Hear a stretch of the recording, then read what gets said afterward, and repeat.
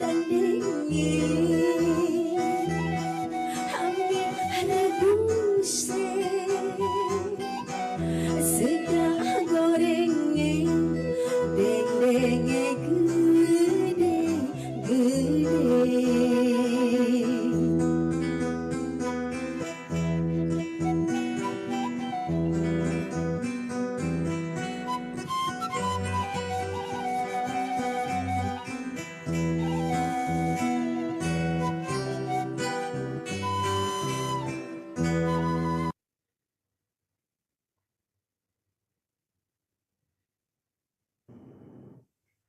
That was truly mesmerizing performances. Rampak Kecapi Suling, one of the beloved traditions of Sundanese music, never fails to captivate the audience. It's incredible how the harmonious blend of Kecapi and Suling brings the richness of West Java's cultural heritage to life. A special thank you to the academic community for such a beautiful rendition.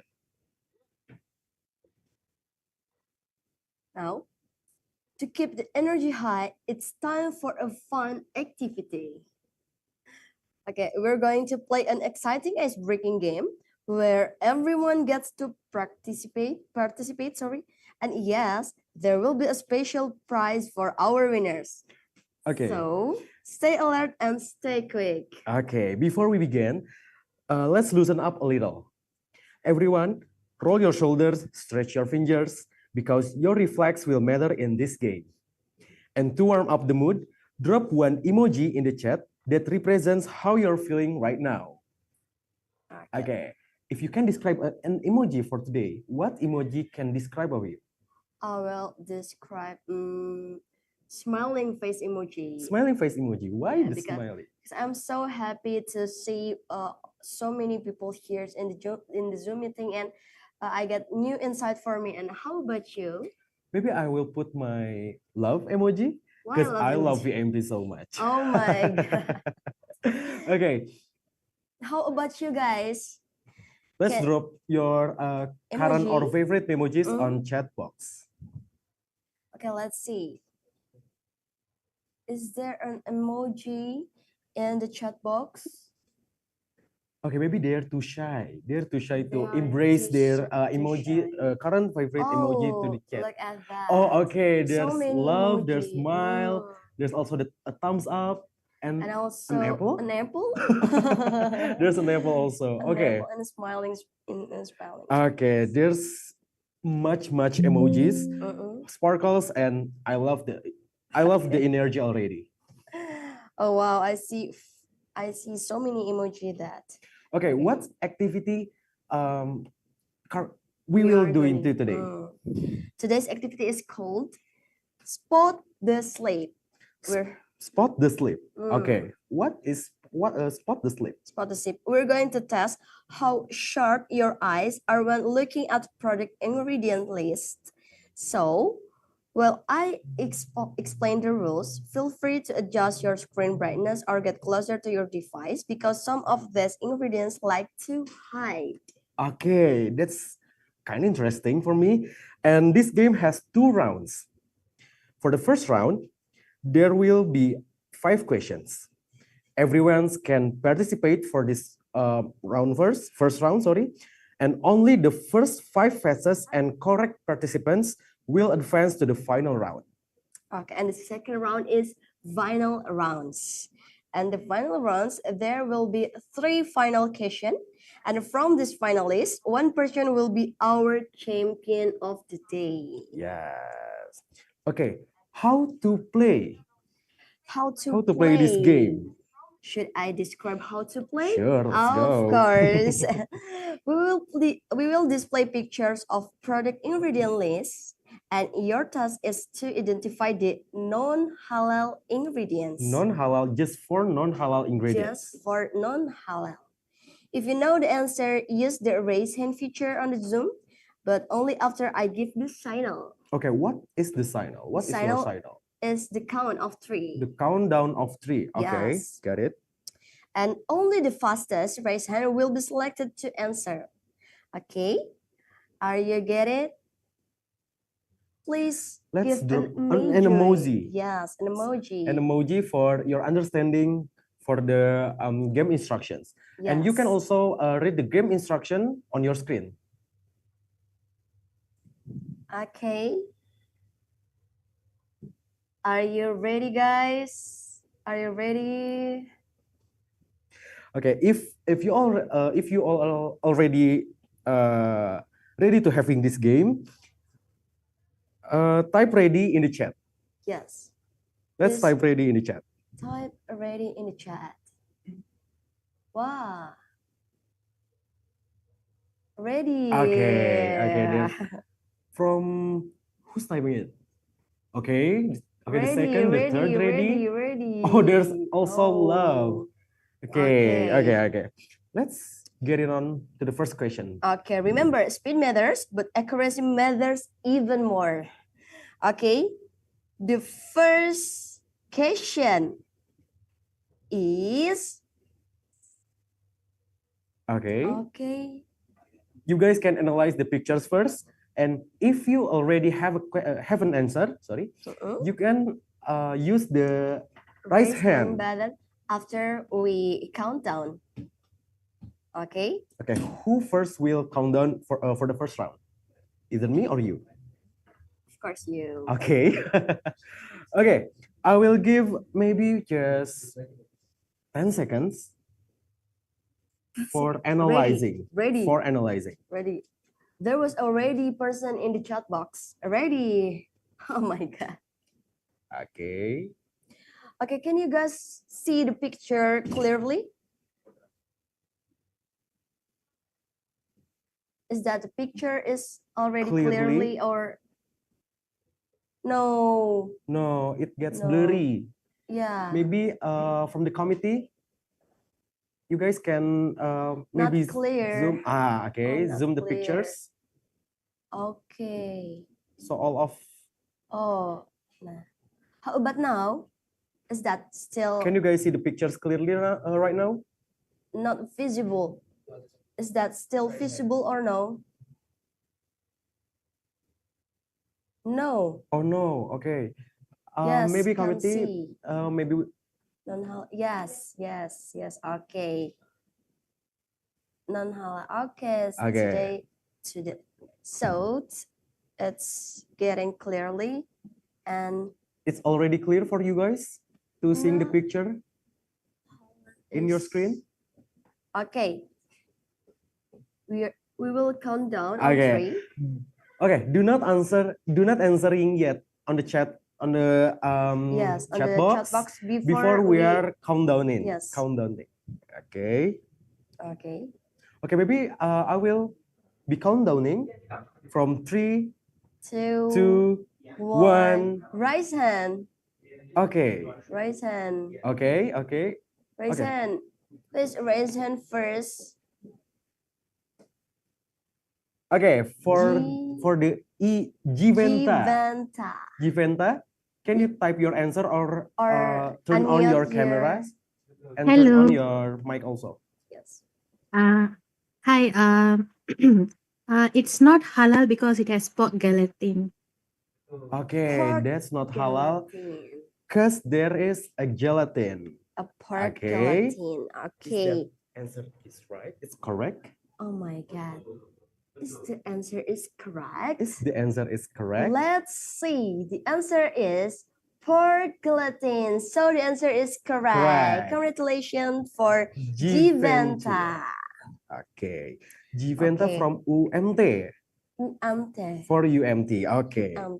Okay, so we have one finalist. One finalist for the next round. Okay. Okay. So maybe we can through for the next question. Yes. For the second question. The second question is more harder. Is a little bit harder. Okay. A little bit harder. Can you guys see the pictures clearly?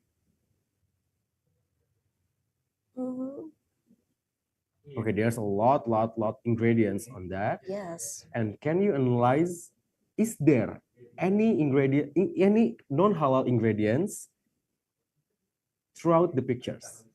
Okay. Okay. Maybe we can count down first. Okay, we can count down first. And do not raise hand yet before our countdown day. Okay.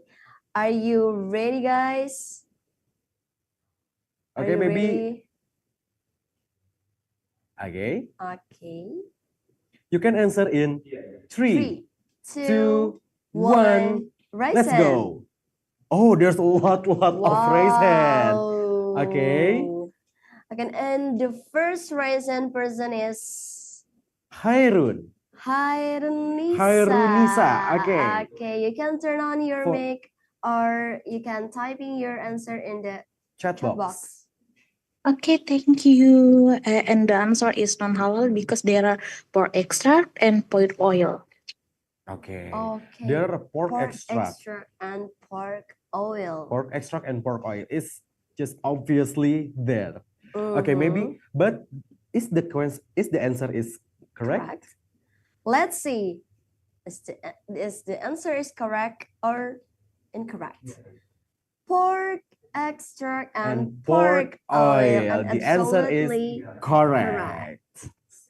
Okay, Congratulations for Hairunisa. Hairunisa. And We have another another finalist. finalist for the next round. Yes. Okay, maybe let's dive into the third question. The next question The is next question is okay. okay. Can you guys clear the pictures clearly?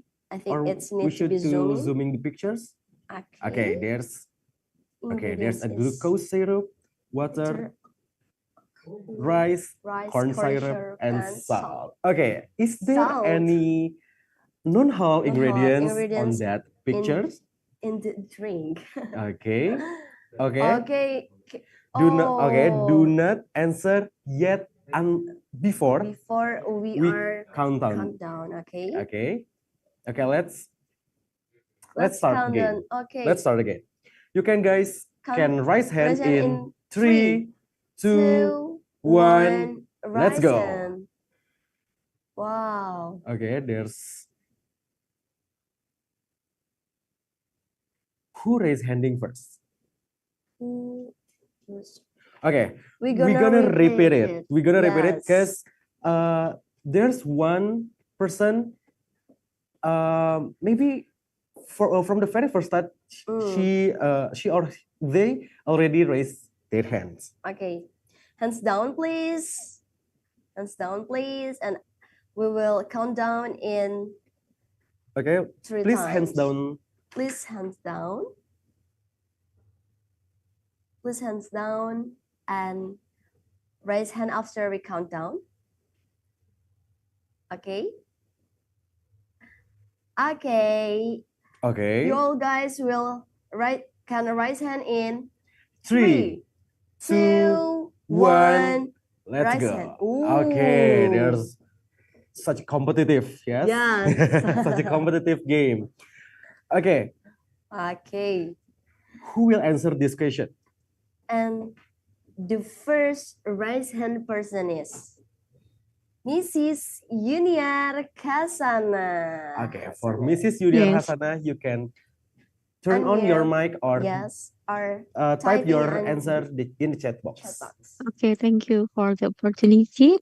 The product is not halal because there is alcohol in that ingredients. Okay. Alcohol in the drinks. Okay, thank you for Okay. Mrs. Yuniar Hasana for the answer. And is the answer is correct?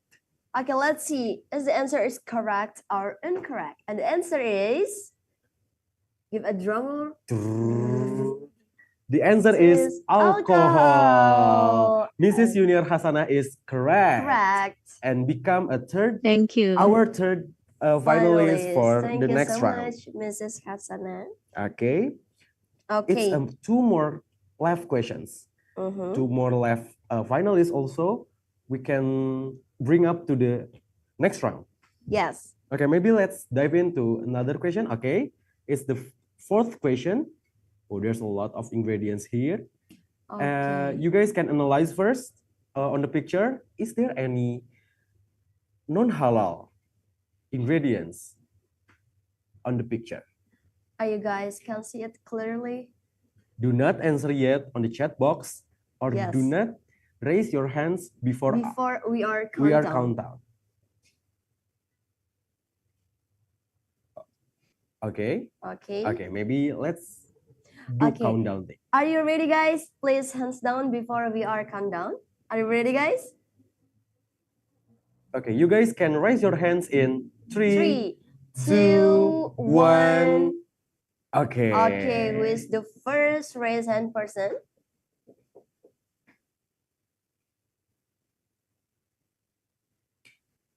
Okay. The first person who raised their hand is Mr. Fudail Fujari. So Mr. Fudail, you can unmic your unmute your Hello. Unmute mic your mic or or typing. type your answer on the chat box. Hello. Hello. Hello. The answer Hello. is the product is non-halal because it's soaked in rum. Rum is in categorized of alcohol. Okay, it Oh, contains alcohol. contains So, Mr. alcohol. Fudail Soaked Fujari, in rum. the answer is Contains contain alcohol. The Okay, product is not halal it's not because halal. there is a contains alcohol in the product. Okay. Okay, let's see. The Is that answer the is answer correct correct or or no? incorrect. Okay, the answer is give a drum roll. And the answer is there is Rum. rum. And the answer is correct. There is rum and the ingredients is non-halal. Non-halal. Okay, it's the last question for the first round. It's the last question. Are you ready, guys? You should be It's- preparing for the last question yes. for the first round. Because it's your opportunities to become a finalist on our games. Yes, that is. Okay, are you ready, guys? For the last question. Last question and last person who can stand by on another round. Okay. Okay, let's get into the fifth question and Fifth last question. Okay, is there are many ingredients so on the picture. many Yes. Ingredients. Okay, you guys can analyze first the picture. Mhm. Are there any non-halal ingredients? If you have to on the analyze, please write ready in the chat box. So Okay. we'll count down. Okay, do not answer first. Do Do not raise your hand answer first and raise before hand. we are countdowning. Mhm. Just type ready on the chat box. So we will count down. Okay. Okay, are you ready, guys? Oh, Okay. still analyzing. Still analyzing. Ready. Oh, ready. Ready. Okay. Okay. Okay. Please hands down before our counting. Okay. Thank Okay. you. Let's go. Maybe you guys can raise your hands in Three, 3, 2, 1. Let's Raise go. hand. Okay. Okay. Oh, there's a lot. There's a lot of them many who raised their raised hands. Okay, and the first person who raised their hand is Mrs. Mutia Hanania. For Mrs. Mutia, you can unmute your mic or type the answers on the chat box. Okay, thanks for the opportunities. So there is pork and sausage ingredients. Okay, there is a pork in the ingredients. So, Is that the answer is correct or incorrect? Let's see. The answer is okay, there is pork pork in on the in ingredients, so it's ingredients. non-halal ingredients. Okay, congratulations for fifth person who can stood by to another round, to second round. Sorry, is Jiventa from UMT, Hairunisa, Yuniar Hasana, Fudail Fujari, and Mutia Hanania. And okay, guys, before we start the final round, we will ask you something. Ask you a What is it? question. I just want to know, where are you joining from?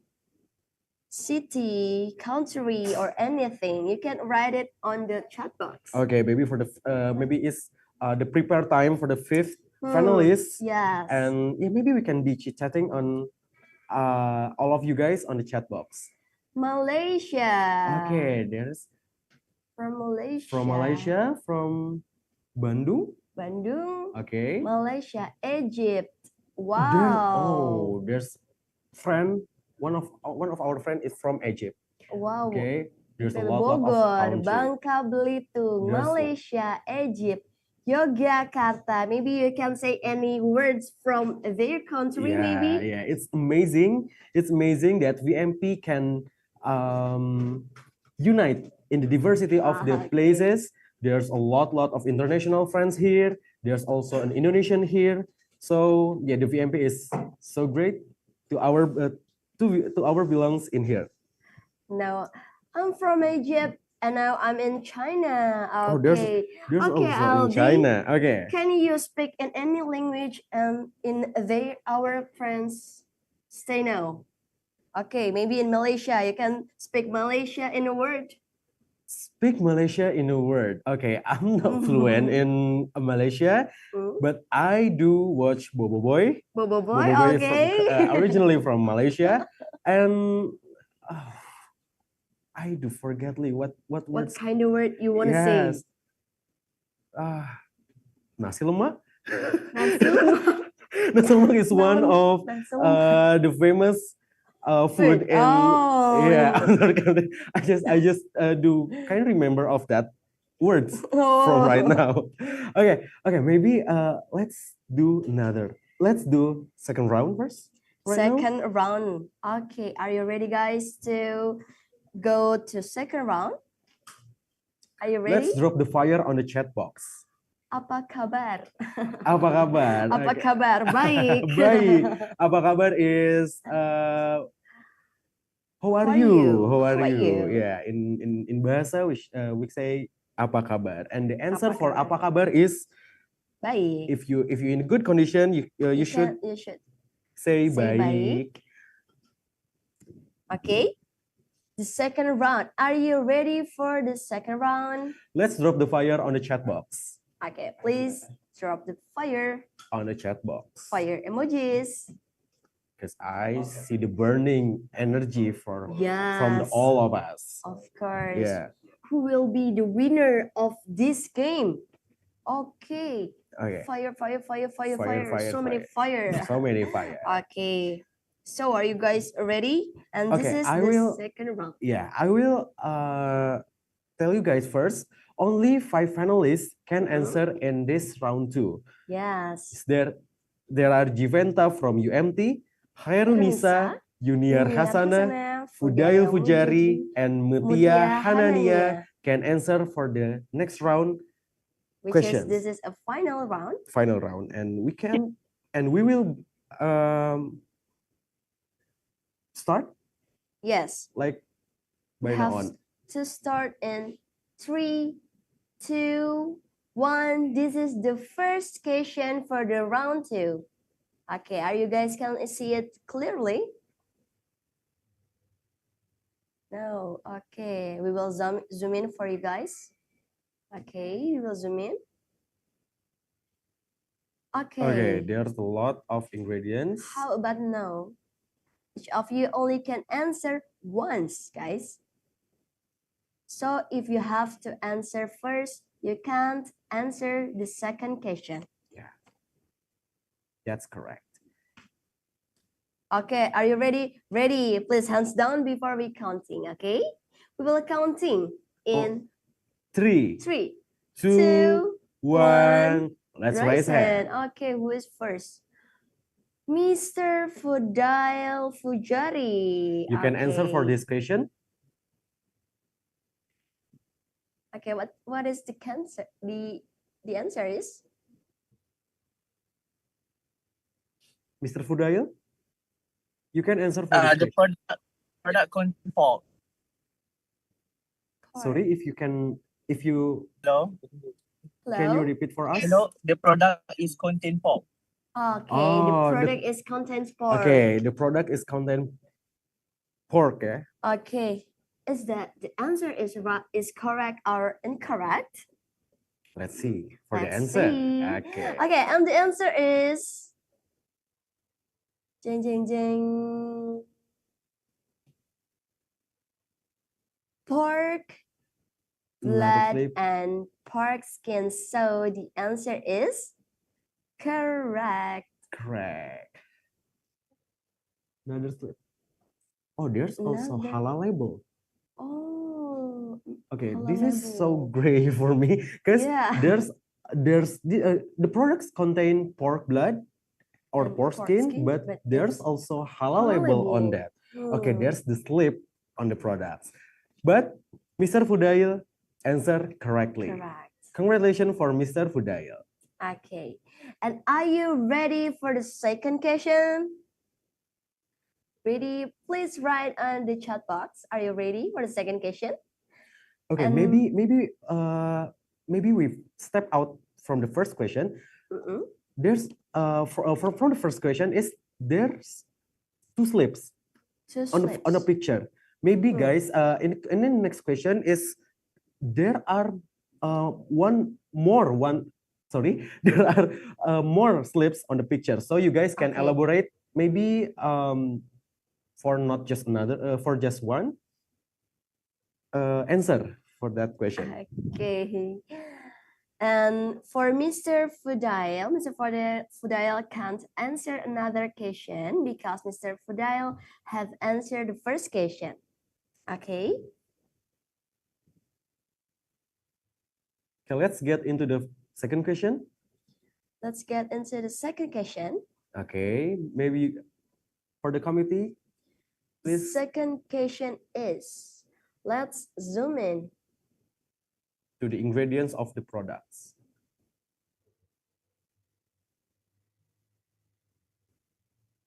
Wow, ingredients. So many Okay, there's ingredients. ingredients. You guys can Flavor. analyze first. Lard, yeast, sorbitan. Okay, the person can answer this question is Okay. Jiventa from UMT, Khairunisa, Yuniar Hasana, and Mutia Hanania. Okay. Okay, the fourth Are you person, ready, guys? just fourth person can answer this question. Okay, are you ready, guys?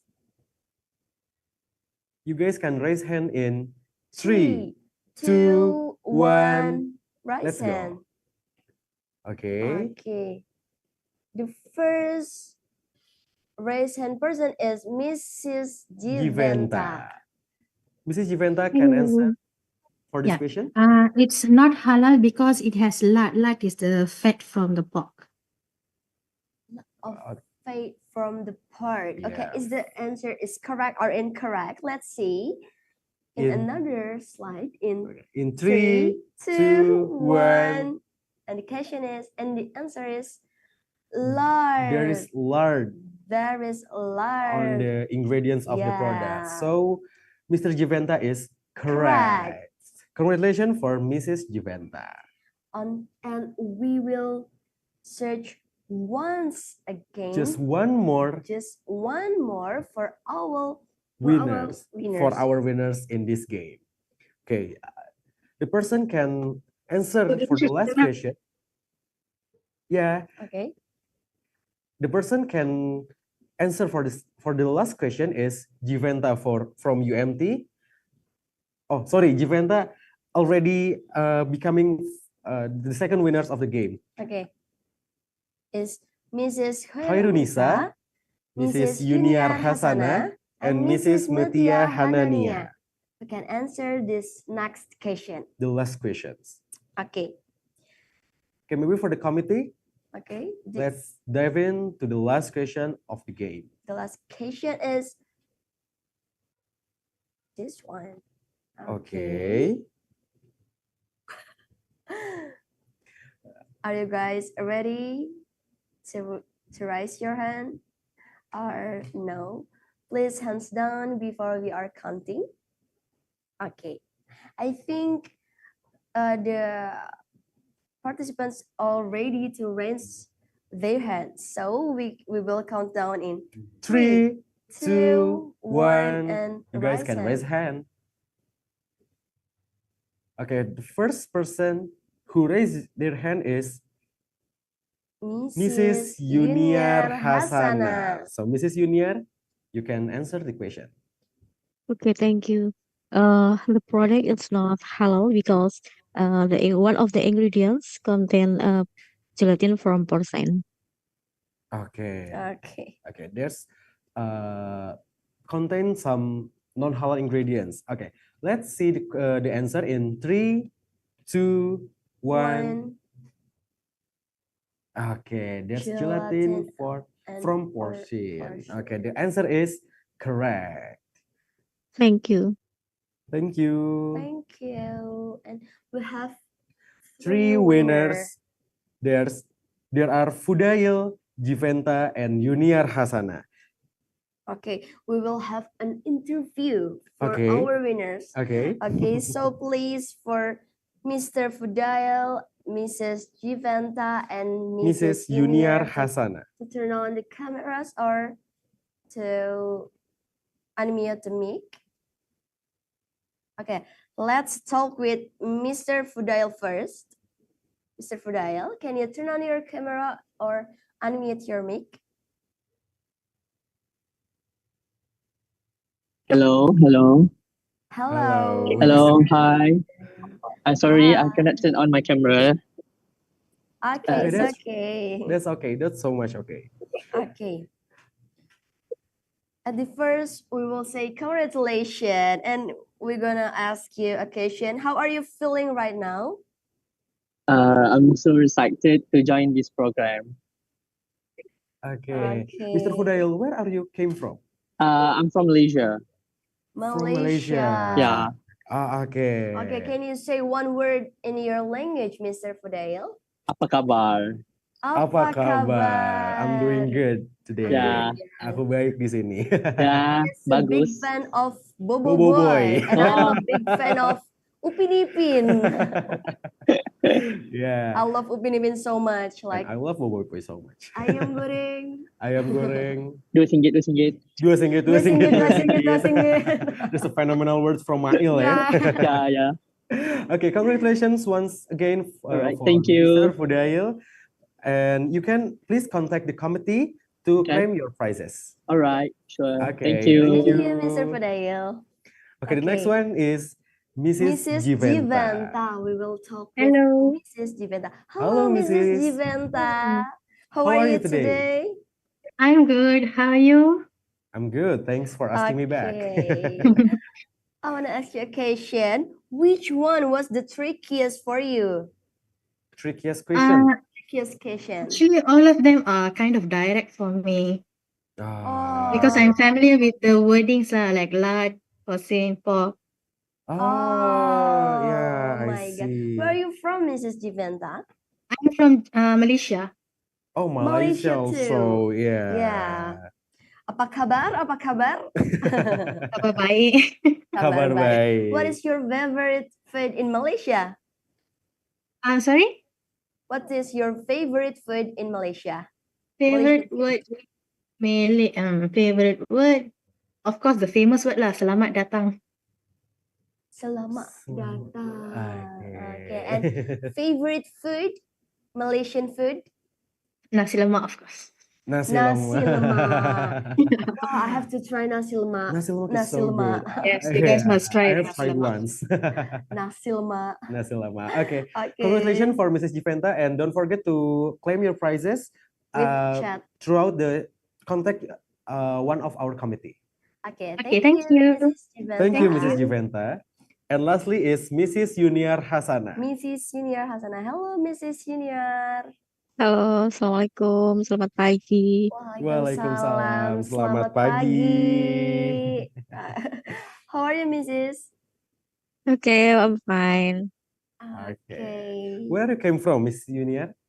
Oh, I come from Yogyakarta, from Indonesian Research and Science Institute. Brin. From Yogyakarta. Yogyakarta. Okay. Piye kabare?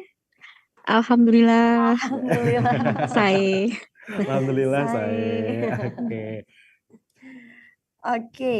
And do you have any strategy or tips you use to win today? What is the strategy? What is strategy? Maybe you can- Quickly checklist the right hand. Oh, Panel. yeah. That's the strategy. Yeah, everyone seems like so excited for the question, Yes, right? That's right. Yes. Okay. It's very interesting question. Okay. Okay. Thank you Once so again, much. thank you and congratulations Congratulations. for Mrs. And don't forget to contact one of our committee and claim your prizes. Yes, thank you. Okay, thank you. Okay, thank you. Okay, once again, thank you everyone for your participation, your energy, and your enthusiasm. You made this session so much fun. We hope you enjoy. We look forward to seeing you again in the next activity. Okay. That was a lot of fun today. Yes. Thank you to everyone who participated and congratulations once again to our 3 winners. We hope you enjoyed that little break to recharge your energy. I'm Okay. feeling so much recharged right now. Yeah, me too. Yeah. Before we continue, Hmm? we'd like to give a quick reminder for all participants. The attendance form for today will be shared shortly in the chat box. So please make sure to fill it out, as completing both attendance forms each day is required for you to receive your certificate. Now, let's shift gears and return to our main programs.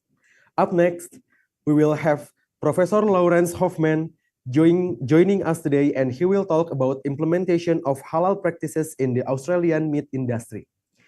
This session will be led by a moderator. Please be reminded to actively participate in the activities. As the best participant, recognition will be awarded. Okay, once again, please be reminded to actively participate in the activities, because we have the best participants, and it will be get Award, prizes. yes. Okay. Our moderator for this session is Mr. Yana Cahyana, STP, DEA, PhD. Allow me to read his short bio. Okay. Mr. Yana is a lecturer and a researcher at the Department of Food Industrial Technology, Universitas Padjadjaran. Mr. Yana got his bachelor's degree in Bogor Agriculture University, Indonesia, master's degree in food science at Université Montpellier, France, and PhD degree in food and nutritional science at University of Reading, United Kingdom. Okay. And the latest publication Mr. Yana has been working on is a journal article, so entitled Dual Modification of Arrowroot Starch, Interaction Effect of Heat Moisture Treatment and Ozone Treatment on Structure, Psychochemical Properties, and Digestibility. Journal article entitled Cellulose / hydroxyapatite composite as an innovative sustainable material for food packaging applications. And the journal article is entitled Double Layer Starch-Based Films Containing Sinotrenella Oil Prepared by Solution Casting. Wow, so So many cool. publications. Yes. So, to Mr. Yana Cahyana, STP, DEA, PhD. Are you ready, guys, to the next speaker? I think the speaker will be ridiculous good for us. Yeah.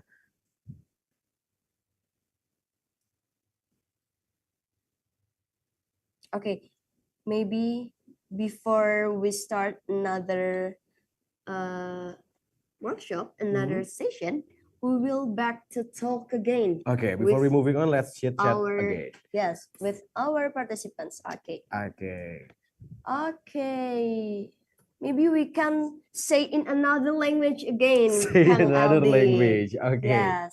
And by the way, in Indonesia, exactly in Universitas Padjadjaran, we say to a man is Kang, or our friend is Kang. Yeah. And for A girl a girl, is which teh. is our friends, is Teh. teh. Yeah, you can call your boyfriend is boyfriend. Boyfriend with Kang. With Kang. And with for the girlfriend, your friend is teh. teh. Okay, we can give an example. Like, Okay. my name is Raffialdi Syaputra, and you guys can call me Kang Raffialdi. Okay, and my name is Nabila Fernanda, and you guys can call me Teh Nabila. Yeah, so that's simply like Mr. and Mrs. from the Sundanese heritage. Okay. Okay. And we will speak in another language. Okay, Kang Aldi? Okay. You can speak in Egyptian language. Egyptian, no. Where is Egyptian here? Where is Egyptian here? Can you raise hand? Is there any Egyptian friends can teach us maybe some words? Some words maybe from some Egypt? hello words from Egypt? You can guys teach me on the chat box. Or is there also a friends From China's. From China. Chinese. Okay, I can speak a little bit word in Chinese. Oh, really? Yeah, of Okay. course. Let's highlight some. Like 你好，我叫 baby，你叫什么？ Oh, what's that mean? What's the That's mean literal mean? like, hello, I'm baby, and how about you? Okay. Can you teach me like what's hello in Chinese? Hello in Chinese is 你好，Ni hao. Okay. 你好， And what's about my name? My name is 我叫 Wo Chiao. 我叫 Aldi. Wo Chiao Aldi. Okay. I will try first. Okay. Ni hao. I'm sorry, I'm forget it. Wo Chiao. Wo Chiao Aldi. Aldi. Okay. Ni hao. Wo Chiao Aldi. Okay. Okay. Then- 我 is me Okay. atau I. I. Hap. Me or I And is me or I, and ni me. is you. Me is you. You. And I.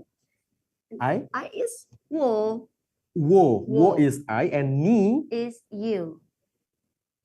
What's about ni I wo? I love you. Oh, ni I wo is I I love love you. you, And wo I yes. ni? You love me. Oh, 你爱我 is you love me. 我爱你 is I love you. Okay. Ni I wo is okay. Ni I wo is particularly like you love me. Yeah. Okay. Got it. Okay. There is Egyptian who Oh, raised hand. yeah. Okay. There's Wow. Egyptian. Can you guys can you you guys teach us? teach us maybe one word for from hello Egypt. for Yes. Okay. How to greeting in Egypt? You guys can write the answer on the chat box in the or chat box, maybe or maybe turn on your mic. mic. Assalamu alaikum. Waalaikumsalam. Okay. There is a Oh. friend from Egypt. Okay. Okay. Please let you introduce yourself to us. Okay. Okay. Who is speaker? Who is speaking right now? Who is speaking right now? Mister? Yes, it's me. Amr. Amr. نعم. My name is Amr. Amr. Yes. Okay. Okay. Hello, Mr. Amr. Mr. Amr. Amr. Okay. Amr Muhammad. Amr Muhammad. Oh. Muhammad. Amr Okay. Muhammad. Okay. How we can say hello in Egyptian. Egyptian? Also, it's like السلام عليكم. السلام عليكم أو أهلا. أهلا باللغة أهلا وسهلا أو أهلا. Ahlan wa sahlan. Oh, that's Naam. mean Ahlan wa sahlan. that's mean hello. Okay. Hello. أهلا وسهلا. It's like hello. Yes, Oh, right. that's like Oh. hello. Okay. Yes. Okay. And how about can you introduce us with Mhm. Egyptian? Egyptian. Introduce yourself to us. I mean, By Egyptian language. Yes, Yes, by by an Egyptian. Egyptian language. أنا اسمي عمرو محمد بكري. السن 41 سنة. أنا الآن في الصين. أنا من مصر. This is by Arabic language. This my name is Amr. I'm from Egypt. I'm in China now. Oh, Yes. Anna, So you're That's all. staying in China? yeah, you're staying in China? Yes, I'm speaking from China now. Oh, But I'm okay, Egyptian. okay. Yes, Do you working exactly. there? Do you working or just studying there? Just study. Just Oh, studying. study. Yes. Oh my God, so good. Yeah. Anna is me. Anna is me. Nabila. Anna ismi. Yes. Anna is me Nabila. My Anna name is ismi- yes, right. You're Uh, speaking very Anna well. is me Rafialdi. Anna Okay. is Wow. me Rafialdi. What is I'm from in Egypt. Like أنا I'm من from مصر. Indonesia. أنا من مصر. Anna أنا من Minas. مصر. Anna أنا Minas. من أنا Anna من min Min مصر. Mis مصر نعم أنا من مصر. Misr. Okay. Anna min Misr. Indonesia. Indonesia. Wow. Okay. That's Okay. really insightful for us, guys. Yeah. Okay, thank you, Mr. Thank you, Amr, Miss for Thank you. Amr. for talking with us. Thank you. Thank you. Okay. شكرا. Okay. السلام عليكم. السلام عليكم. Waalaikumsalam. Okay. Okay, Okay. so many languages Assalamualaikum. we are learned today. Waalaikumsalam. And I am Abu Bakar Ibrahim from Nigeria. Hello. Who is that? Hello. can you Sir. repeat for me? Can you repeat For us? for us, sir? Sorry.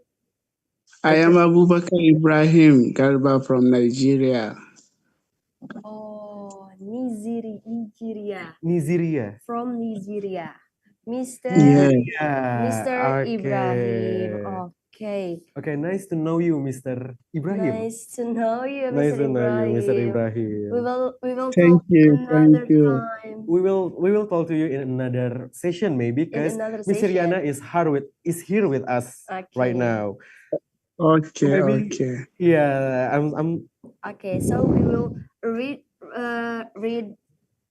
the Mr. Yana bio, Mr. Bio. Riana short bio because he's our Moderator for the next session. next session. Okay.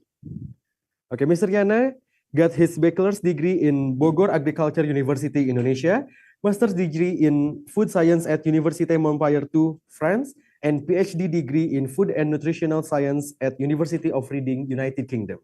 Okay, and the latest publication Mr. Yana has been working on is a journal article entitled Dual Modification of Arrowroot Starch, Interaction Effect of Heat Moisture Treatment and Ozone Treatment on Structure, Psychochemical Properties, and Digestibility.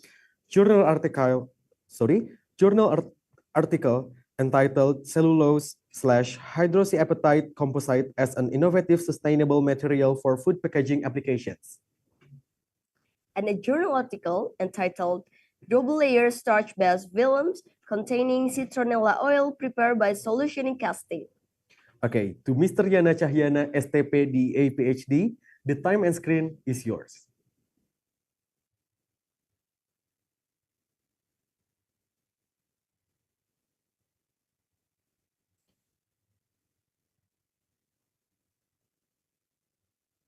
Okay, Mr. Yana Cahyana, STP, DA, DEA, PhD, you can turn on your camera and turn on your mic.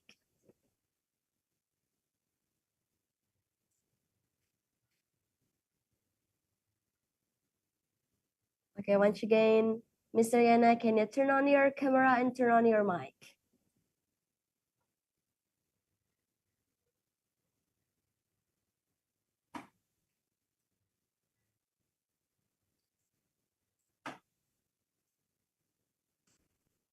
Okay, Mr. Yana, can you barely our voice?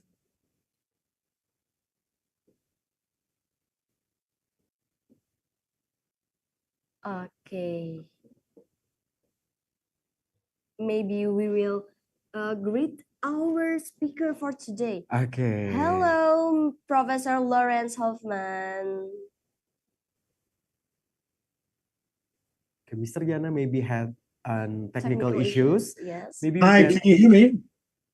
Hello, Mr. Hello, Can Mr. you hear me and see me? Yeah, I of can hear course. you. Yeah, Professor. And can you see me? But your screen is not yet visible on our screen. Okay. Oh, okay. There's Yeah. okay. There's already Okay. okay. Okay. How are you, Professor? We're well, thanks. It's just nice and hot here, and every now and then we have some storms. So we had one last night, and now and then some hail. But apart from that, we're all good, thanks. And how's it going in your side of the country? Okay. Okay.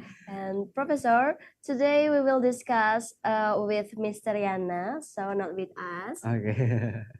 So we will Letting Mr. Yana to take the screen. Okay. Yeah.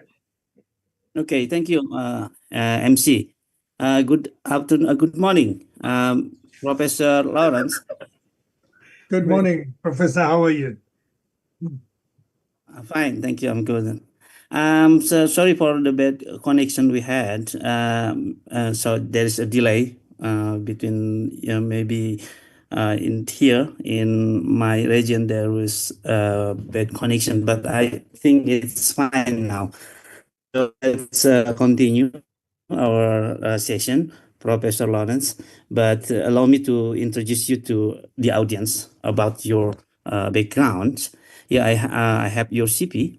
So today, good afternoon, good morning, ladies and gentlemen. Today we have distinguished speaker, Professor Lawrence Hoffman. He is a professor at Center for Nutrition and Food Sciences at Queensland Alliance for Agriculture and Food Innovation, University of Queensland, Australia.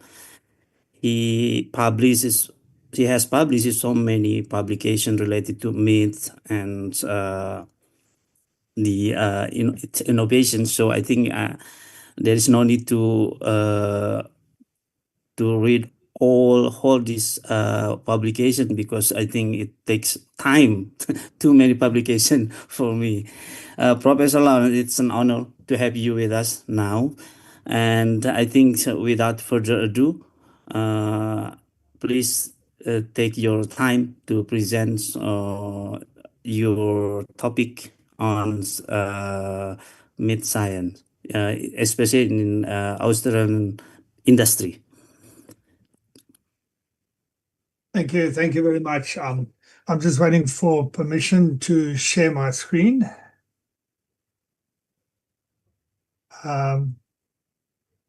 Okay. Right, let's just see quickly.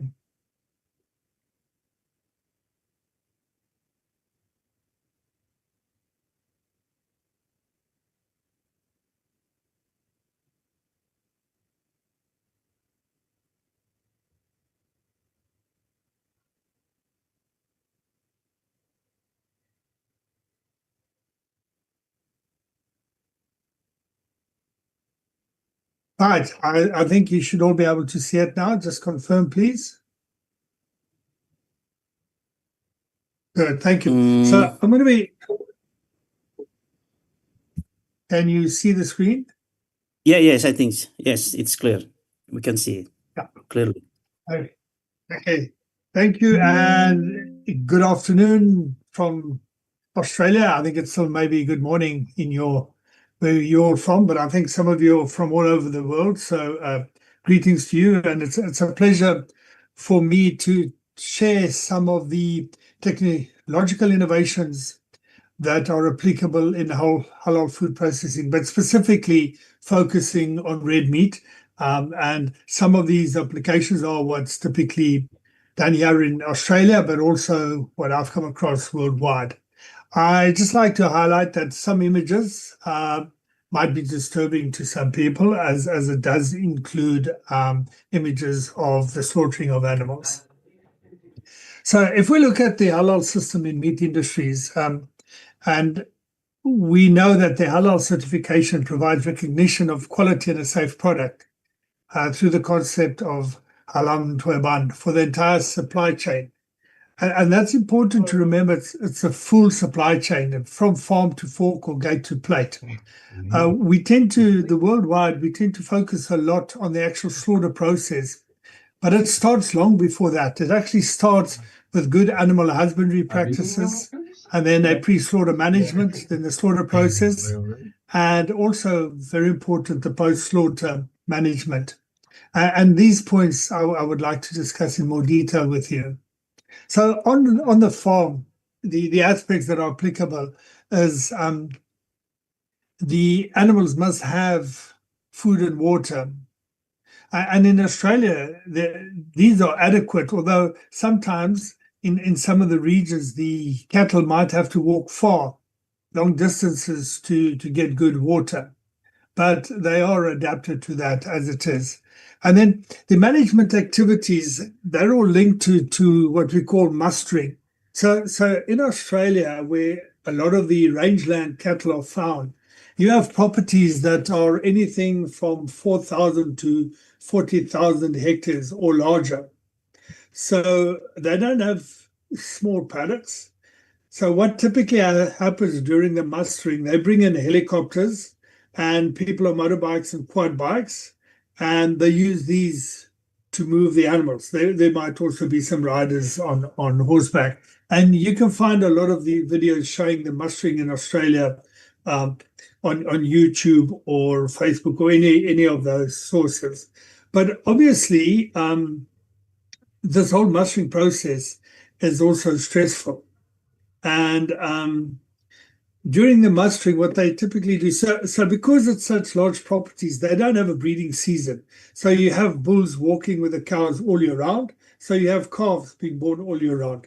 So typically when they have an annual muster and all the animals come in, then they do a number of interactions on the animals. And for example, these management activities could be debudding or dehorning. And it's quite stressful, obviously, because the animal has to be caught, pulled down to the ground. The young calf, it's not necessary that it could be an animal that could be as young as a month, maybe 6 weeks, all the way up to maybe even 8 months old. So depending on the size, obviously the amount of and the technique used differs. But this whole activity is stressful for the animals. And then the dehorning, if it's still small, they might use a hot iron or they might use a chemical. And it's normally expected that they will give a local anesthetic around the horn bud. One of the strong research that my colleagues are involved in, and it's now moved beyond research, is now being applied, and that is selecting. They've identified the genes that end up with the cattle not having any horns. And so what's now actually happening is they're bringing these specific genes into the various breeds so that they don't have to do this highly stressful activity of dehorning. The reason they want to dehorn, obviously, is as for transport. You don't want an animal loaded on a vehicle with large horns with sharp points. And a lot of the cattle weaners are also taken from the field and then go into feedlots. And again, in feedlots, there's a higher pressure in terms of density of animals against each other. So you don't want them fighting and hurting each other. But also the horns, if they're too wide, it means that you can't have a number of animals at the feed trough at the same time. So it limits the amount of animals that can get to the feed. And the other thing is about cattle, if you monitor them in a feedlot, if one gets up and starts eating, then the others follow and want to eat as well. So if you don't have enough space on your feed troughs and you still have cattle with horns, then it's going to become stressful for those who don't actually eat. And then the other activity is the castration. So normally this is done at weaning. And typically they wouldn't do a surgical castration then because it's labor intensive and it's very painful. So they typically would put an elastic band around pull the testicles down in the scrotum and put an elastic band around the testicles. That cuts the blood flow to the testicles, and over time the whole scrotum and testicles dries up and then sloughs off or falls off. It's painful for the first few days. Until those nerves are become deadened because of lack of blood and start deteriorating. There is also some research ongoing where they actually look at immunocastrating. So immunocastrating is a vaccine that's given to the animal, and then normally the most commonly bovine vaccine used is normally 6 weeks later, you give a second vaccine. So what it does is the first week, the first vaccine creates antibodies. And then the second vaccine activates the antibodies. And they actually chemically destroy the testes. Now, the problem there is, of course, now that means you got to handle each animal twice. You got to give them the one vaccine, and then 6 weeks later, you have to give them the second one. And if you're going to do it in the feedlot, it's more time spent, but it's manageable. But if you're going to slaughter off the field, the probability of you 6 weeks later being able to muster all the cattle that you have already vaccinated the first time, is the probability for mustering all the animals is quite low, because we're talking of a few thousand animals that have to come in, and it's expensive to use helicopters and that. So one of the problems is that, or the question is, why do we want to castrate? So part of it is linked to the age of the animal and how long you keep it in the feedlot for, or whether you're going to slaughter it directly or not. So when you start having some of the breeds that we have in Australia, like the Wagyu, and even some of the larger framed late maturing breeds, could be anything from 12 to 24 months or even 36 months in a feedlot. So in that period, they will have gone physiological maturation and become active bulls. And you don't want that, because they'd be very aggressive. So you would want to castrate them. Now, particularly in the Wagyu, they'll castrate them because one of the effects of castration is you decrease the amount of muscle and you increase the intermuscular and subcutaneous fat. And Wagyu sells because of its intermuscular fat. So that enhances the whole idea of castrating, not only having a more manageable scenario, less stressful in the feedlot, but it also enhances the amount of intramuscular fat. So the weaning is normally your producers, they typically farm and produce weaners or long weaners. So weaner would be something 6 months, a long weaner could be a calf that's maybe 8 months old. And then normally at the weaning from the yards, they load them straight onto the truck and move them into the feedlot. But that in itself is stressful, because it's stressful from the mustering. It's stressful from cattle not knowing each other, so mixing cattle that haven't settled down and don't know each other, so they're fighting for the hierarchy. And then, of course, the actual activity of being transported of a moving vehicle and having to balance yourself. And we have problems that, or the challenge that sometimes these animals are moved long distances, 2,000-3,000 kilometers. So there are standard operating procedures that say that an animal may only travel so many hours, then it has to be offloaded and have access to fresh drinking water before being loaded again and moving on. So that in itself is also very stressful, just the distances. And then linked to the distances, of course, is the whole environmental temperature. We have areas already now in summer that's above 40 degrees Celsius, and the animals then have to be moved in these temperatures. Now, you could argue, yes, but when the vehicle moves, there's air cooling down the animals, but they're in close proximity to each other because of the loading density. So, and that loading density being close to each other generates their own heat as well. Now, the loading density is important because if it's too loose, then the animals could fall down, bruise themselves, hurt themselves. If it's just slightly loose, an animal could fall down, but then the others will move above it, then it can't get up because other animals are standing over it or on top of it. And if they're too tight, then they can't breathe, and then they tend to smother. So there are regulations that determine the actual methodology and the loading density for animals. So, but this is based on the mean live weight. So, for example, if the animal is 100 kgs, then it needs a minimum of 0.31 meters squared per head. But if it's a large 600 kg animal, then it'll need 1.47 cubic meters per animal. So that just gives you an idea there. Then we also have some diseases, so we vaccinate. Also, those going into feedlots, we vaccinate them from Clostridium botulism because there might be in the feed a dead bird or something like that, and we don't want them to have a number of these diseases. So the vaccination is normally done at weaning on the cattle and even on the sheep.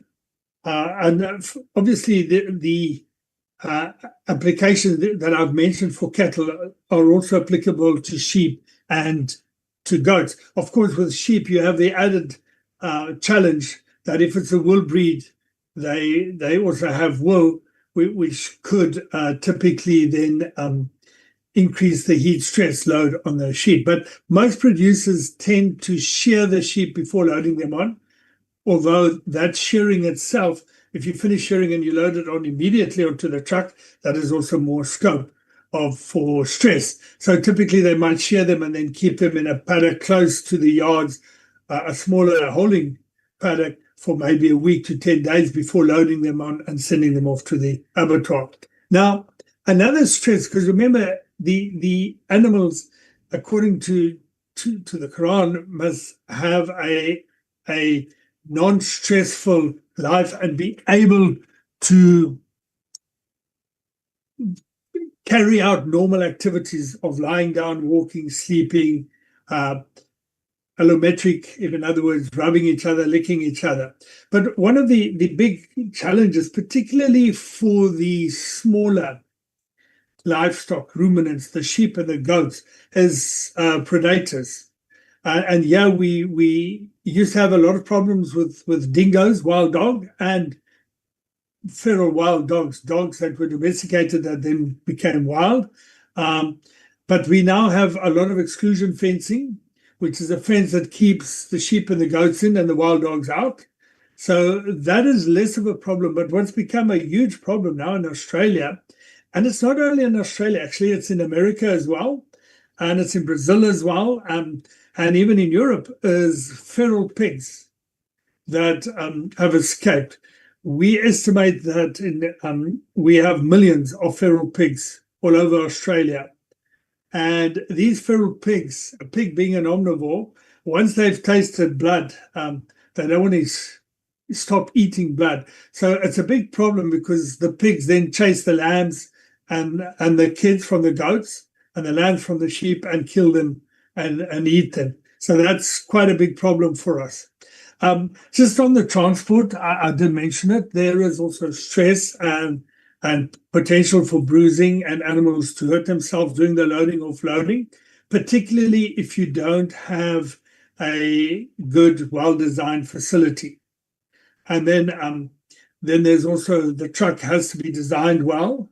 It must have an operating procedure that if it breaks down along the road, because remember, they could be traveling for 24, 30 hours. What strategy will they be doing? How long will they be resting? And also then the whole loading density. So the transport, this middle image is typical of these road trains. So it could be a truck. Again, if you look on YouTube or any of the programs in Australia, you'll see these trucks are 50, 60, 70 meters long. So typically then from the farm, the animals could go either to the feedlot, and from the feedlot to the abattoir, or from the farm directly to the abattoir. The challenge is that sometimes the loading bays on the farm is not adequate enough. And then what happens, these truck drivers, they have a long journey, so they want to load very fast. So Australia does have regulations that's around, if you look on the Meat Livestock Australia's webpage, you'll see there, it's freely available, a little guide that says, is the animal fit to load? Which is a national guide to the pre-transport selection and management of livestock. So until the animal is loaded, the responsibility of ensuring that that animal meets the legal requirements that it's fit to load lies with the producer. And then from when it's loaded until it's offloaded, that responsibility to ensure the animal is not stressed and that everything is well lies with the transporter. And then when it's offloaded in the feedlot or at the abattoir, the responsibility of the welfare and well-being of that animal lies with the abattoir management or the feedlot management. Again, then from the feedlot management until it's loaded on the truck to the abattoir. So in the feedlot, remember I said the close proximity, you can see all these animals, they actually have been dehorned because of the activity that you want the animals to be able to maximize the number that are there. Also have a look at just the facilities. So you got to have good food, water, and facilities. You'll see that there are shade cloths. From research done here in Australia, it's now become the practice that most of the actual feedlots have shade net over them. This practice has also moved to the Americas as well, North and South America, as well as other countries as well. Because it's found if you put up shade, the animals, the heat stress is less, so they eat more, so they perform better. So on that one, it's from an animal producer side, I am yet to come across a farmer who knowingly will harm his animals. Sometimes the farmers might do something that they don't realize is stressful to the animal or the animal's welfare and well-being. And that then is the problem of the extension officers and the scientists, because we haven't told the farmers how to do it properly. So sometimes in the feedlot, when the animals come, they have what we call a induction. So again, there they will, each animal will come in and get a tag. If it doesn't have one, you can see there they have, each one has a tag. It's an electronic tag. So they automatically, electronically then gather the weight of the animal, and it comes, they know when it arrived, and they know what vaccinations they gave it, because it might not have those vaccinations. And if needed, they might debud it or dehorn it or just cut off the sharp points of the horn, because normally on a mature animal, you don't want to cut the horns off against the head because it'll cause too much bleeding. If required, they might look at castrating. The other one is to the on the scenario here is that we have a system here called the National Livestock Information System. So every cow that is transported, every sheep and goat that has been born from this year onwards that is transported has to have an electronic identification tag. And that is recorded in a National Livestock Information System. So when you load the truck, you go into your cell phone and the app and you load all the EID numbers of that animal, and you say, and it picks up immediately your farm registration, and you say where it's going. And that is for traceability purposes. If there is a disease outbreak or anything, then they can trace it back to the original farm very rapidly and quickly.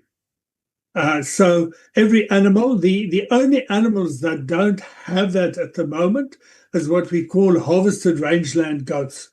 And these are goats that are typically producers. I was at a producer the other day who has more than 30,000 goats.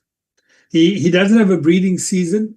Every 6 months or every year or every 18 months, he brings in a helicopter, he musters, and anything that is of potential slaughter weight, he loads and slaughters. So they could be loading, one of those big trucks would take anything from 2,000 to 4,000 goats at a time. And they could sometimes load anything from 4,000 to 12,000 goats from one herd and send it off to the abattoir.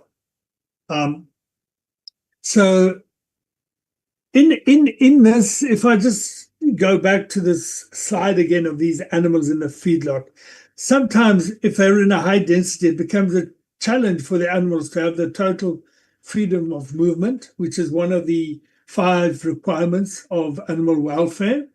And there's also an hierarchy challenging, because it might be a group of animals that have never been in close proximity to each other. So like school children, they're always fighting of who's the alpha, who's the leader, and who's not.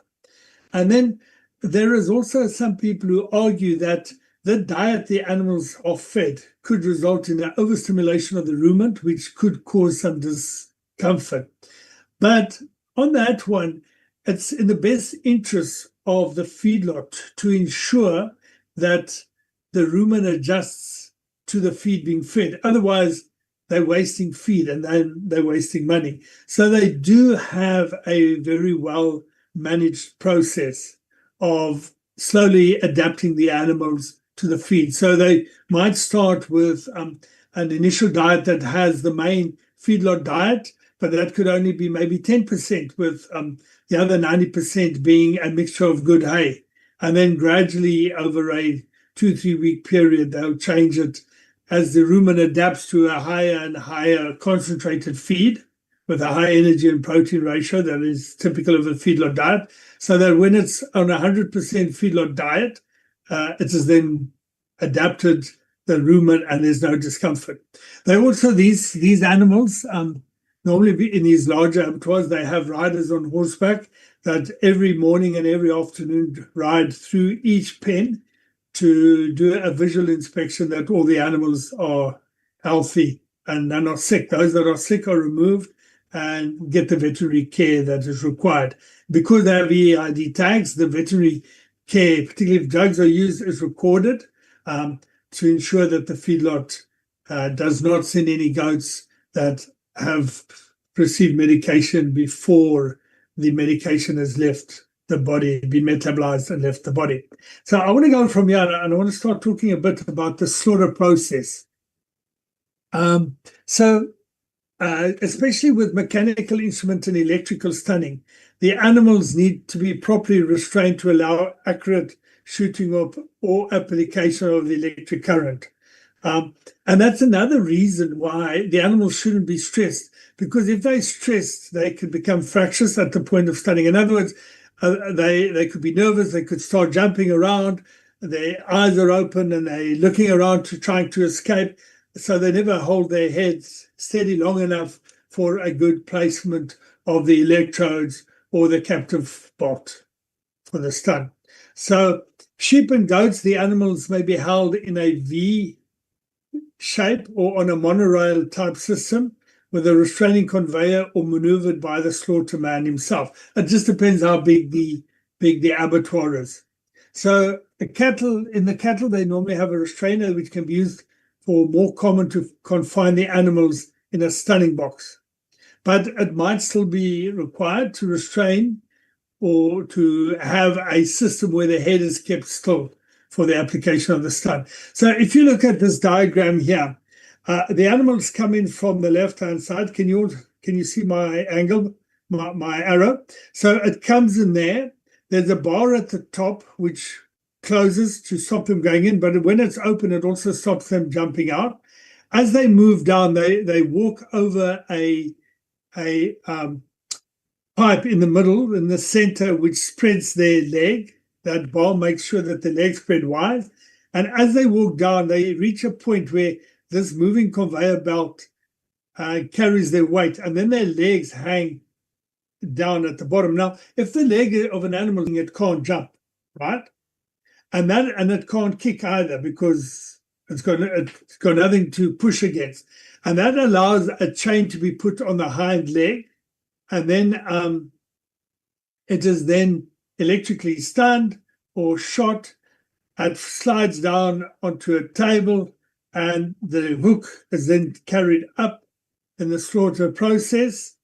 And when it's hanging like that, depending on the system, it can either be exsanguinated, the throat slit, while it's lying on the table, or immediately after it's hung up. Sometimes the throat is slit while it's lying down, and a thoracic stick is done while it's hanging.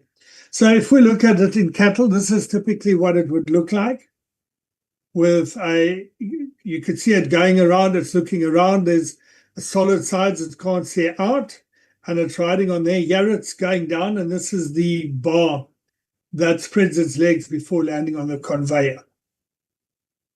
So in the slaughter process, there's also a system that was developed by Professor Temple Grandin, who is recognized as being one of the world's leading experts on stress of animals in abattoirs, particularly around the lairage and designing systems to move animals. And one of the things that they developed is this ASPCA stun pen. This is used in a number of abattoirs where they particularly also do kosher slaughtering, where the animal, and sometimes halal, is not allowed to be unconscious before it is exsanguinated and bled out. So what happens in this, but sometimes, so I've seen people that only have the front part where the head fits in. So if you look at on the diagram on the left-hand side is this chin lifter, and the animal moves into the box, and at the bottom there's a hydraulic platform that moves up just to hold the animal steady, and there could be from the top downwards, there could be another bar that keeps it from jumping. And then it's got this funny shaped door at the back, which is an hydraulic pushes forward.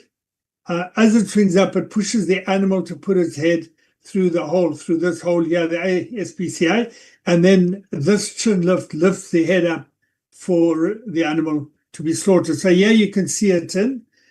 So the animal's chin has been lifted up for it to be slaughtered. This is what it looks like in a actual ASPCA box. This is the head goes in on the right-hand side.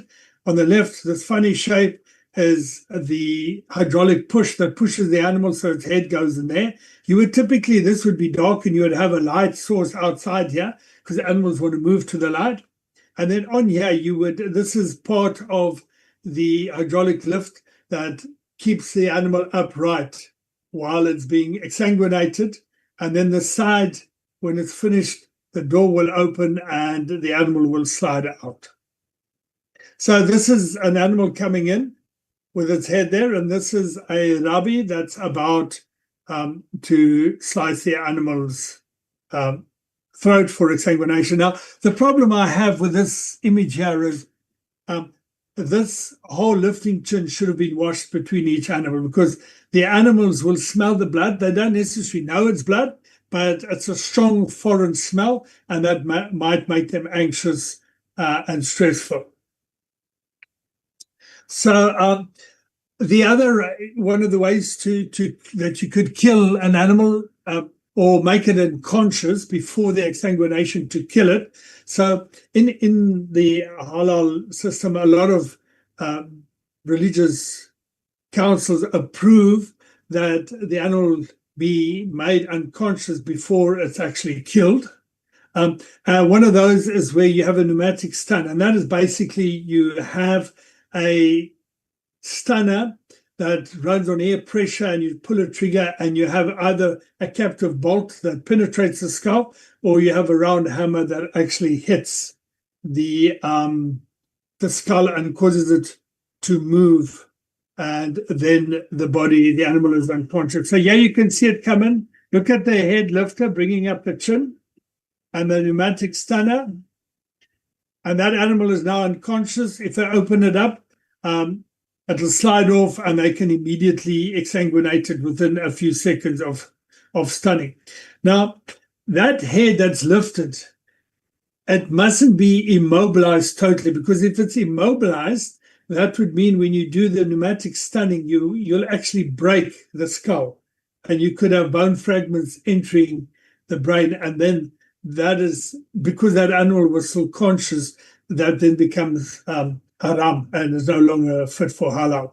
So you need to have a bit of movement to allow because the unconsciousness comes from causing the head to move at a rapid pace while the brain still has inertia, and as the brain hits the side of the head, it causes an electric current to flow through the brain, and that causes a insensibility in the animal. It becomes unconscious. So if we look here, so one of the challenges is, how does one get particularly the small livestock, sheep and goats, how to offload them, because they're in high numbers, in a truck without stressing them.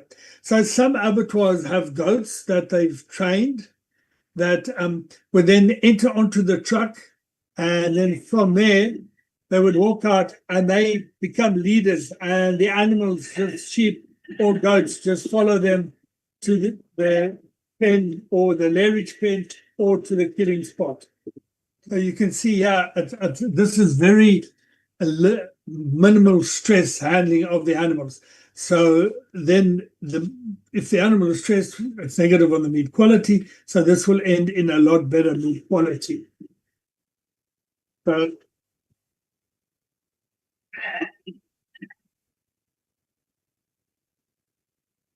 So for the sheep, the slaughter process,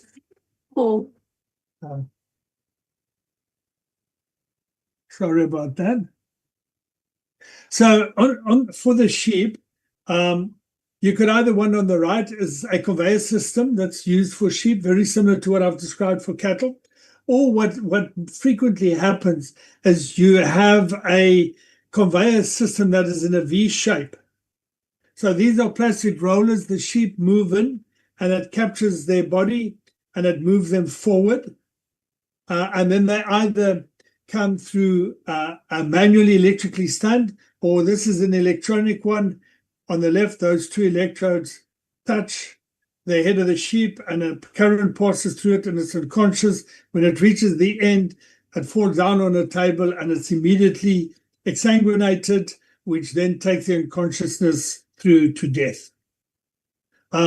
So yeah, you can see in actual fact, sheep actually happening. The sheep comes in, they're not moving anywhere. They can't jump up because they're hanging down their feet. You can see the others waiting behind. And then an electric stunner is manually, in this case, applied to the sheep. And then from there, the sheep is then also typically taken and the throat is cut or exsanguinated. So that then is from there, of course, the correct intonations in the name of Allah is made. And then from the bleeding here, the sheep is then fall down on the floor. And this is just to make sure it's bled. And it has hooks. They're just cutting in the hock to be able to hook the animal up. And it goes through. Other times, they might stun the animal on the floor. And then the animal is made unconscious on the floor. And then is actually rise into the air before being exsanguinated. In the slaughter process, so one of the things that's important is traceability. Two reasons. One is just to ensure that, sometimes these abattoirs, not all animals are slaughtered according to the halal principles. So first of all, if that happens, you want to know through traceability which animals are halal certified and which are haram. So, but mainly in Australia now, most of the abattoirs, particularly, well, definitely all the export abattoirs, but most of the other abattoirs will now halal slaughter all their animals for the simple reason that the halal certification has a very good reputation. And people trust that it's safe and it follows a rigorous, independent verification that the animal is healthy and all these other processes pre-slaughter that I mentioned. So what then typically happens in these abattoirs, they're highly mechanized. So you will, because labor is expensive, but what you have is you will have all the parts moving together for health inspection. So yeah, you can see the carcass. In front of it is all its offal, its stomach. The skin's been removed. Next to it is its head. And in that top bucket there is actually the feet, because you need to inspect both the head and feet for diseases, particularly for foot and mouth. Australia doesn't have foot and mouth, but that doesn't say we are exempt from testing for it. So each individual animal is tested, and then the health inspection is actually carried out on the organs as well as on the carcass itself. And then after the final health inspection, the carcass is moved into a chiller or blast freezer. For the export market of sheep and goats, most of them are exported frozen, either frozen whole carcass or frozen 6 cuts in a box. So typically then these animals would move directly from there into the freezer. So in the processing, it becomes a challenge when multi-species are slaughtered at the same facility. and in that sense, it then means that you got to be able to make sure that between the different species, the whole system is thoroughly clean. So you don't have transfer of bacteria or any other potential problems from one species to the other. And it becomes a problem in the smaller abattoirs here in Australia, because sometimes they might put one day aside to slaughter pigs. And if they haven't cleaned the abattoir thoroughly, everything that's then slaughtered after that becomes haram. So typically what would happen, they would say slaughter the Monday through to the Thursday, sheep, goats, cattle, camels, and then maybe that Friday they will do the non-halal slaughter of doing the pigs. And that means that they have the whole weekend to ensure that everything is clean for the halal slaughter to start the Monday. And then it's also, if you do a multi-species, and pork is one of those, to be halal certified, you may not keep the pork carcasses in the same chiller or freezer as the halal species or the halal approved carcasses because of potential cross-contamination. So then there's further processing into products containing various constituents. So most of the potential contamination occurs here. Now, part of the halal process is not only species, but you could also, have contamination with bacteria. And that could also make the meat haram because it's then not healthy to eat. So it's no longer healthy to eat. So on the right-hand side, there's actually an injector that they sometimes use in poultry, where they would pump a brine solution into the chickens. But if the brine solution is contaminated with, say, salt-loving microbes, then you could actually be pumping microbes into the meat that you think is fit for human consumption. So having a good HACCP is very, very important as well. Right. So if we look, sorry, I went a bit fast there. Apologies for that. I just want to quickly go one up. So typically, there are 9 significant risks in the halal food supply chain for contamination of haram effects. The one is the human resource, obviously the hygiene there. Then there's a processing risk. There's a logistic risk. In other words, the transport of the carcass from there to the shop and how it's displayed. The halal certification. Is it actually a halal proper certification body that gives a halal certification? And then the traceability of each carcass being able to be traced all the way back to farm because of that whole approach of the whole life approach of the animal. And then the market characteristics. In other words, is it in a supermarket or butcher that not only has halal meat, but has haram meat as well? If it does, are they separated far enough? I've seen supermarkets where at the bottom they have halal sheep meat, but above them in the display cabinet they have pork. What's the possibility that some of the pork could weep onto the halal sheep meat, which would make it haram? And then the challenges sometimes is outsourcing practices. For example, the carcasses in these large industrial abattoirs could be, or the cuts could move to another facility where they are made into sausages or hamburgers. And how sure are you that that facility is not haram, but will pass a halal certification? So that facility will also need to be inspected to ensure that it contains the whole halal value chain. And then the product characteristics itself could also be a challenge. I did some work in South Africa where halal sausages I found had pork in it when I did the DNA. And after a long thorough investigation, it was found that the abattoir had run out of sheep casings, that what you put the actual meat in to form a sausage, and they'd ordered additional casings, and their supplier actually by mistake sent them pork casings, intestine casings that came from pigs rather than from sheep.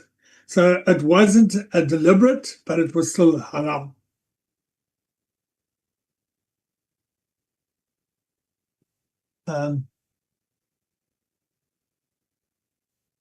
Why am I not moving here?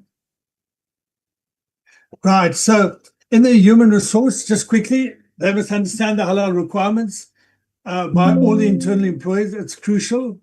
So they must understand they might not be Muslims, but they must understand the importance of maintaining and ensuring that they don't contaminate it. But to get that, the top management must buy in and say, yes, we want to ensure that we maintain the halal value chain. And they must develop fundamental knowledge and skills of halal to ensure that the human factor is minimized, or the risk from the human factor is minimized. And then processing risk, that's a risk assessment of food safety and contamination, and all places of potential contamination must be identified. As I mentioned, the logistics is sometimes an invisible risk of maybe transporting halal and haram food together. And I've spoke about segregation of produce. Then there's the raw material risk that I spoke about, and that sometimes is the main source of food contamination. So you need to have a strategic cooperation with the suppliers. So again, in Australia, the abattoirs, because the market for halal meat is so large and crucial, they ensure that they meet all these requirements. And as I mentioned, the halal certification is a trademark of assurance to the consumers, because they know it's sorted according to the Sharia law, and they understand the halal process. The traceability is main purpose to gather all the relevant information related to the business along the supply chain, and then also minimize unsafe or poor quality for recall. And it's online in Indonesia, so you can follow and see what's happened there. So the market characteristics normally relies on supply and demand. And if the demand for halal meat is strong, and the meat has to be imported from non-Muslim countries, then it's a requirement that country have a strong integrity system for the traceability to ensure it is what they say it is. So processing, the third parties normally provide the transport, warehouse, storage, packaging, and handling, inventory management. And sometimes they'll be using unskilled labor, and that could be a problem, as I've already said. But the bigger problem is potential contamination with non-halal product during transportation. So the product characteristics, remember, part of the holistic concept of halal is cleanliness, safety, health, nutrition, animal welfare. So one has to be sure that it meets all those requirements. So for processing, like in tuna, in fish, we need to combine all the above to ensure the fish retains the halal status, but we also got to be careful of the bycatch. But shark, for example, sharks could be classified as being halal. So even though technology will continue to develop, the principles of ensuring that the food meets the halal requirements remain. So no matter how modern Australia becomes in the processing, those principles that I covered here are still applicable. And only a strict accreditation system will ensure that the consumers are comfortable eating food that is halal approved. And of course, accreditation systems all have their own challenges and shortcomings. In Australia, in England, some of these places, there might be 2, 4, 5 different halal certification bodies, and each imam and his followers might have a slight different interpretation of the Sharia law.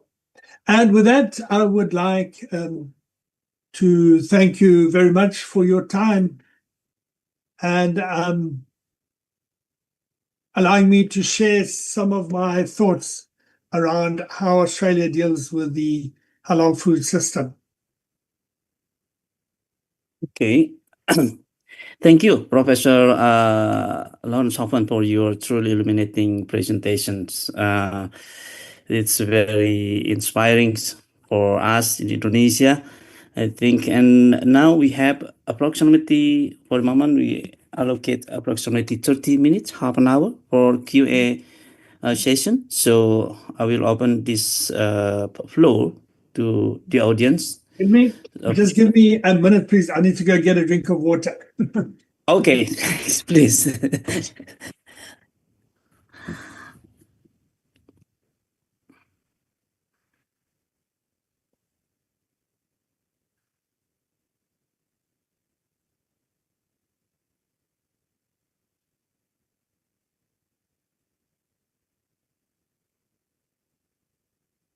Thank you. I'm back. I can just say that the presentation is available if anyone wants to share it.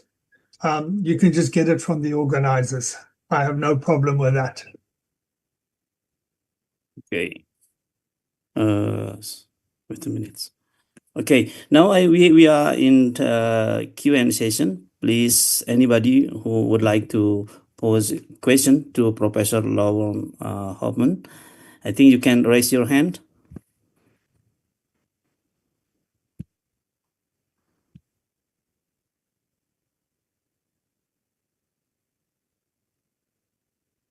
Okay. Is there anybody would like to address pose a question to Professor Lawrence Hoffman? Okay, while waiting, Professor Lawrence Hoffman, I have a question for you regarding your presentations. And you said in your presentation that many activities actually during feedlot is categorized as stressful, right? So I was just wondering, it's this activity like dehorning. You know that you said that it's necessary to for the ease in the transportations. Maybe there is another concern as well. But in terms of, for example, animal welfare, is it okay as also for the castration, for example? Regarding from the point of view of animal welfare, what do you think? And I think that's it for the moment. My question. I think the both activities, dehorning as well as castration, is stressful for the animal. So where possible, if you're going to do it, particularly if you're going to do, say, surgical castration, but even putting an elasto band around the scrotum, it's advisable that you use a local anesthetic to deaden the pain of the activity. We normally say that when the horn is too big, too long, that you only cut the tip of the horn before you hit before you hit the sort of hollow side, because of the bleeding. So then you would literally typically just leave a residual horn and just take the sharp points away. But that's why they prefer on the younger animals that at weaning, the animals are dehorned. But even that is labor intensive. And that's why we've been looking at actually genetically selecting against horn buds. So, and that's a genetic that's becoming a lot more prevalent in all the herds. So we've identified the genes that play a role, and then we would say breed it into a herd, a breed of, let's say, Brahmins, and as soon as that gene is captured within that herd, then you can go back to selecting your Brahmin for fertility or muscle growth or whatever. The other one is the castration. It all depends at what age you are going to slaughter the animal. So I know, for example, in South Africa, the animals would typically be 120 days, 3 months, to maximum 180 days in a feedlot. So the animals are still young when they get slaughtered. So they might be anything from 10 months to 14, 16 months. So then they tend not to castrate them because they want the testosterone to come in for a more meaty animal, more muscular. And with the last sort of couple of weeks of nutrition, by pushing up the energy level, then you get a better deposition of subcutaneous fat. So there they would definitely not look at castrating. Although I have had a number of producers contact me, feedlot managers and producers, to talk about immunocastration, because they say that even though they are still young, they feel frisky and they are fighting a lot more, and that damages the infrastructure. So that's kind of what the problem there. The other one is that in some places they would castrate, but then they would use growth hormone stimulants, to then get the animals to grow faster again. So that's the sort of the answer there. I think the problem is the older and larger the animal, any physical activity then is more stressful than on a young animal, and more dangerous for the people handling it as well. What about the resistance from the animal welfare organization of movement? Is there any resistance for this kind of movement, especially for the activities which is categorized as stressful for animal? Yeah, so it's an interesting question, because Australia has identified that welfare along the value chain is going to become a big determinant in our export market, because our consumers want to know that the animal has had a happy, healthy life until it was slaughtered. So we looking at and it's sort of part of the whole sustainability credentials scenario, and we're actually looking at upgrading some of the how to load, fit to load and transport. So I sit on a committee for the beef animals, where we've been looking at, particularly those long distance traveling, and then they have to stop over in a depot to be offloaded to drink water. We've been researching how long must they be there, should they be fed or not, from the welfare and the meat quality. And then there's the other ones. Sometimes, smaller producers would send their animals to the auction yards, and from there they would be bought by people and then slaughtered. So that could be a day, 2 days that they're in the yards. What does that impact?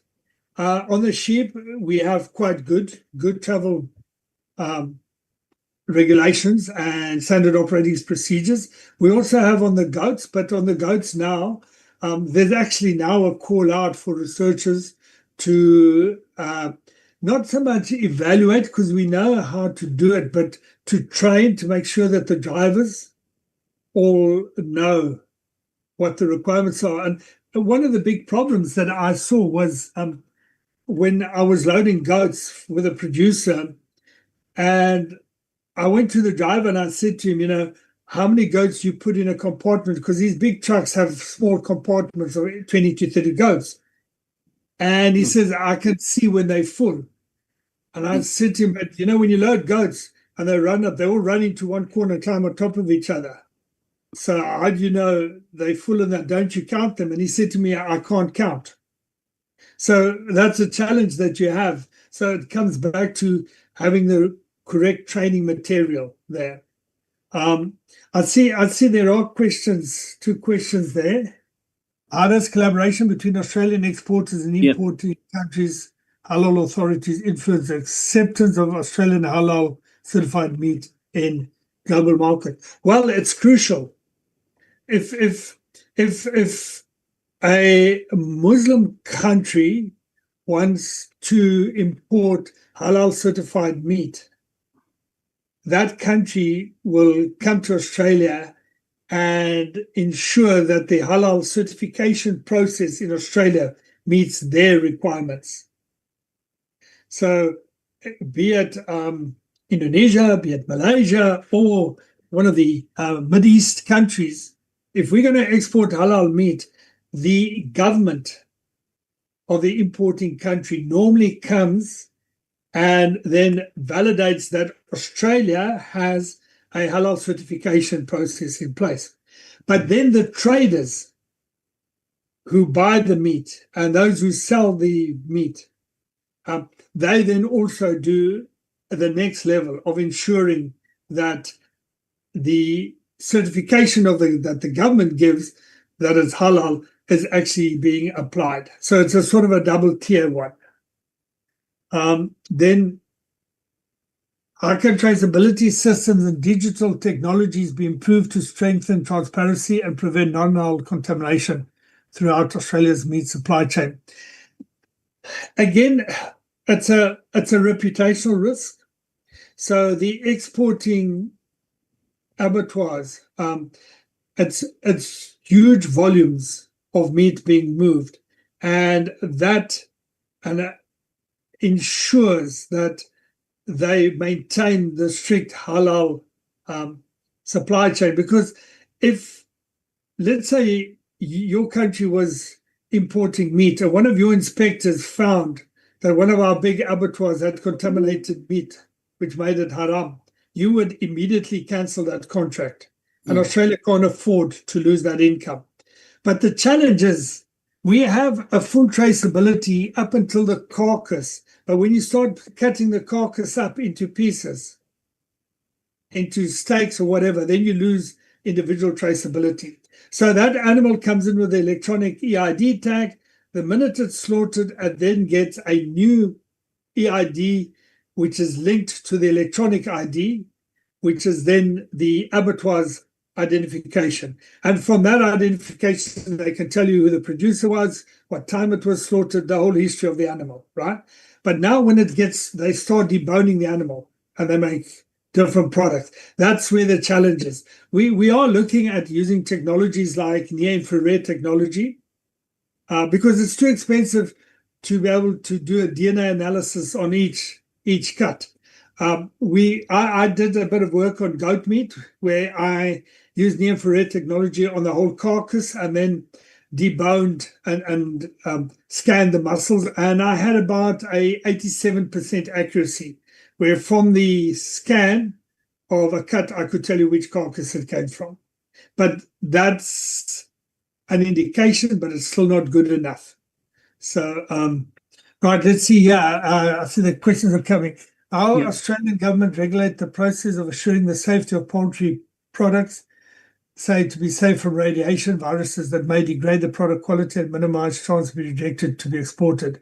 Any ministry directly involved in these matters, as halal products have to be not only halal but also they include safety of consumption.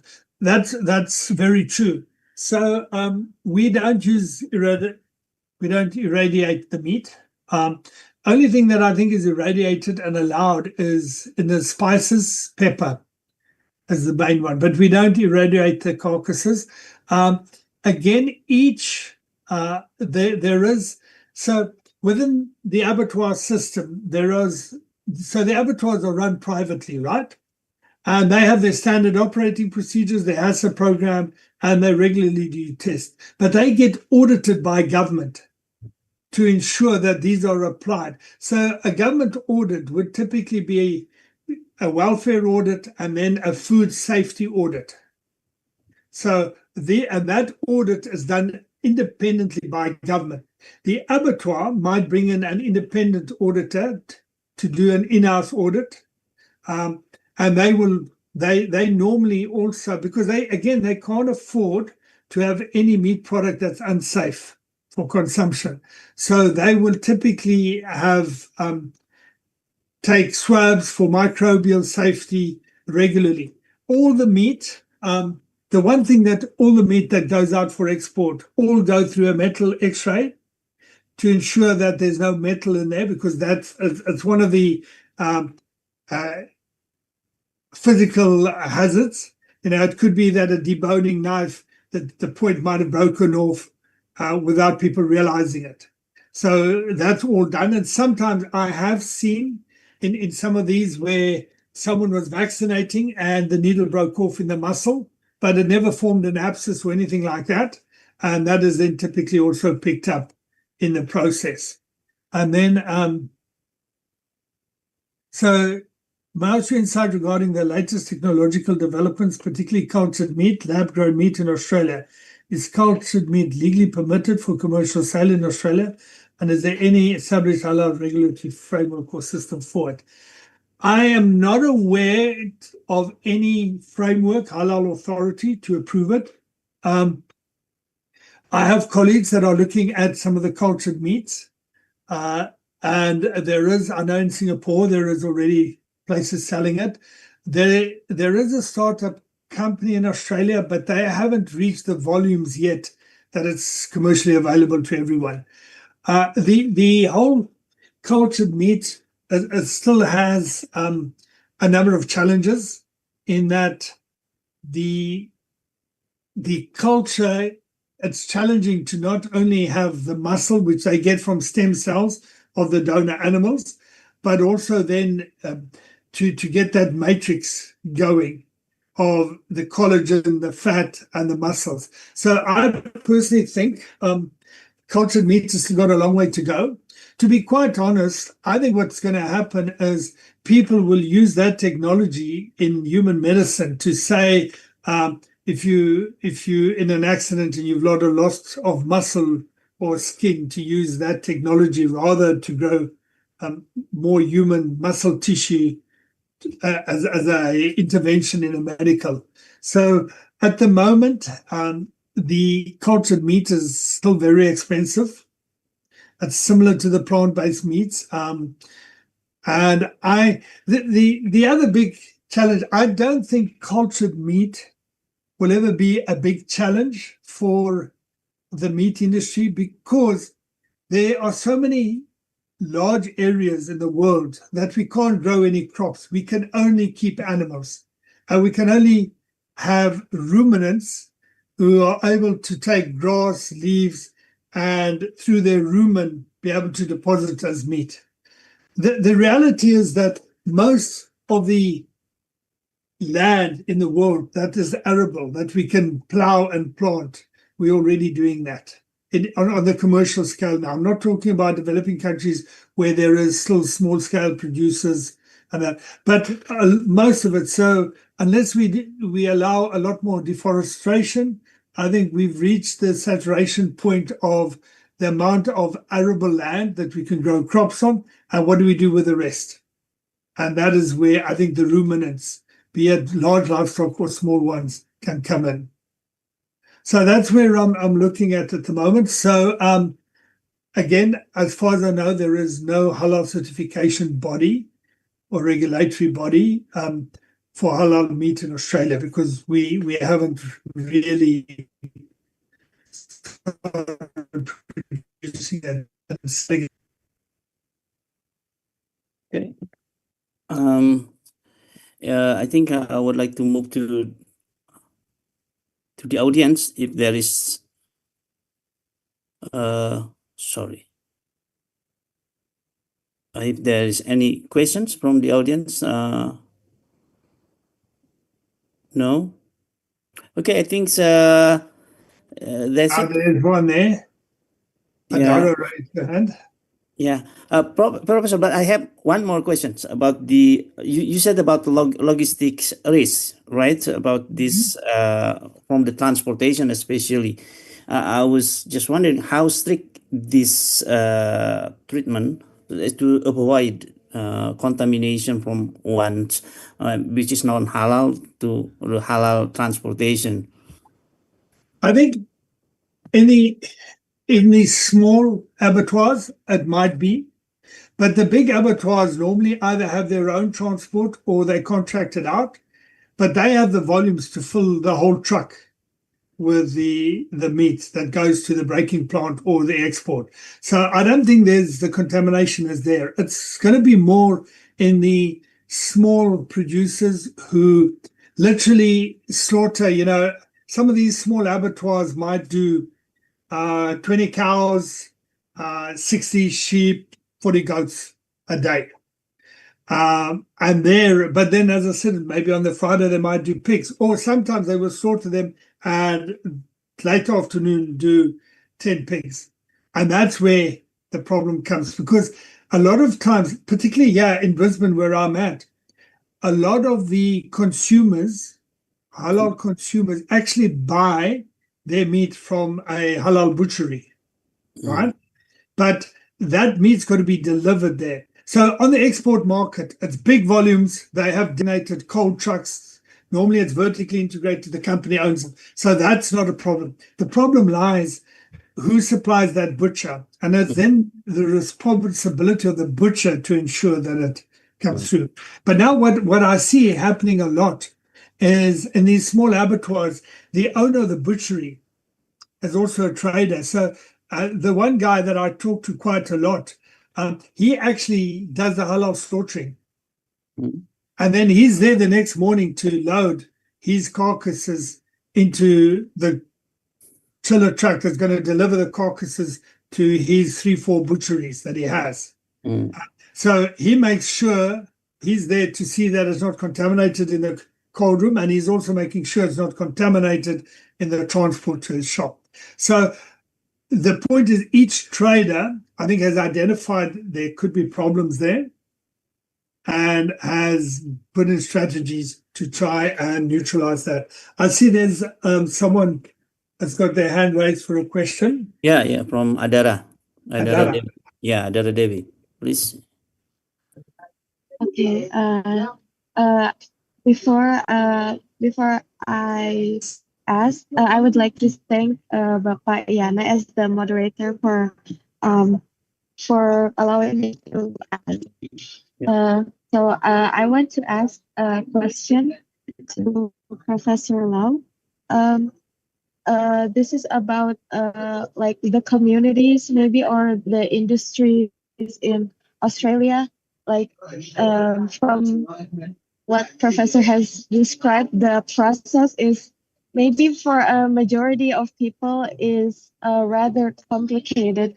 It's a rather complicated process, but I would like to ask. I'm concerned. How does the industries, typically in Australia, or the communities, react to this is the standard procedure that they need to fulfill? Thank you. I think, if I understand correctly, the communities here in Australia, they believe that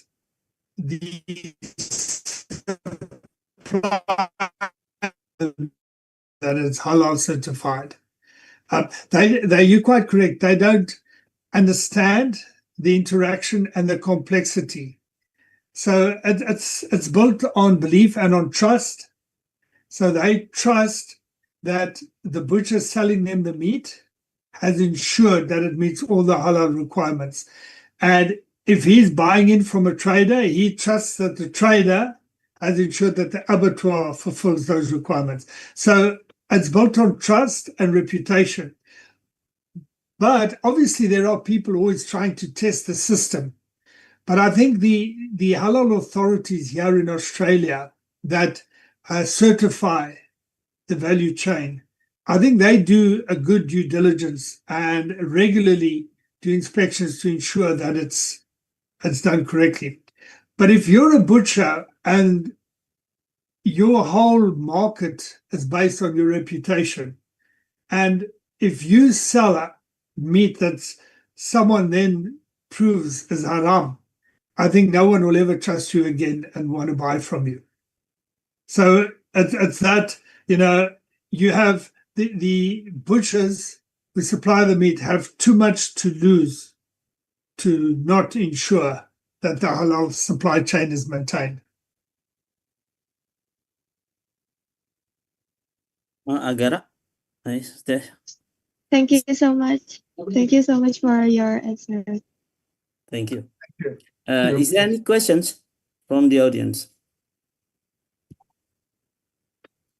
No? Okay, I think we have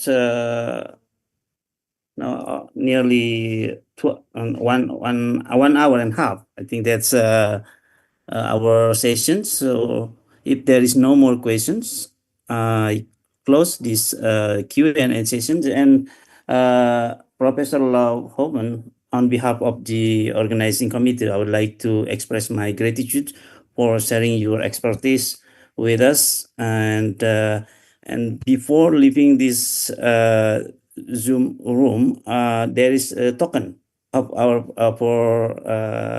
from the committee, right, Ibu Putri, as a certificate of appreciation.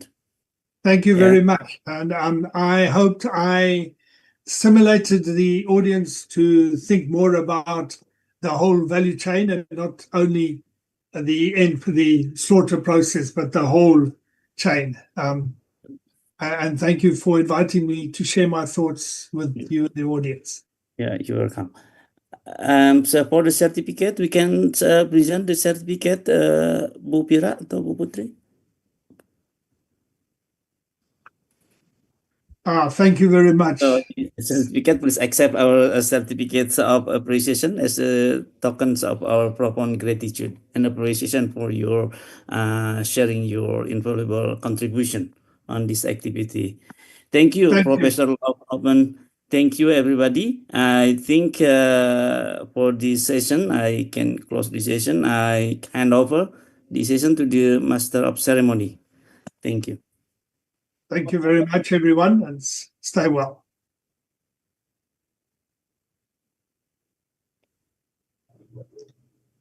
Thank you, Mr. Yana Cahyana, STP DEA PhD, for being our wonderful moderator in this session. And thank you very much for Professor Lawrence Hoffman for giving such an informative and comprehensive presentation for today. As a token of our appreciation, we would like to give a certificate to Mr. Yana Cahyana, STP DEA PhD. We'd like to invite Mr. Yana Cahyana, STP DEA PhD, to accept the certificate. Thank you very much. Okay, thank you very much once again, Mr. Yana Cahyana, STP DEA PhD, and Professor Lawrence Hoffman. Thank you very much, and stay well, everyone. Goodbye. Bye. Bye. Thank you. Thank you, Prof.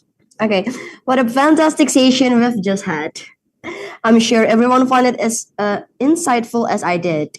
Now, before we continue with the next part of our program, we are going to take a short break to recharge for an hour.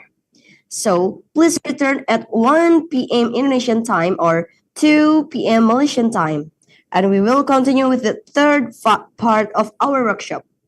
We'd like to give a quick reminder for all participants. The attendees form for today will be shared shortly in the chat box. Please make sure to fill it out, as completing both attendance forms each day is required for you to receive your certificate. Thank you and enjoy your break.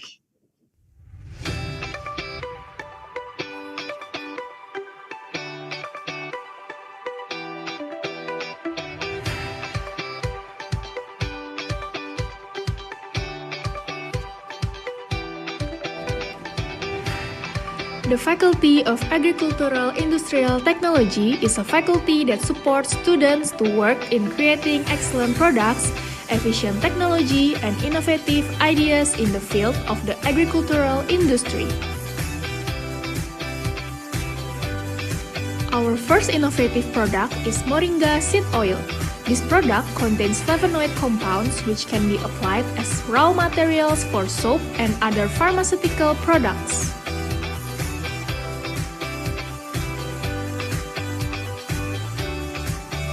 Next is a natural handmade soap product without containing dyes and preservative.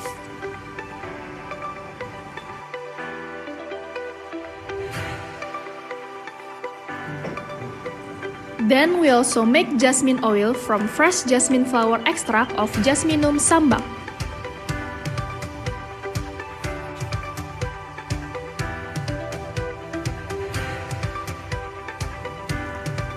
There is also a frangipani oil product that comes from frangipani flowers which acts as an anti-stress, antibacterial, and inflammatory agent.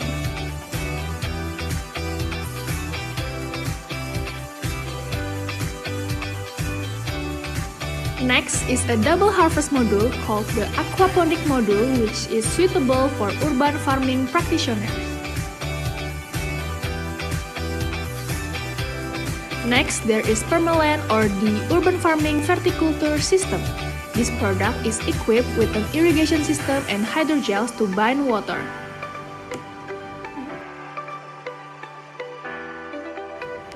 We also make portable pottery filters from clay and rice bran.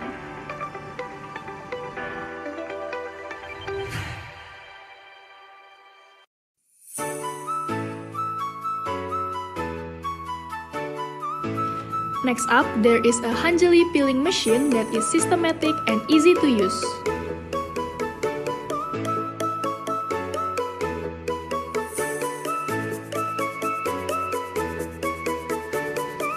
Next is a sorghum threshing machine which can thresh 150 kg per hour of sorghum, and a grinding machine and flour maker for sorghum.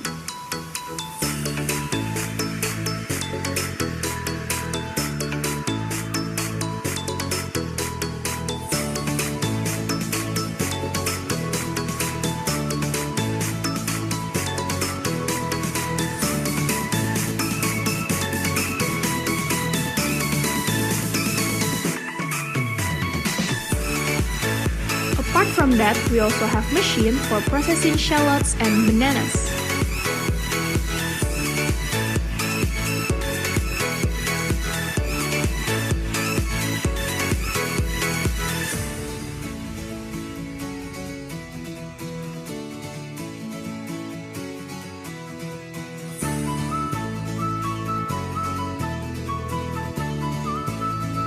Faculty of Agricultural Industrial Technology provides opportunities for students to take part in competition and create innovative products such as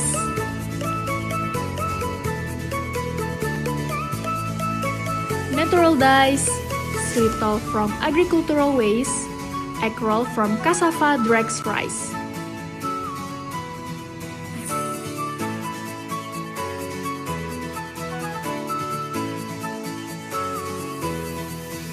Xylitol from agricultural waste,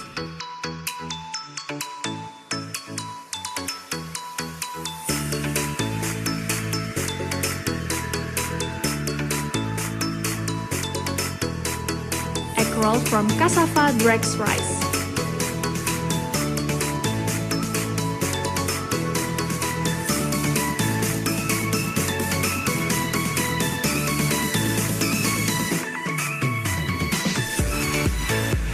Aipochi starch pajajaran, which can be applied to starch noodle, instant mashed potatoes, cereals, even glass noodles.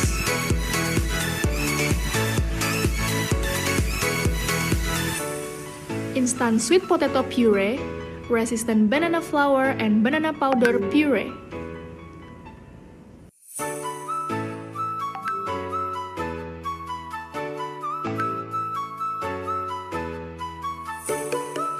Resistant banana flour and banana powder puree.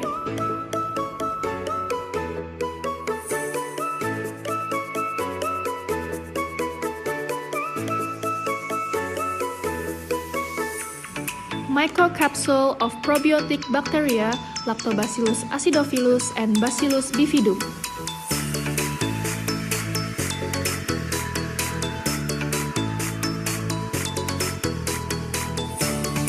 Whey protein.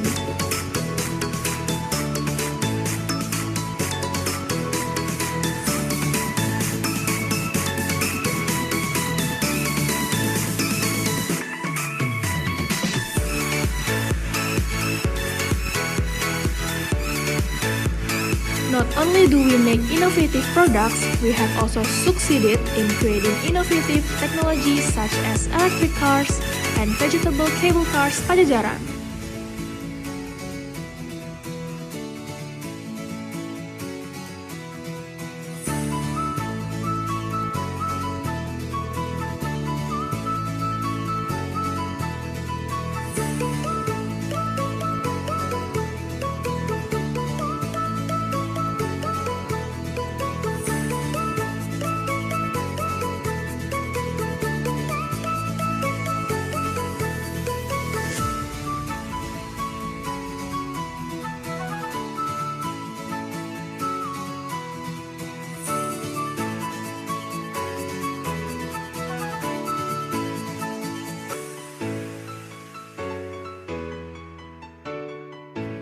The lecturers at the Faculty of Agricultural Industrial Technology also help create superior products and innovative works that are useful and productive, such as smart watering, hand sanitizer,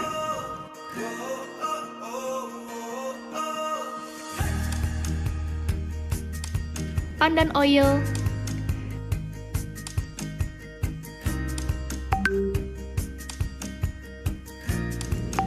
instant drink based on Indonesian spices,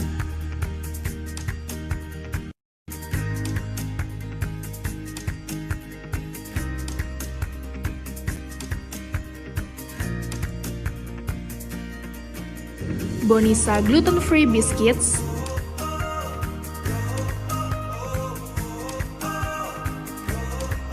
black garlic,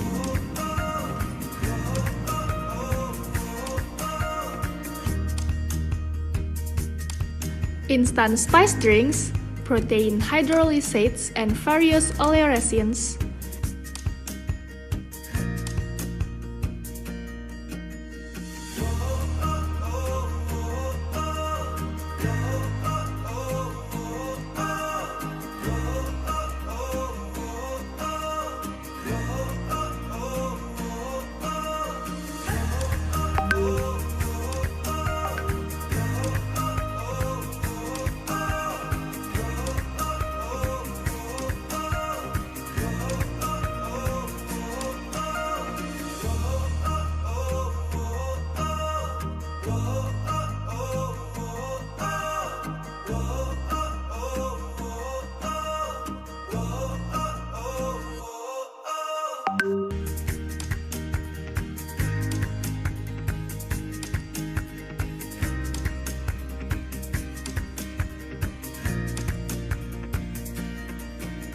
Extraction from Binahong red pomegranate and Rosella. Air freshener from green coffee bean oil.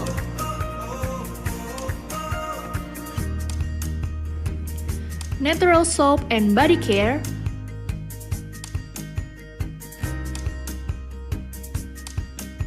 Smartphone application called DSS_PADI for identifying nitrogen fertilization status. Sweet potato washing machine.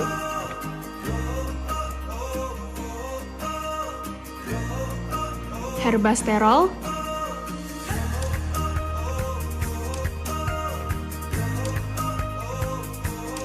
Stir-fried firecrackers that have been sterilized.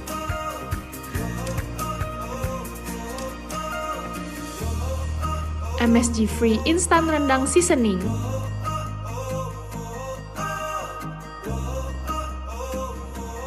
Instant pasta seasoning for processed meat.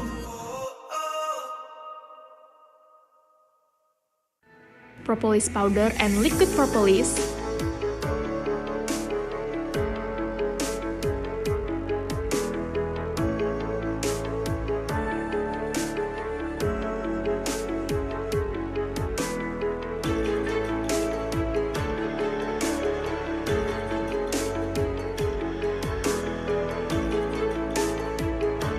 Various kind of honey formulation for body health.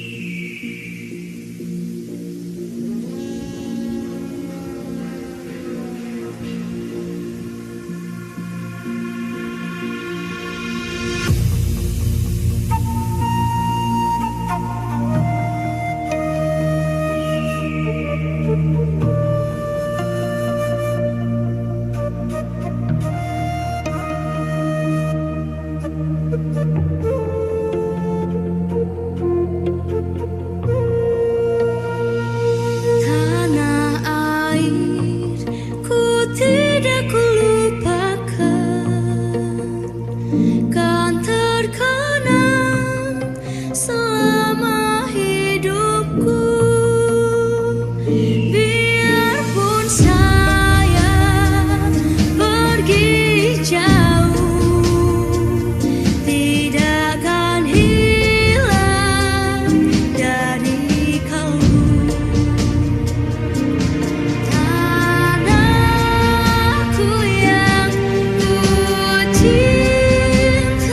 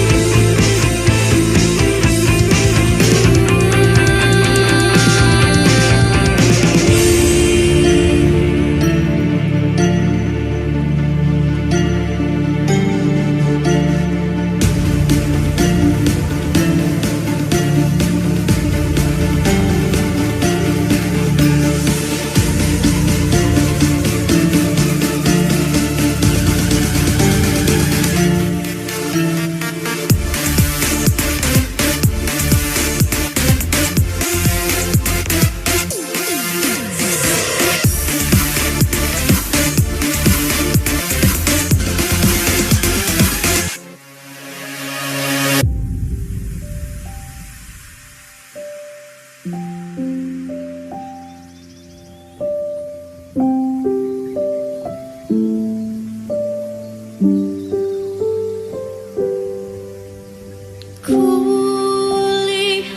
ibu pertiwi sedang bersusah hati. Air matanya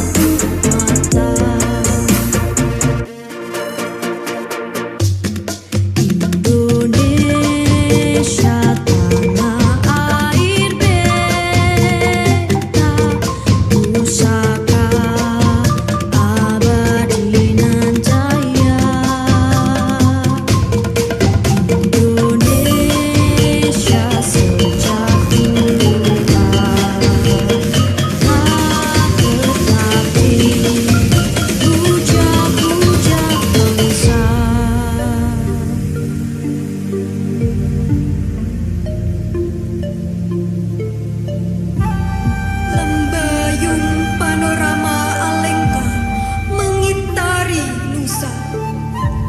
Deruan angin berderai mendesir Katulistiwa. Tanah rupawan bak negeri nirmala mengukir deretan peristiwa, membangkitkan jiwa Garuda, menggelitik kobaran para merah putih muda, agar abadi lepas negerinya dari argari durjana. Wahai tanah bersahaja Indonesia.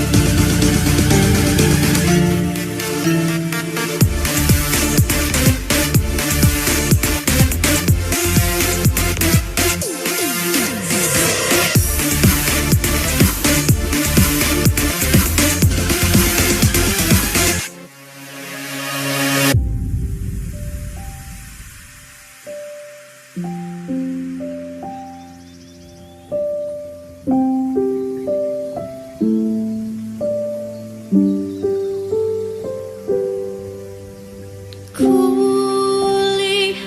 ibu pertiwi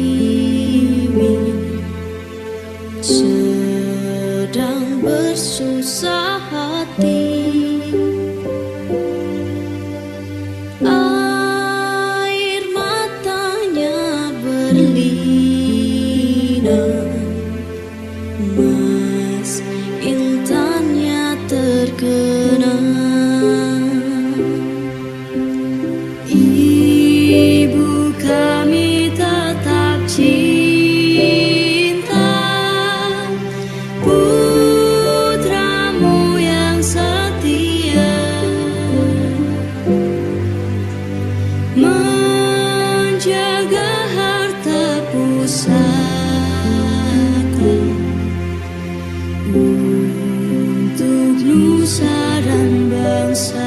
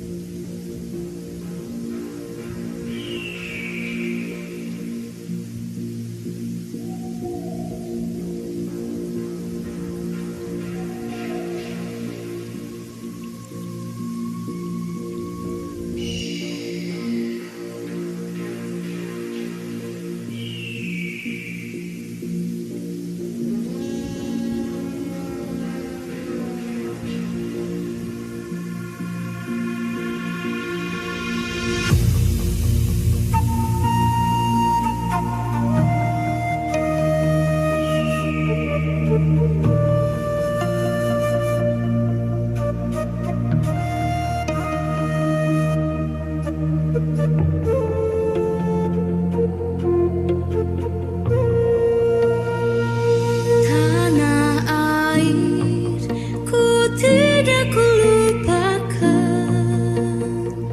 kan terkenang selama hidupku.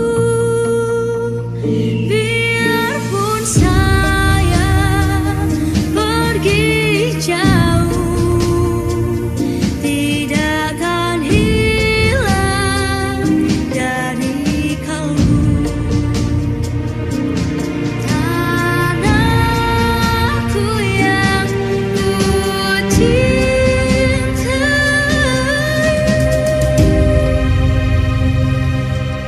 engkau ku hargai.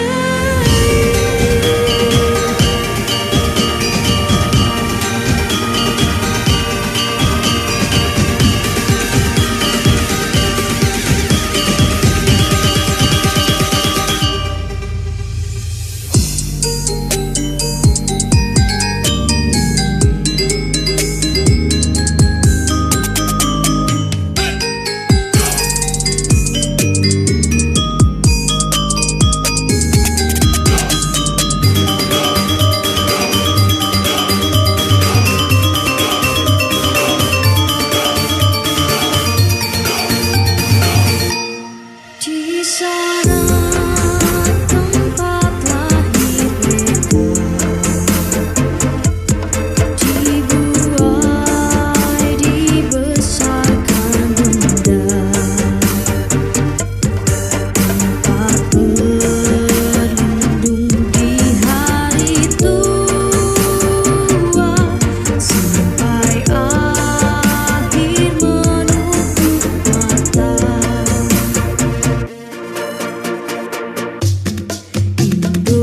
Indonesia tanah air beta, pusaka abadi nan jaya. Indonesia sejak dulu tak tetapi puja-puja bangsa.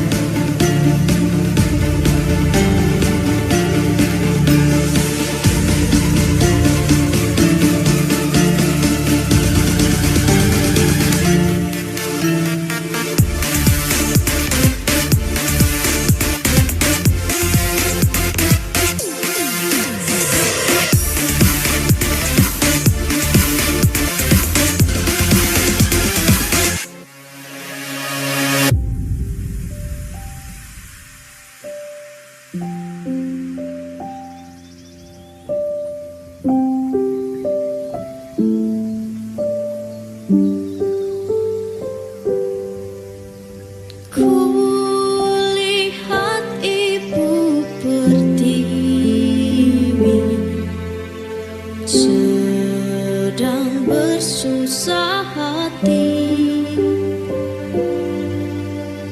Air matanya berlinang, emas intannya terkenang.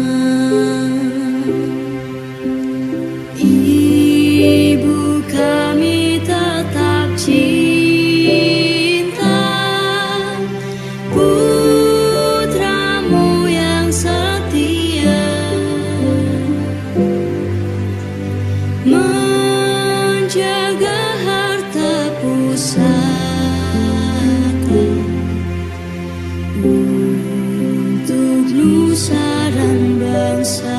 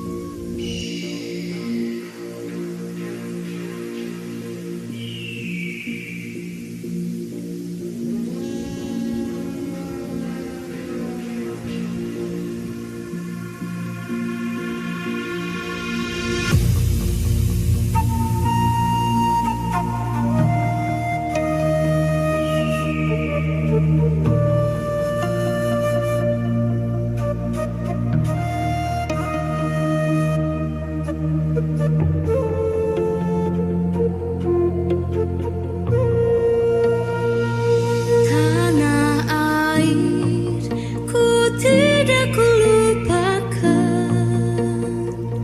kan terkenang selama hidupku. Biarpun saya pergi jauh, tidak akan hilang dari kalbu. Tanahku yang ku cintai,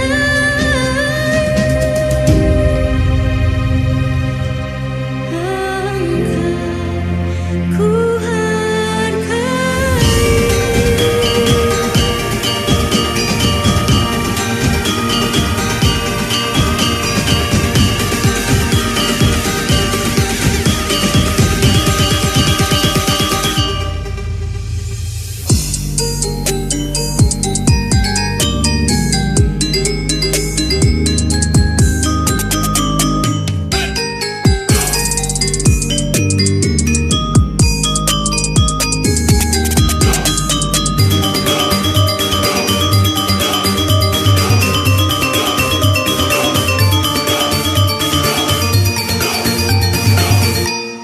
Di sana tempat lahir mereka, dibuai dibesarkan bunda, tempat berlindung di hari tua, sampai akhir menutup mata.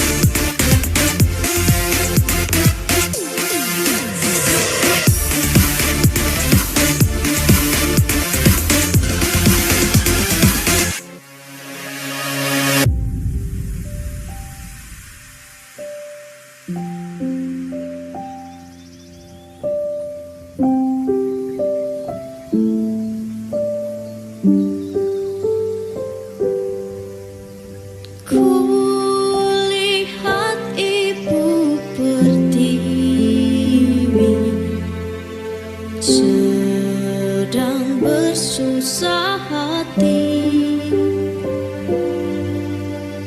Air matanya berlinang, emas intannya terkenang. Ibu kami tetap cinta putramu yang setia, menjaga harta pusaka untuk nusa dan bangsa.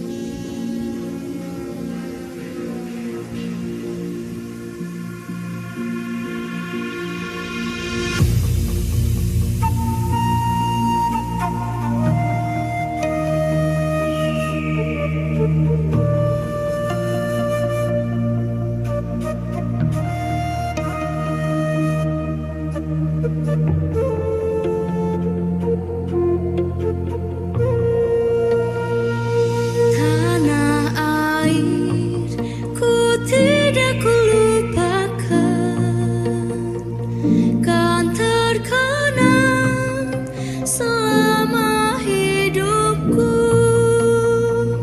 Biarpun saya pergi jauh, tidak akan hilang dari kalbu.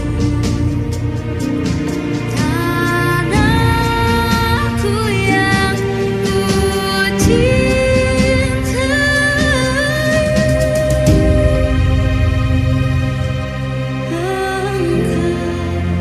ku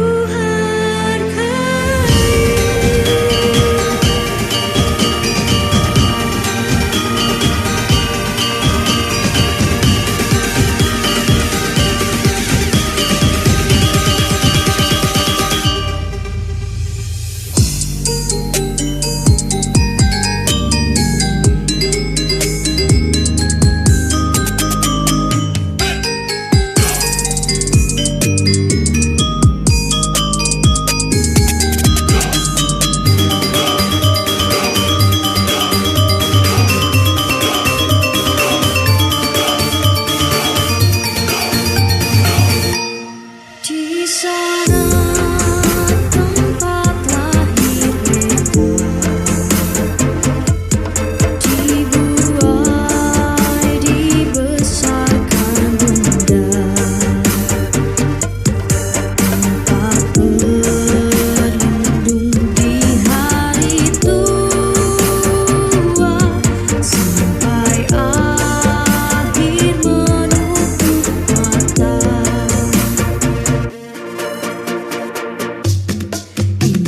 Indonesia tanah air beta, pusaka abadi nan jaya. Indonesia sejak dulu tak puja-puja bangsa.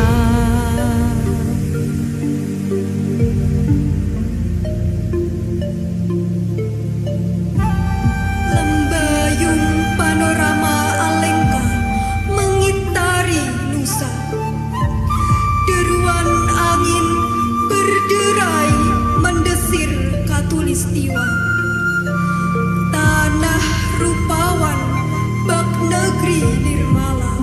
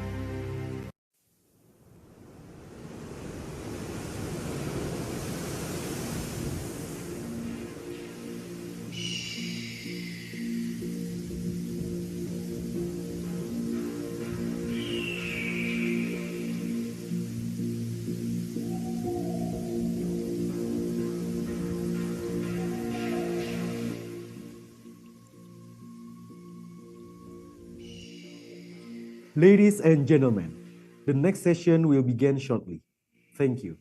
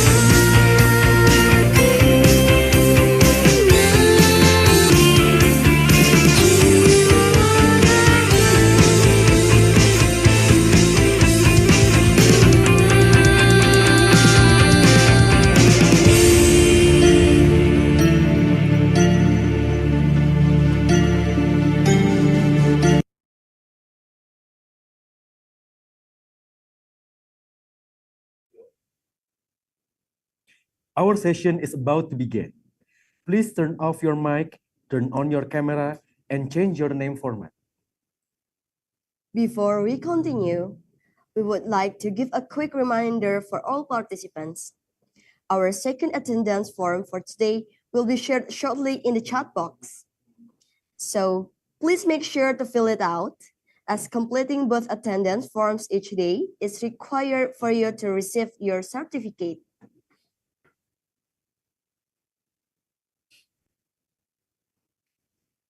Without further ado, we will now begin our next session. We will have a speaker, Apoteker Anjar Windarsi, M. Pharmacy Science PhD, joining us for this session. Please be reminded to actively participate in the activities, as the best participant will be awarded. This session will be led by a moderator. Our moderator for this session is Mrs. Putri Widianti Herlina, SPT, MSI, MEng, PhD. Allow me to read her short bio. Mrs. Putri is an associate professor in the Department of Food Industrial Technology, Universitas Padjadjaran. Mrs. Putri got her bachelor degree in Technology of Animal Products, Universitas Diponegoro, Master of Science at Universitas Diponegoro, and Master of Engineering in Food Science and Technology, Huanzhong Agricultural University, China, and PhD degree in Food Science and Technology, Huazhong Agricultural University, China. The latest publication, Mrs. Putri has been working on a journal article entitled Research Note, Study on Liquid-Liquid Phase Separation of Thick and Thin Egg White.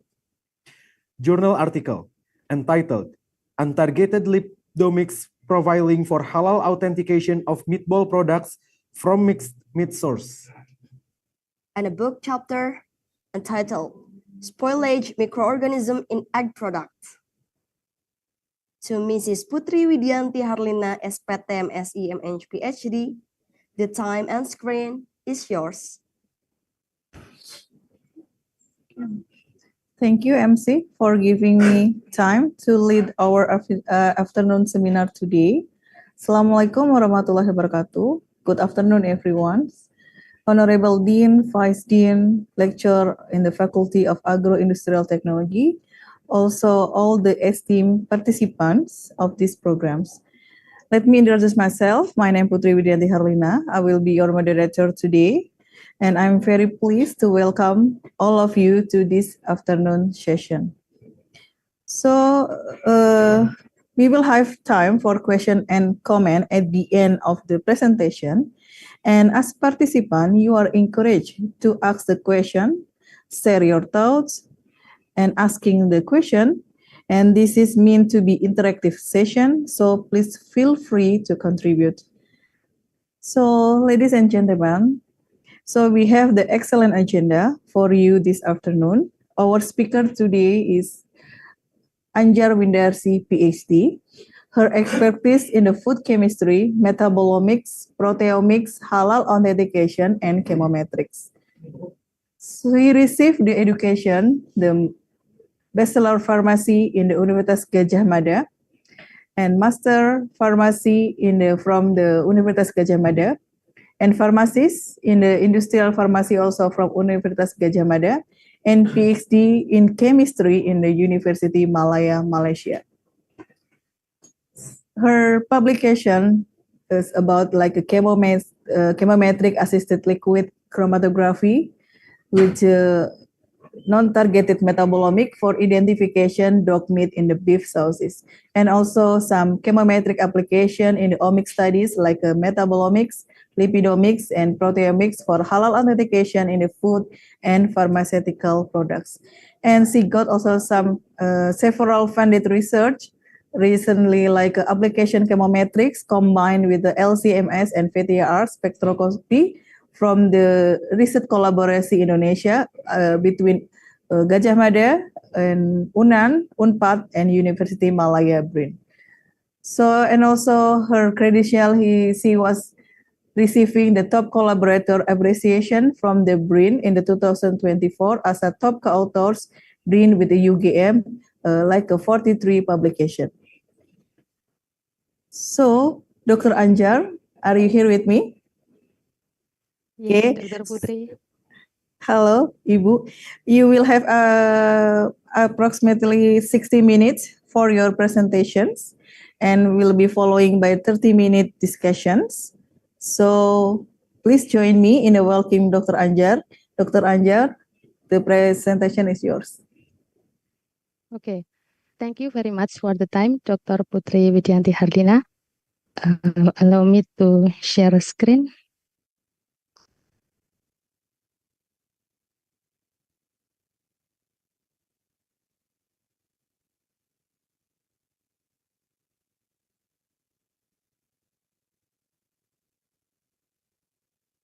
Yeah.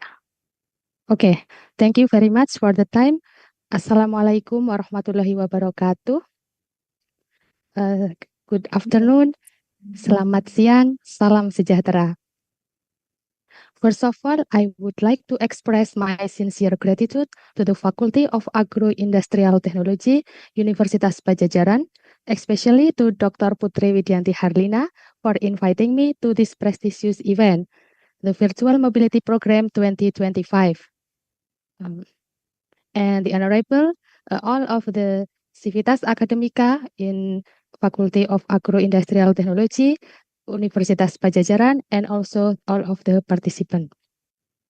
In this session, we're gonna sharing together about the omics-based approaches for halal authentication, insight from metabolomics and proteomics. But before we start the session, maybe I would like to deliver in bahasa, it's called a pantun ya. But I will try to deliver in English. Morning sun begins to rise, lighting paths for all to see. Joining Unpad feels so nice. Warm greetings from me to thee.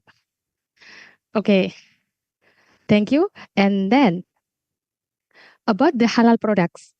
According to the Indonesian law number 33 year of 2014, concerning about the halal products assurance, in Article 4, it is stated that products that enter, circulate, and traded in the territory of Indonesia must be certified halal. And what is the type of products? The products can be food products, cosmetic products, fashion products, and then drugs such as vaccine and recombinant products. And what is the halal product? Halal products is the products that have been stated halal by Islamic Sharia law. Therefore, all of these products that it will, if it is entered, circulate, and traded in the territory of Indonesia, they must be certified halal. And because majority of the population in Indonesia are Muslim, so for Muslim especially, the command for consuming the halal product, halal foods, is also stated in the Quran, for example, in the Al-Baqarah 168. And then we are moving on the issues on halal authentication. And why halal authentication is important? Because many reports said that many halal food products is contaminated or adulterated with non-halal components. For example, the pork and lard in meat such as beef, chicken, and lamb, and then the processed meat product that contains pork and lard such as sausage, meatballs, a burger, and other meat products. And then also there is a non-halal gelatin, for example, porcine gelatin, which is also can be used in cosmetics, in food products, in confectionery, such as in candies, marshmallow, and gummy candy.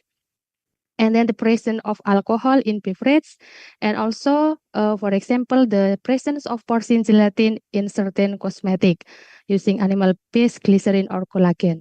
Therefore, it is important to ensure the halal authenticity of those products to protect the consumer. Now, from this picture, it is about the pig or pork. Now, pig becomes one of the most non-halal components used in most of the products, because from the figure we can observe that almost of the part of pigs can be used in many type of products. in hair, organs, meat, fat, blood or serum, bone, skin. And for example, the meat of pork can be used in meatballs, sauces, and other processed food. And the fat can also be used in food products as well as in cosmetic products. And then the skin and bone can be used for making the gelatin, which can be applied for foods and also in cosmetic products. And besides the function of the pigs and its derivative, the availability of pigs, which is it is widely available. We can easily get pigs, and also the price is lower. It has lower price than beef, for example. Therefore, pig is widely used to be used as adulterant or to be used as a substituent in the halal food components. Other than pigs, for example, there are also non-halal components. For example, the dog meat as well as the red meat. In Indonesia, maybe a few years ago or maybe now is still currently happen. There was a report about the use of red meat in the meat products such as in meatballs. So the halal authentication is important to make sure that the food products does not contain the non-halal components. Then, concerning the issues on halal authentication, we are questioning about the products around us, about the food products we consume, about the drink, and about the drugs that we use, and also about the cosmetics that we use or we applied. It is halal or not. So we have to be careful when we would like to consume. Also, we want to apply or use about the products. We have to make sure that the products is halal. And other issues, for more specific issue in meat and meat products, because meat and meat products become the most favorite foods consumed worldwide. And food adulteration, according to the USP Food Fraud Database, reported in 2021, meat products become the third highest number of food fraud. Some meats, such as pork, dog meat, white boar meat, and red meat, is usually or can be used to be mixed with the halal meats such as beef. However, non-halal meats are truly prohibited to be consumed, especially for Muslim. Therefore, the analytical method development is important, is urgently to be developed to authenticate the meat and meat products to ensure the halal status, quality, and safety of meat and meat products. Therefore, the aims of halal authentications are: the first is to comply with halal requirement, and then to detect and analyze non-halal components such as porcines and its derivative, and also to detect and analyze alcohol in the products. And the third is to ensure the halal status of the products. Moving to the detection of non-halal components. For the detection of non-halal components, because of many types of non-halal components, we need to concern about what the target. The correct target is important to obtain the valid and reliable results.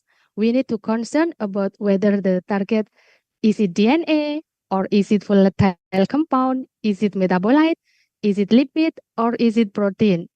Why is this important to know the target correctly? Because different target will require different sample preparation step, and also different target require different analytical method. For example, when your target is DNA, so you need to choose the sample preparation method which is suitable for DNA, not metabolite. And also, the analytical methods is also suitable for DNA, so we can get the correct target. And then, in this discussion, we would like to go deeper discussion about the metabolites and protein as the target. The analytical methods for halal authentication, in general, it is divided into two categories. The first is the screening or exploratory method, and the second category is the confirmatory method. the screening or exploratory usually it can be carried out in fast time and also do not need complex sample preparation step, and then it has lower price compared to the confirmatory method. And the example of the screening method is the differential scanning calorimetry, such as for the analysis of lard and lipid-based food, and then the electronic nose or fast gas chromatography for analysis the aroma profile or volatilomics analysis, and the FTIR, NIR, and Raman spectroscopy, which is they are the vibrational spectroscopy, which can be used to fingerprinting profile. And the second category is the confirmatory method. It consists of the DNA-based method, for example, for analysis of porcine DNA in meat and meat products by using the polymerase chain reaction, and also we can use the real-time polymerase chain reaction or RT-PCR, which can monitor the DNA in real time. And then the second is the LC-MSMS or LC-HRMS. It can be used to analyze the protein, peptide, metabolite, and lipid. And also the GCMS, we can analyze the certain fatty acids such as in lard. So using the GCMS, we can differentiate the fatty acid composition between beef, for example, and chicken, and also in pork. Therefore, the requirements for analytical methods for halal authentication, the first that the analysis should be able to reliably identify the source of non-halal components.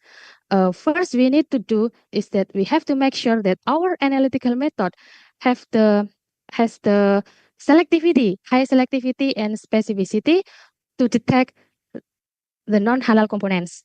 And then the second, that the analysis should be sensitive and robust enough to be applied to complex food or product matrices.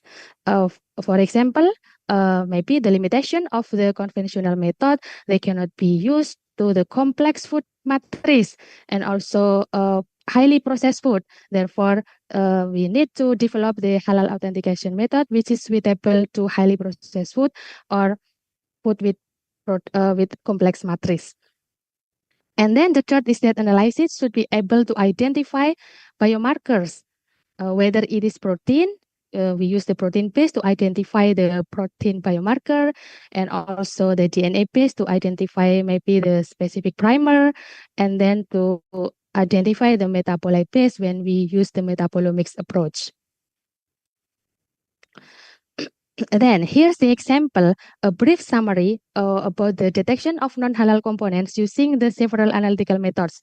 And here, the analytical methods, it depends on the target.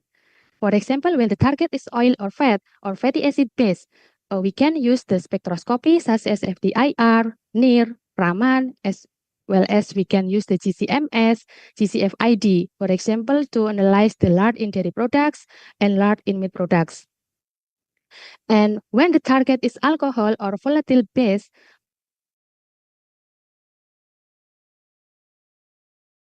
for instance, to analyze the ethanol in beverages and foods. And when the target is the metabolite, we can use the LC-MSMS and LC-HRMS using the metabolomics base.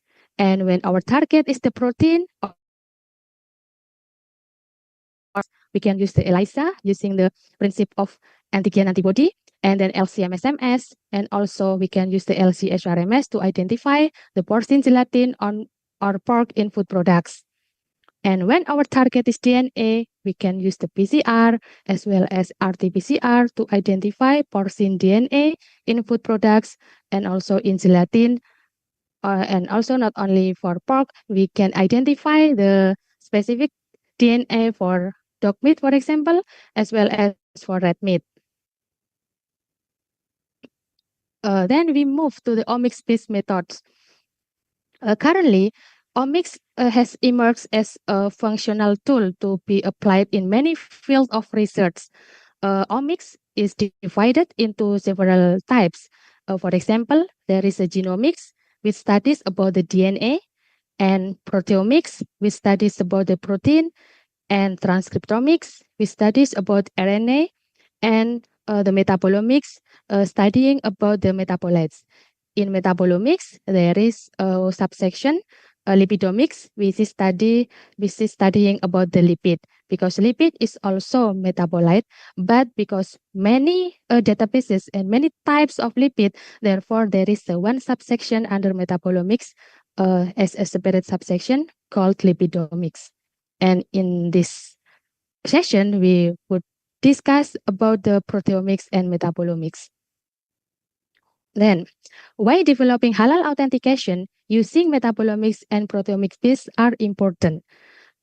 Is it really need to be developed for metabolomics and proteomics? Yeah. Why? Because the complexity of food and then the complexity of the processing step maybe can mask, or maybe the conventional method cannot be used to detect, and also when the presence of non-halal components is very low. Therefore, analytical method should be developed which has the high sensitivity, high specificity, and high reliability. This is just for example for the illustration. This is the marshmallow sample. For example, this is halal, and this is contain non-halal. And this is the meatball. This is label as halal, and this is the meatball which label as non-halal, contain non-halal.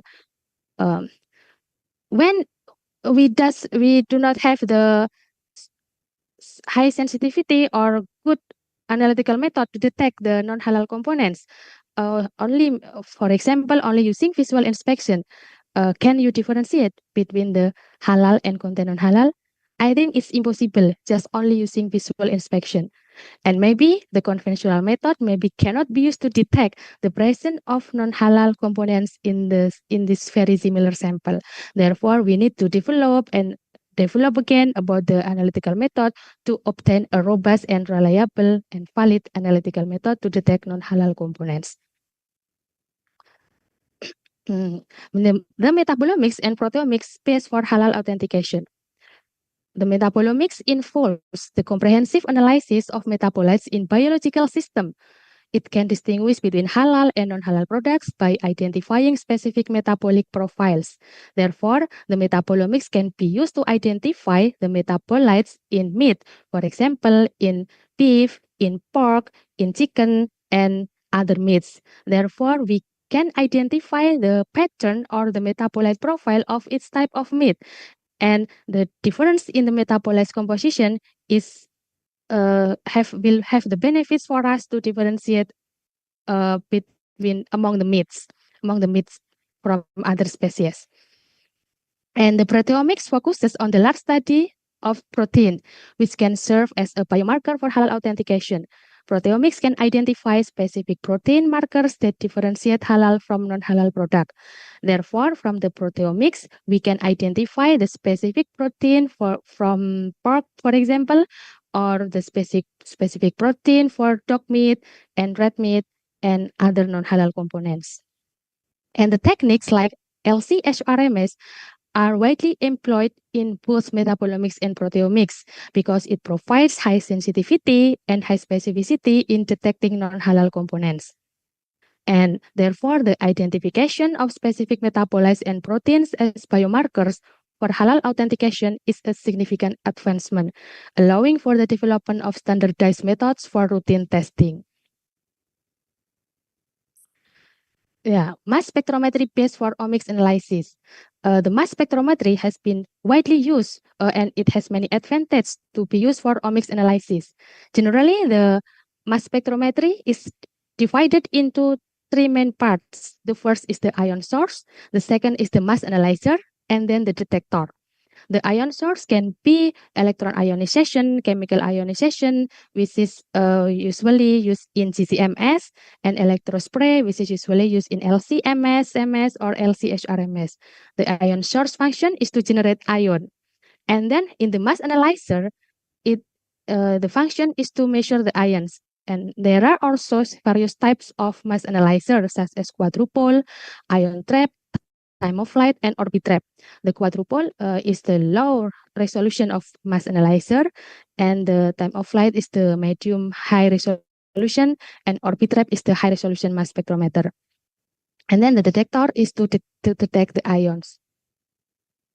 Then moving to the metabolomics and proteomics approaches. Primarily, the metabolomics and proteomics approaches are divided into two approaches. The first is the targeted approach, and the second is untargeted approach. What is the targeted approach? The targeted is analysis one or few predefined metabolites for metabolomics and protein for protein from particular sample. So in targeted analysis, we have the target. We already have the target. What is the metabolites or protein or peptide that we would like to detect?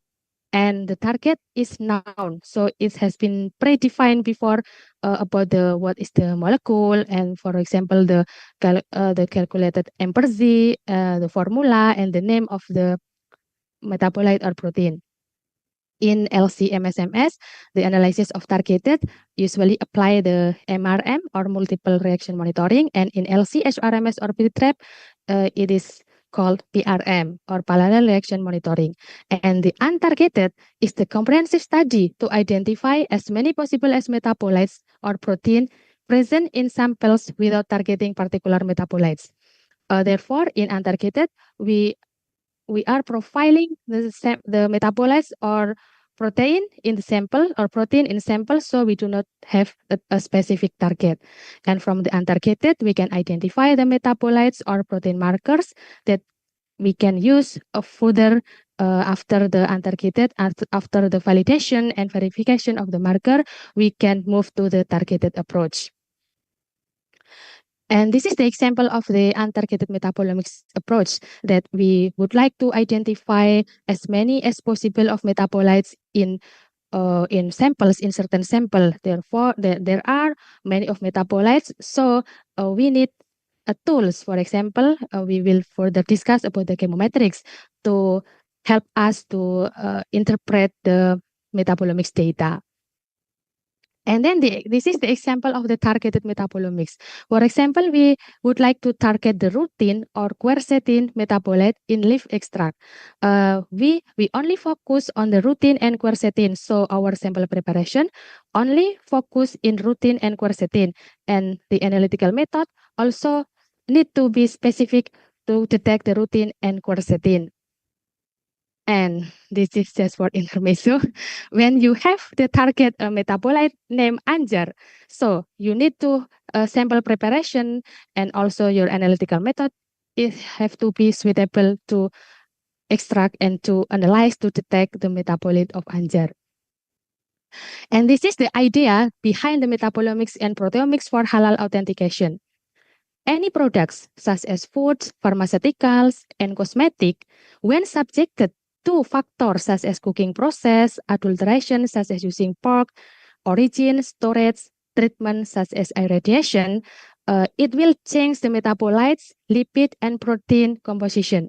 Therefore, the changes in metabolites and protein is useful for us, and we can determine about the changes. So, for example, when the foods, when we have a meatball made from beef, and then it is added with pork, so we can identify the protein from pork and what is the difference between the protein from meatball made from beef and from pork. Therefore, we can identify the specific metabolite or specific protein from the non-halal components using the metabolomics and proteomics. And first is the metabolomics. Metabolomics is defined as the high throughput analysis and characterization of metabolites in particular samples. And it is a complicated transdisciplinary science because it consisted of many types or many fields of research such as organic chemistry, analytical chemistry, chemometrics, bioinformatics, and bioscience. And the utilization of metabolomics has rapidly progressed in many fields of research, such as in food analysis, food authentication, in drugs, in medicine, in plant science, and etc. And according to the Muraya et al. 2020, metabolomics is defined as a comprehensive study on the metabolites of certain samples at a given condition. And the application of metabolomics on food authentication has attracted great interest. For example, it can be used to identify the changes due to the processing treatment, storage, substitution, and adulteration in food products. And among the metabolomic techniques, liquid chromatography high-resolution mass spectrometry has been preferred by many researchers to obtain maximum separation of a broad range of metabolites because it has high resolution, high sensitivity, and high selectivity. And what is a metabolite? Metabolite is any organic molecules or compounds detectable in biological system with a molecular weight less than 1,500 Dalton. And various type of metabolites, as we mentioned before, that there are various classes of metabolites such as oligonucleotides, sugar, nucleoside, organic acid, amino acid, ketones, aldehyde, amines, lipids, steroid, alkaloids, food additive, toxin, pollutants, drugs, and drugs metabolites. And this is the general metabolomic workflow. For metabolomics analysis, there are three main steps. The first is sample preparation, and the second is analysis, and the third is the data analysis. For the sample preparation, it is also one of the critical steps in metabolomics because we need a correct sample preparation to extract the metabolite that become our target.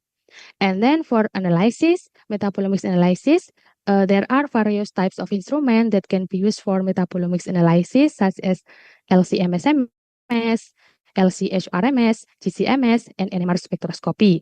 And for data analysis, it consists of the feature determination and metabolites identification using the databases, and then the statistic analysis, whether it is univariate or multivariate analysis. And this is the example of the non-targeted metabolomics workflow using LC-HRMS for halal authentication of meat and meat products. The first step is the sample collection and preparation. This is the example from raw meat and also can be used for meat products such as sausage and meatballs. And then the second step is the metabolite extraction, and then the untargeted metabolomics using LC-HRMS, and data processing and analysis to identify the metabolites content from the metabolomics measurement using LC-HRMS using the several databases such as the GAMSPIDER, MZCloud, and then chemometrics analysis. The first is the sample preparation. For example, this is metabolomics sample preparation which will be applied for meat products, for example, for halal authentication. And here, the sample preparation is important step because it depends on the purpose of analysis. When our target is the polar metabolite, so we need the polar solvent to extract. And when our target is non-polar metabolite, so we need the non-polar solvent to extract. And also whether it is targeted or untargeted analysis, because targeted and untargeted analysis require different sample preparation. For targeted analysis, we need sample preparation which can specifically extract the metabolite target or the protein target.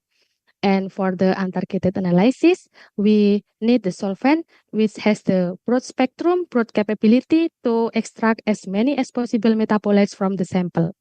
And so sample preparation, it depends on the target of metabolites. This is the example from the review paper, the solvent used in metabolomics analysis for plasma and tissue sample. And most of them, and in both of them, the solvent of methanol become the highest percentage to be used for metabolites extraction. And this is the example of the metabolomics extraction in meat products, which our research group applied in our lab. For example, from the samples of raw meat, and then the sample of meat products such as meatball and sausage were ground. And in here, we extract using the methanol and vortex, homogenized, sonicated, and then stored at -20 degrees Celsius for protein precipitation, and vortex again, and then centrifuge and filtered and placed into LC-HRMS vial to be analyzed using the LC-HRMS. And we have mentioned chemometrics before in metabolomics analysis, especially in untargeted metabolomics, chemometrics is very useful. It is an adequate statistical tool which can help us to manage the metabolomics data to be more interpretable and more understandable. What is the chemometrics? Chemometrics is a combination of mathematical and statistical process to process the multivariate data related to chemical measurement. And chemometrics has the capability to manage the huge metabolomic data. We analyze using the LC-HRMS or using the untargeted approach.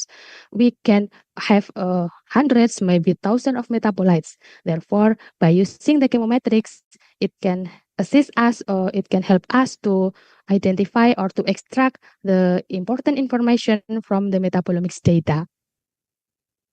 Now, generally, the chemometrics is divided into two categories. The first is pattern recognition, and the second is multivariate calibration. For pattern recognition, is divided again into two types: unsupervised pattern recognition and supervised. The unsupervised consists of, for example, principal component analysis or PCA and hierarchical cluster analysis or HCA. The unsupervised is a qualitative analysis. So the pattern recognition is a qualitative analysis, but in unsupervised is aimed to reduce the data dimensionality and to grouping the samples. And for supervised, for example, the discriminant analysis or partially square discriminant analysis or PLSDA, it is also a qualitative analysis which is used to discriminate and classify sample to build the models to validate the predictive properties. In unsupervised, because it is unsupervised, the information on the sample, we do not need to know about the information of the sample. But for supervised, we need to know about the information of sample because the samples must be labeled. And the multivariate calibration consists of multiple linear regression and then PLS, partially square or PCR. This is not PCR in DNA base, yeah. The PCR in multivariate calibration is principal component regression, not polymerase chain reaction. And this is the quantitative analysis, which is used to predict the target of analytes using the multivariate data that we obtain using the metabolomics data. And then the combination of LC-HRMS and chemometrics for metabolomics analysis, especially in halal authentication, is promising. For example, the LC-HRMS is capable of in-depth analysis of metabolites composition. It has high sensitivity, high specificity with high resolving power, and it is suitable for analysis of complex food sample. And the chemometrics is capable of processing huge data from chemical measurement, and it can be used for differentiation, discrimination, and classification, and it can be used to identify the discriminating metabolites potential for biomarkers. So this combination may provide valuable information to detect non-halal meats in meat products.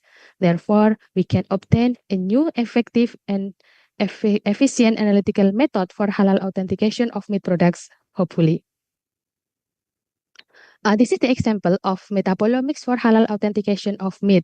This is the research that we are conducted in our research group in PRIN and with collaboration with UGM and also the Corpora Science. In here, we would like to detect the presence of pork in Pangasius hypothalamus meat or in patin fish meat. So we make a model that the patin meat is adulterated using the pork. And this is the LC-HRMS parameter example that we use in our analysis. We use the reverse phase technique to identify the metabolites using the mobile phase of water and methanol, both consisting formic acid 0.1% in gradient mode and running time 25 minutes. And for the MS-HRMS parameter, we use the Q-exactive or BTRAP using the untargeted approach with resolution 70,000 for full MS and 17,500 for DDMS2 or for MS2 for fragmentation. And we applied both positive and negative ionization mode. And this is the total ion chromatogram that we obtained from the LC-HRMS analysis. The figure A shows the patin, TIC of patin fish meat, and the figure B shows the TIC of pork. Generally, it has a similar pattern about the TIC of patin and pork. However, further analysis on the identification of the metabolites using against the databases such as MZCloud or GameSpider, we can identify the differences between metabolites contained in patin, fish meat, and pork meat. And using the chemometrics analysis, the figure A is the PCA results and the figure B is the PLSDA. From the PCA and PLSDA, the score plot of PHM is patin meat, this is pork, and this is patin meat adulterated with pork in various level. And because the score plot is appeared far each other in different cluster, it indicated that the patin fish meat has different metabolites composition with pork. And as long as the pork increase, the score plots appear closely near to the pork, and the pattern of PLSDA also the same with the PCA. Therefore, the chemometrics analysis can be used to identify the presence of pork in patin fish meat. And this is another example of the application of halal authentication using metabolomics, using LC-HRMS to identify the non-halal meats, pork and dog meat in raw beef meat. And this is the TIC of pork, dog meat, and pork meat. And then this is the PCA and PLSDA results, which can also be used to differentiate between pork and dog meat. The MR is dog meat, and this is the PCA, and this is the PLSDA in figure B. And the confusion matrix of PLSDA confirm the validity of the PLSDA to detect the pork and the dog meat adulteration with 100% accuracy. And this is the discriminating metabolites. Using the chemometrics of PLSDA, we can identify the discriminating metabolites to identify the metabolites important for discrimination of beef and beef adulterated with dog meat. Here, we cut the selection of the discriminating metabolites using the VIP value larger than 1.5 and the statistical significant with p-value less than 0.05. This is the distribution of its metabolites in its sample using the heat map. And this is another example of the application of LC-HRMS metabolomics for analysis of pork in beef meatball. Before we for analysis, we use for analysis the in raw meat. This is in meat products, which is meatball, and this is the TIC of the beef meatball and pork meatball. And generally, it is also showed a similar TIC, but when we further identify the metabolites composition, it differs each other because the PCA and PLSDA can be used to differentiate between beef meatball and pork meatball and beef meatball adulterated with pork at various level. And this is the quality control sample. The tight cluster of the quality control sample shows the high stability of the LC-HRMS method that we developed. And this is another example, still in meat products, but in sauces, using the LC-HRMS metabolomics and chemometrics to detect pork in beef sauces. And this is the TIC of beef sauces and pork sauces. And this is the score plot of the PCA in figure A and PLSDA to discriminate between beef sauces and beef sauces adulterated with pork. And this is the discriminating metabolites which are present in heat map to know the distribution in its sample. This is the application of multivariate calibration. We would like to predict the percentage, the levels of pork in meat products by using the partially square and orthogonal partially square. The high value of R square close to 1 shows the high accuracy of the model, and the high precision is shown by the RMSEE, lower RMSEE, and lower RMSECV, which associated to the lower error of the model. And then this is other application, for example, the application of metabolomics to analyze the dog meat in beef meatballs and to analyze the dog meat in beef sauces. And then we are moving to the proteomics. Proteomics is a comprehensive analysis of proteins and peptides in a particular sample at a given condition. As we know that an organism contains various of proteins such as enzyme, collagen, elastin, myosin, actin, hemoglobin, albumin, transferrin, insulin, myoglobin, and immunoglobin. Therefore, we can identify many types, as many as possible as protein in the sample by using the proteomics approach. Now, the proteomics strategy is divided into two types, bottom-up proteomics and top-down proteomics. The difference between the bottom-up and top-down proteomics is the digestion process.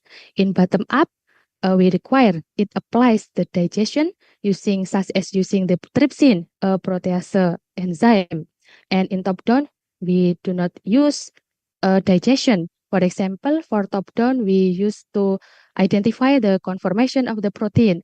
And for bottom-up, most of the halal analysis for halal authentication using the proteomics of bottom-up strategy. There are three main steps in proteomics analysis. The first is the protein extraction, and then the digestion, and then MS analysis. For protein extraction, it is important to select the solvent, the right solvent to extract the protein. Is the same as the metabolite. According to depends on our target and also depends the type of sample. For example, we can use maybe water just for extracting the meat, but we need maybe stronger buffer such as HCl and then urea or thiourea for complex food sample. And then the digestion step is the use of protease enzyme, for example, the proteomic trypsin, to digest the protein into peptides. And then the peptides was eluted in liquid chromatography and analyzed using MS analysis. And this is the protein identification workflow using the LC-HRMS from the protein extraction. And then we obtain the digest peptides using protease enzyme and analysis using LC-HRMS, and we obtain peptide chromatogram, and we analyze the chromatogram to identify the protein and peptides we obtain from the measurement. And for sample extraction, it depends on the sample type. So what extraction method is most appropriate? It is different using for the solvent extraction for meat, for products such as gummy candy or marshmallow, gelatin, soft capsule, and cosmetic, because they have different matrices and the complexity of the samples are different. So various extraction solvent can be used such as water, ammonium bicarbonate, pH8, and also trace HCl, and etc. So we need to use the right solvent to extract its type of samples. This is the example of the sample extraction in cosmetic and food confectionery. In here, they apply hexane into the sample for lipids removal. Maybe because in cosmetic, there are complex matrices. And then maybe the presence of gelatin in cosmetics is very low. Therefore, we need to remove the matrix other than gelatin so we can extract optimally. We can obtain the gelatin in good amount without masking with the lipids and other components in cosmetic products. And this is the example of the other types of sample. In here is meat. And here the paper used the extraction using the thiourea, urea, and EDTA. So they do not apply the lipid removal such as using the hexane as the cosmetic product extraction before.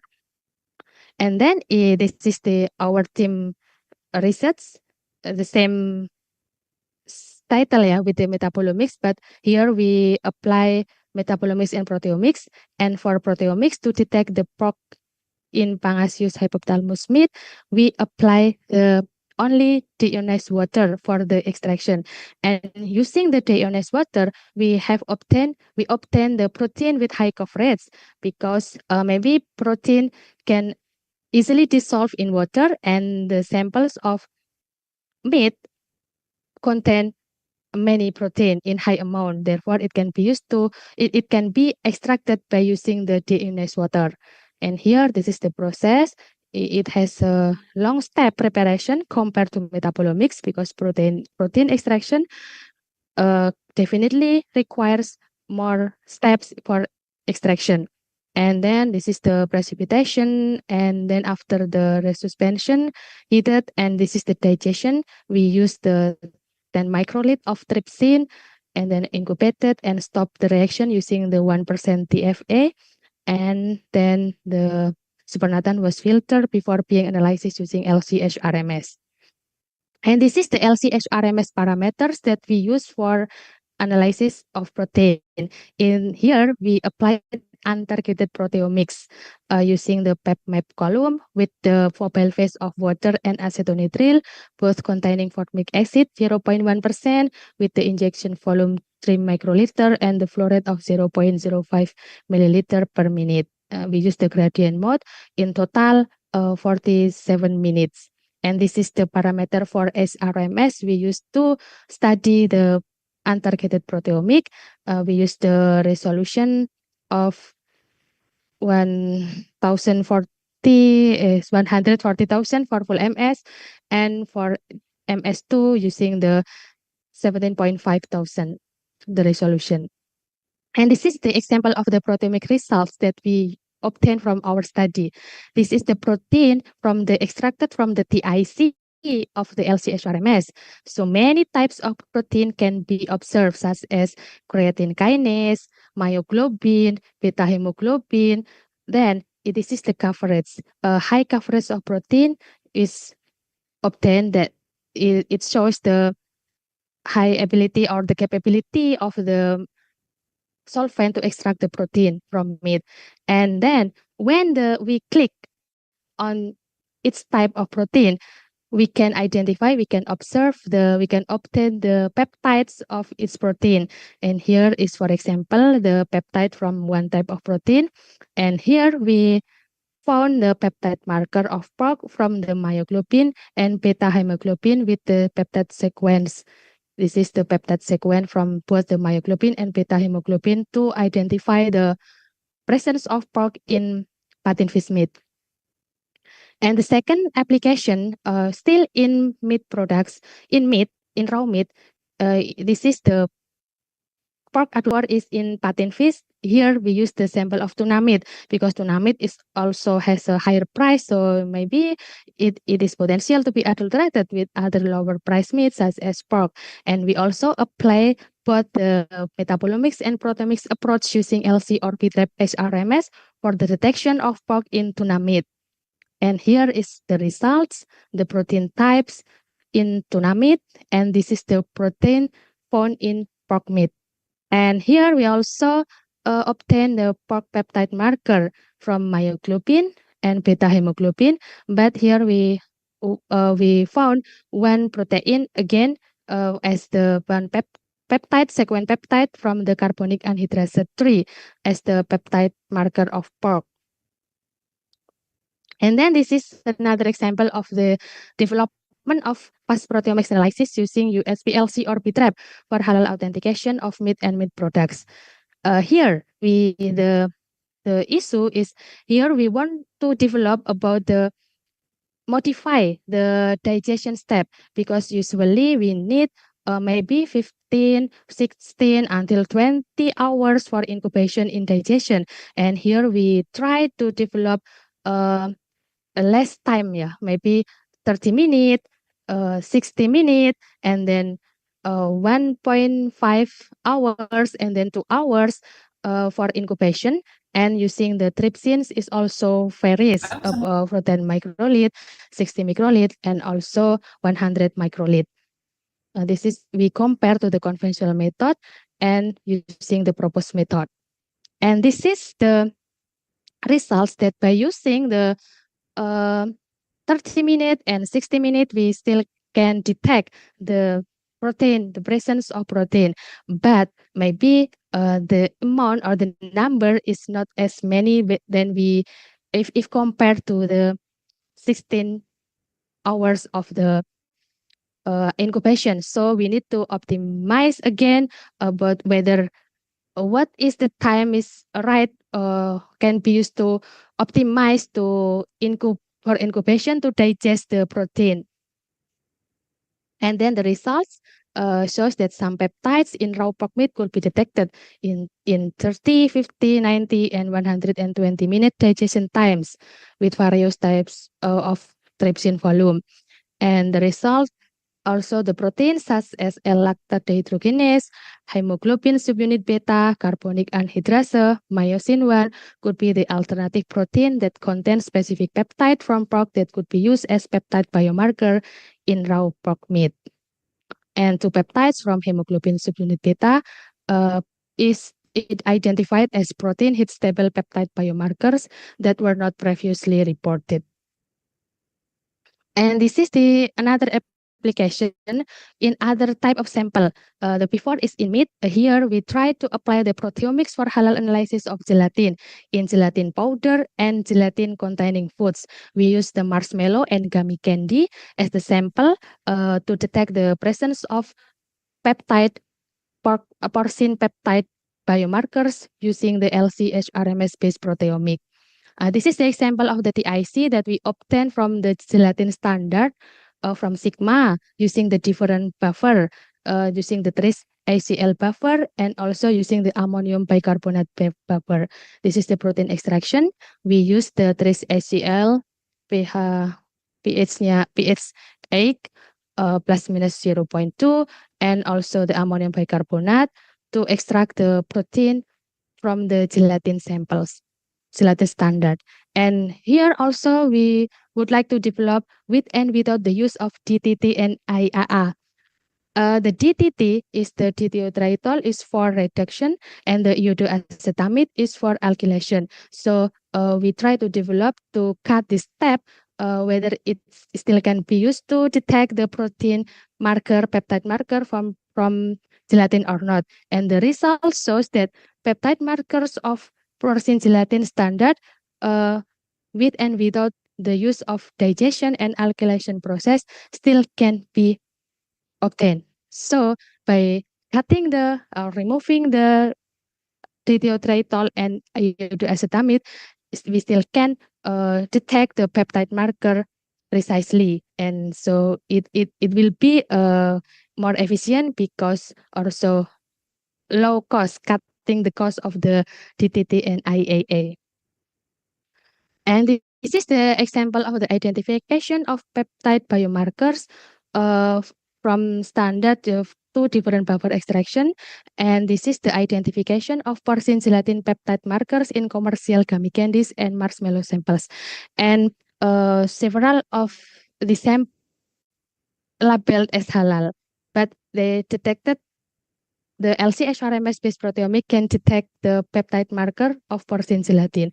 So maybe this is the importance of developing the analytical method with more sensitivity and specificity to detect the non-halal components, which maybe cannot be used, cannot be detected by previous method or conventional method.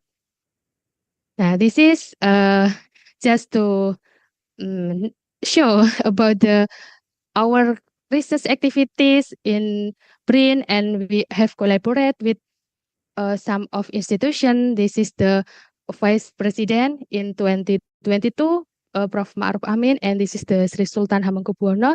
They came to the BRIN Gunung Kidul Yogyakarta, and they concern about and they support about the development of metabolomics and proteomics for halal authentication analytical method. And we also collaborate with the Corpora Science Research Laboratory to develop the proteomic and metabolomics. And also we collaborate with the International Institute for Halal Research and Training in HART in Malaysia. And we hope that we also can collaborate with Universitas Pajajaran, especially Dr. Putri. I know that you have also some publication and research focused on halal authentication. Hopefully we can collaborate in the future.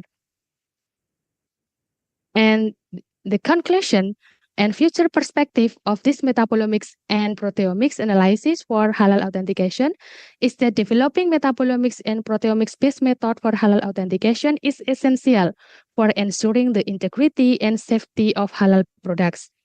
And then combining the metabolomics and proteomics provides a comprehensive approach to halal food authentication. This multi-omic strategy enhances the ability to detect and differentiate between halal and non-halal products more accurately. And certainly, continuous advancement in omics technologies and analytical methods are necessary to improve the accuracy and efficiency of halal food authentication process. So this is the end of my presentation. There is a quote that halal is not just about what we eat, but also what we wear and what we love. And thank you very much for your kind attention. But before I close my presentation, I still have a pantun to be delivered. Virtual rooms where ideas shine, bridging miles with every smile. Nice to meet you in this Unpad line. May our learning be worthwhile. Okay, thank you very much for your kind attention. Wassalamualaikum warahmatullahi wabarakatuh. The time is back to moderator to Dr. Putri. Okay, right. Thank you very much, Dr. Anjar, for your insightful and very comprehensive presentation. I'm sure the audience has gained valuable knowledge from your session. So before we proceed to the Q&A session, I think I would like to begin with a few questions. So Dr. Anjar, what is fundamental difference between metabolomic and the proteomics method? This is my first question. Okay, thank you very much, Dr. Putri, for the question. The fundamental difference between the proteomics and metabolomics is the first is the target. When the metabolomics, the target is metabolite, and when we use the proteomics, the target is the protein. And for some cases, maybe metabolomics is more suitable than proteomics, or vice versa. Proteomics is more suitable than metabolomics. It depends on the type of sample. Therefore, for example, when our sample is a gelatin, so it is difficult to detect the non-halal components, maybe using the metabolomics, but we still can use the metabolomics, but maybe proteomics give more sensitivity or more reliability to detect the protein or peptide marker from gelatin than using the metabolites. But the fundamental differences, for the target. So we need to know about the target and the type of sample, so we can apply the correct approach. But maybe when we can use the integration between metabolomics and proteomics, it is better when we use the multi-omics approach. Okay, right. And also, I want to ask while we are waiting other participants to ask. So the second question is, do you know in our food technology, there are trends, the new technology and innovation, including the culture meat or lab-grown meat. So how do you view this technology from the perspective of the halal principle? And it can be used, this method, the omics method, to authenticate the lab-grown meat. Okay, thank you very much, Dr. Putri. This is quite difficult issue, about the culture meat. Maybe some people do not agree using the culture meat, maybe because they need to make sure about the source of the meat.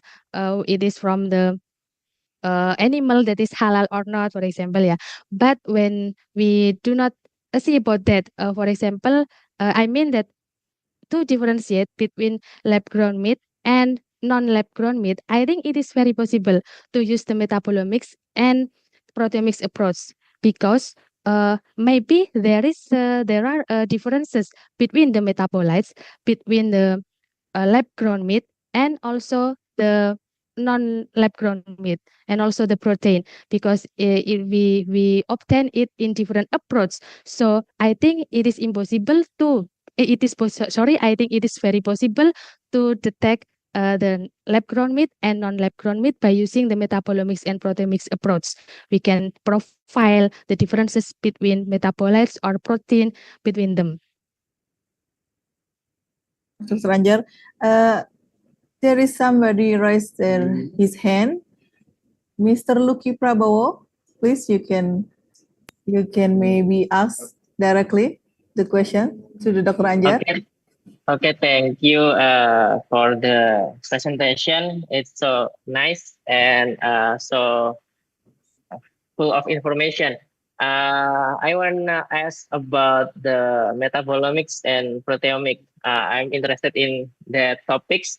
As we know, in metabolomics and proteomics generate a lot of data. So how do we prepare the data before doing statistical or chemometric analysis? And after that, what can we do with the chemometric result, like the metabolites or proteins that help us to tell the samples apart? Thank you. Okay, thank you very much, Mr. Lucky Prabowo from Brinia for the question. The first question is about how is the pre-processing steps for the data that we obtain from the metabolomics and proteomics. Yeah, before the chemometrics analysis, we need to pre-process the data. For example, in the software for metabolites identification, there is such a background correction, baseline correction, and then metabolites identification. And after we are retention time alignment, and then after we obtain the metabolites data, then or proteomics data, then we go to the chemometrics. And before we are going to the chemometrics, for example, some of the normalization step is required, such as whether it is using Pareto scaling or auto scaling. What is the purpose? The purpose is to obtain or to get the good distribution data, because the data that can be used for further analysis they should have a good distribution. So there is the pre-processing step that we need before the chemometrics analysis. And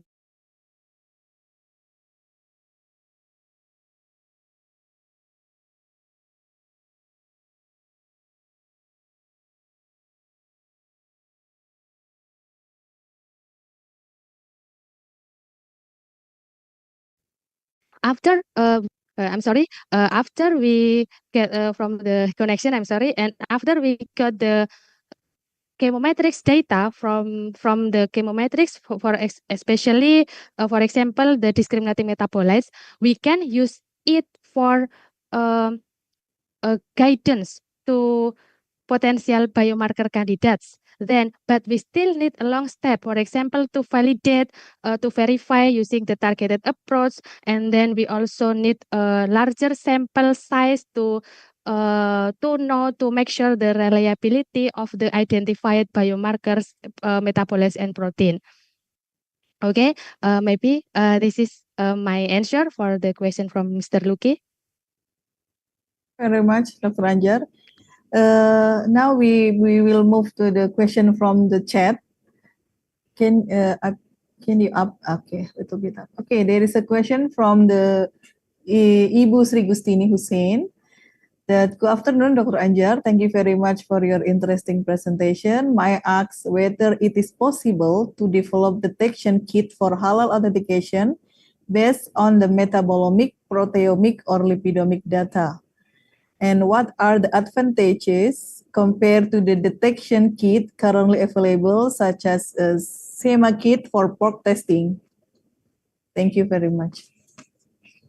Okay, thank you very much for the question.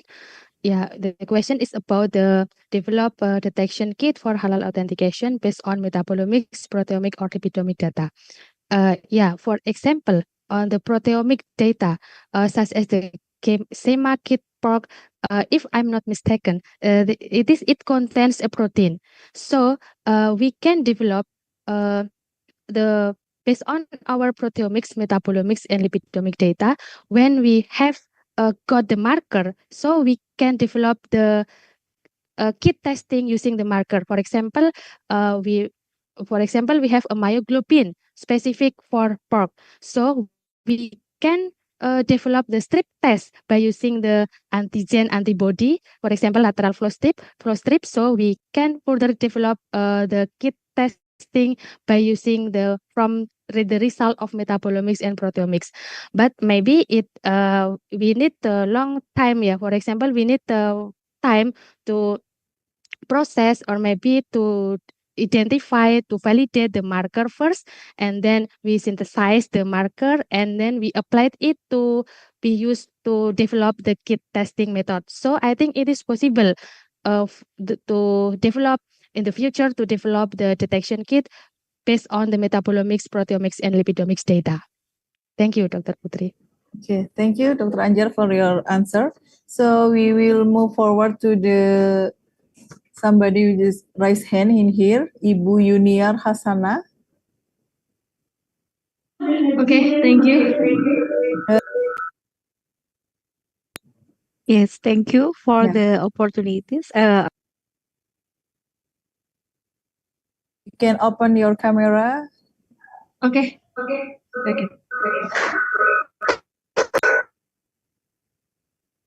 Okay, thank Thank you for your nice presentation, Bu Anjar.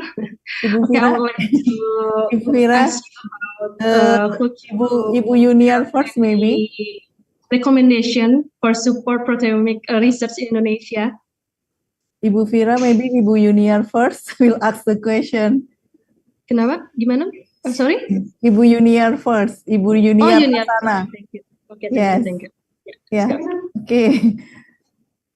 Yes. Okay, thank you for the moderator. I will ask to Ms. Anjar about the interesting presentation. I think. You said that from the presentation, the research described here mostly use LC-HRMS for proteomic and also metabolomic. As we know that using LC-HRMS is very expensive. Okay. And why you use LC-HRMS to your research, and can the method be applied in LPH? Thank you. Okay, thank you very much, Bu Yuniar, for the question. The question is about the application of LC-HRMS is very expensive. Yeah, I'm sure I agree that LC-HRMS is very expensive for the metabolomics, proteomics, and lipidomics analysis. But here, the LC-HRMS can be used to untargeted analysis. It offers the powerful strategy, powerful tool for untargeted analysis. And it is very important when our samples does not have the marker, it has not been found before. So we can identify, we can profile the metabolites or lipid or protein using the LC-HRMS first, because LC-HRMS, although it is expensive, but it has high sensitivity and high resolution and high selectivity compared to LC-MSMS or LC-MS and GC-MS. Therefore, maybe when the first we need to use the LC-HRMS, even though it is very expensive, but after we found the marker, the biomarker, protein, metabolites, or lipids, we can apply use the LC-MSMS or just LC-MS. So when we have already a validated marker that we found from the LC-HRMS, we can use the validated marker, not using the LC-HRMS. We can just use by using the LC-MS and LC-MSMS. So I think it can be applied to the LPH or LPS, because maybe most of them do not have the LC-HRMS, but they still can apply using the biomarker, using the LC-MSMS or LC-MS. Okay, maybe here my answer. Thank you very much. Okay. Due to our strict time, so maybe one more question. This is from the chat room. This is from Bu Ayu Septi Anggraini. Good afternoon, Dr. Anjar. Thank you for your insightful presentation.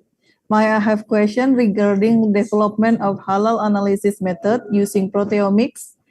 Has their specificity been guaranteed, and has it been determined which peptide markers are used for detection? Thank you very much. Okay, And thank from you very Bu much. Ayu. Yeah, Bu Ayu Septi. This is also, I noticed that it is from Prin. Bu Ayu Septi, thank you for your question. Regarding the development of halal analysis using the proteomics, maybe you mean that the specificity of the markers, yeah, of the peptide markers, has been guaranteed. And yeah, in the research of proteomics, the peptide markers is identified from the UniProt using the FASTA. We plus the source, any types of source. For example, when we want to identify the protein marker or peptide marker from porcine, then we plus it in silico in UniProt by using the FASTA protein of all samples that may be possible for the sources of gelatin. Therefore, we can identify which is the specific peptide marker only specific for porcine. And from the previous literature, the published literature, they state the marker based on that, based on the in silico screening. And then for the validation, for the determine which peptide markers are used for the detection. We need the consolidation, yeah. For example, now in Indonesia there is no regulatory, if I'm not mistaken, about the peptide markers. What is the peptide markers of porcine that are used for detecting the non-halal component of porcine? For example, maybe we have 14 peptide markers from the in silico, but which peptides can be used for the detection? Maybe we need consolidation or discussion to make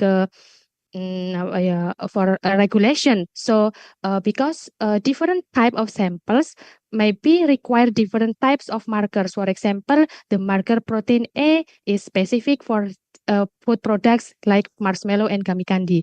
But when we apply for the cosmetic, maybe this marker does not appear. We cannot detect this marker because of the processing step. So we still need the discussion maybe with the halal authorities agencies and the regulatory bodies to make the concern about that.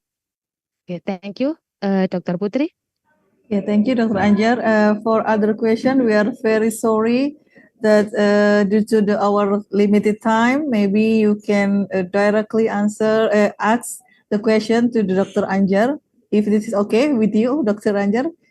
If the question, maybe they will ask to in your email or something like that. Okay, yeah, you can thank contact you. me via email. Yeah, thank you very much. Okay, thank you, Dr. Anjar, for your excellent answer and for sharing with us your expertise today. So I believe our audience has benefited greatly from your insight. So to summarize briefly, Dr. Anjar has explained to us the principle and application of the omic-based approach, including metabolomics and proteomics, and for halal authentication. And also, we already we had engaged in discussion and thoughtful discussion from all participants. So at this moment, we would like to present the certificate of appreciation to Dr. Anjar as our distinguished speaker.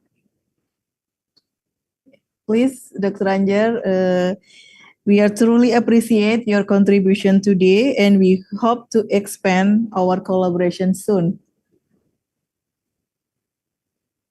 Okay, thank you very much, Dr. Putri, especially to the Faculty of Industrial Technology, Pajajaran University, and hopefully we can collaborate after this. Thank you. Okay, thank you, Dr. Anjar. Okay, ladies and gentlemen, thank you very much for joining us today in the session of the VMP 2025. So I hope you gain meaningful insight and knowledge about the halal system And I will give my speech to the MC. So have a wonderful afternoon, everyone. Assalamualaikum warahmatullahi wabarakatuh.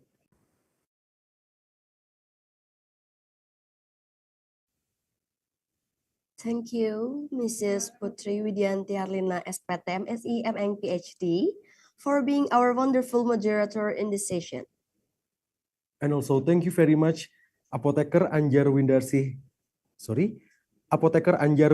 M. Pharmacy Science, PhD, for giving such an informative and comprehensive presentation for the third part. As a token of our appreciation, we would like to give a certificate to Mrs. Putri Widianti Harlina, SPT, MSc, MN, PhD. To do that, once again, we would like to invite Mrs. Putri Widianti Harlina, SPT, MSc, MN, PhD, to accept the certificate.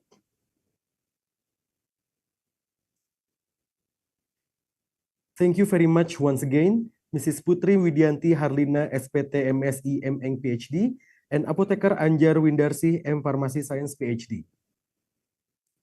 Ladies and gentlemen, esteemed guests and participants, as we continue our Halal Focus program, let's relax for a moment and enjoy this entertainment video before we move on our next speaker. We are about to watch the virtual Song Ujo performance, a captivating showcase that beautifully represents the rich heritage of Indonesian arts, especially from West Java. This performance promises to take us on a mesmerizing journey filled with traditional music and performance.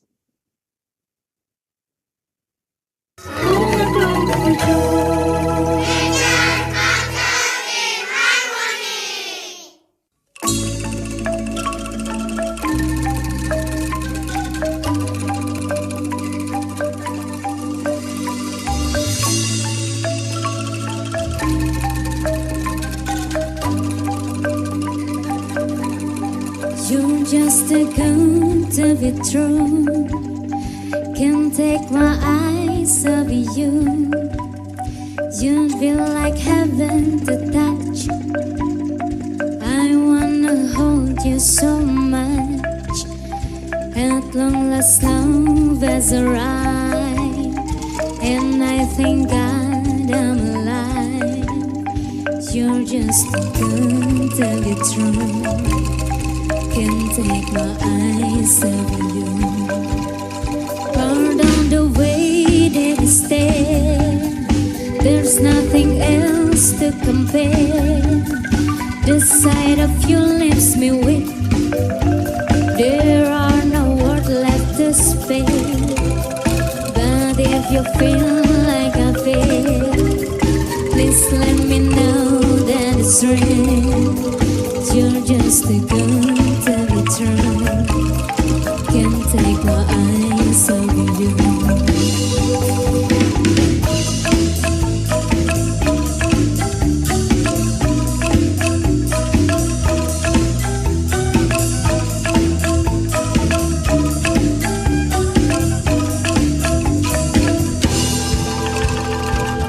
I love you, baby, and if it's quite alright, I need you, baby.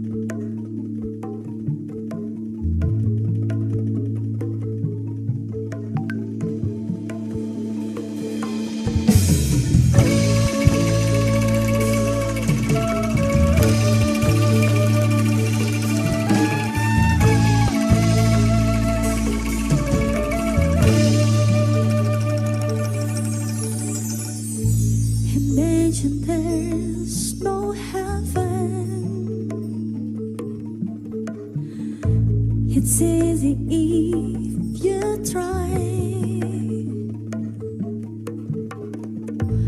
No hell below us,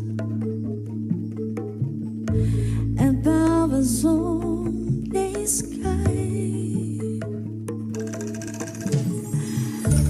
Imagine all the people living for today. Imagine there's no countries. It isn't hard to do. Nothing to kill or die for, and no religion too. Imagine all the people living for today.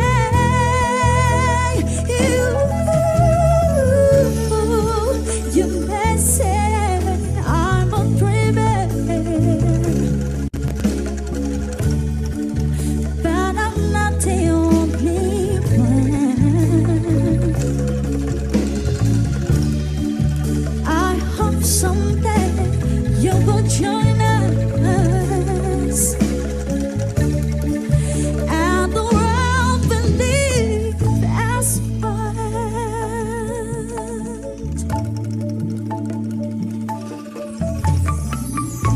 Imagine no possessions. I wonder if you can. No need for greed or hunger.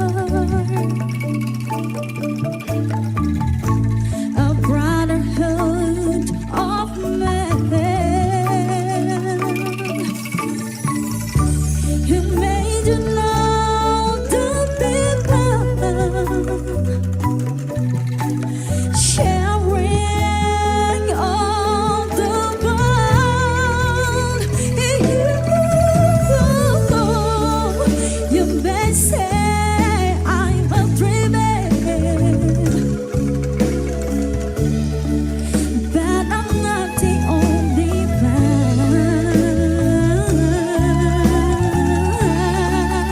I hope someday you will join us, and the world will live as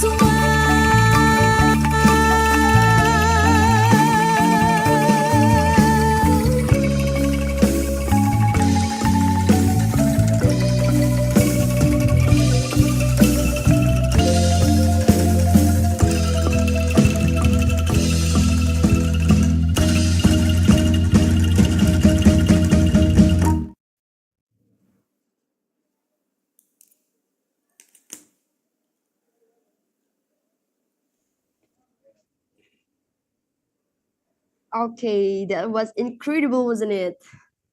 Usually, angklung is played by a whole group, but each person holding just one note. But this time, all the notes were played by just one performer, and it comes straight from Saung Angklung Ujo, one of the most iconic cultural centers in Indonesia. Truly amazing. The Saung Ujo presentation truly showcased the beauty and depth of West Java rich cultural heritage. The blend of traditional music and the skillful performances was absolutely mesmerizing. We are honored to witness such a beautiful experience of Indonesian art. Thank you to everyone involved in creating that stunning video. Okay, but we have another performance. This is kind of dance, but the dance from Indonesia. Indonesian's dance, okay. Yes, the exact place is from West Java. The dance called Tari Merak. It performs by Lises Unpad. Lises, who is an organization from Universitas Padjadjaran. And with help by our students also. And let's check the performance together.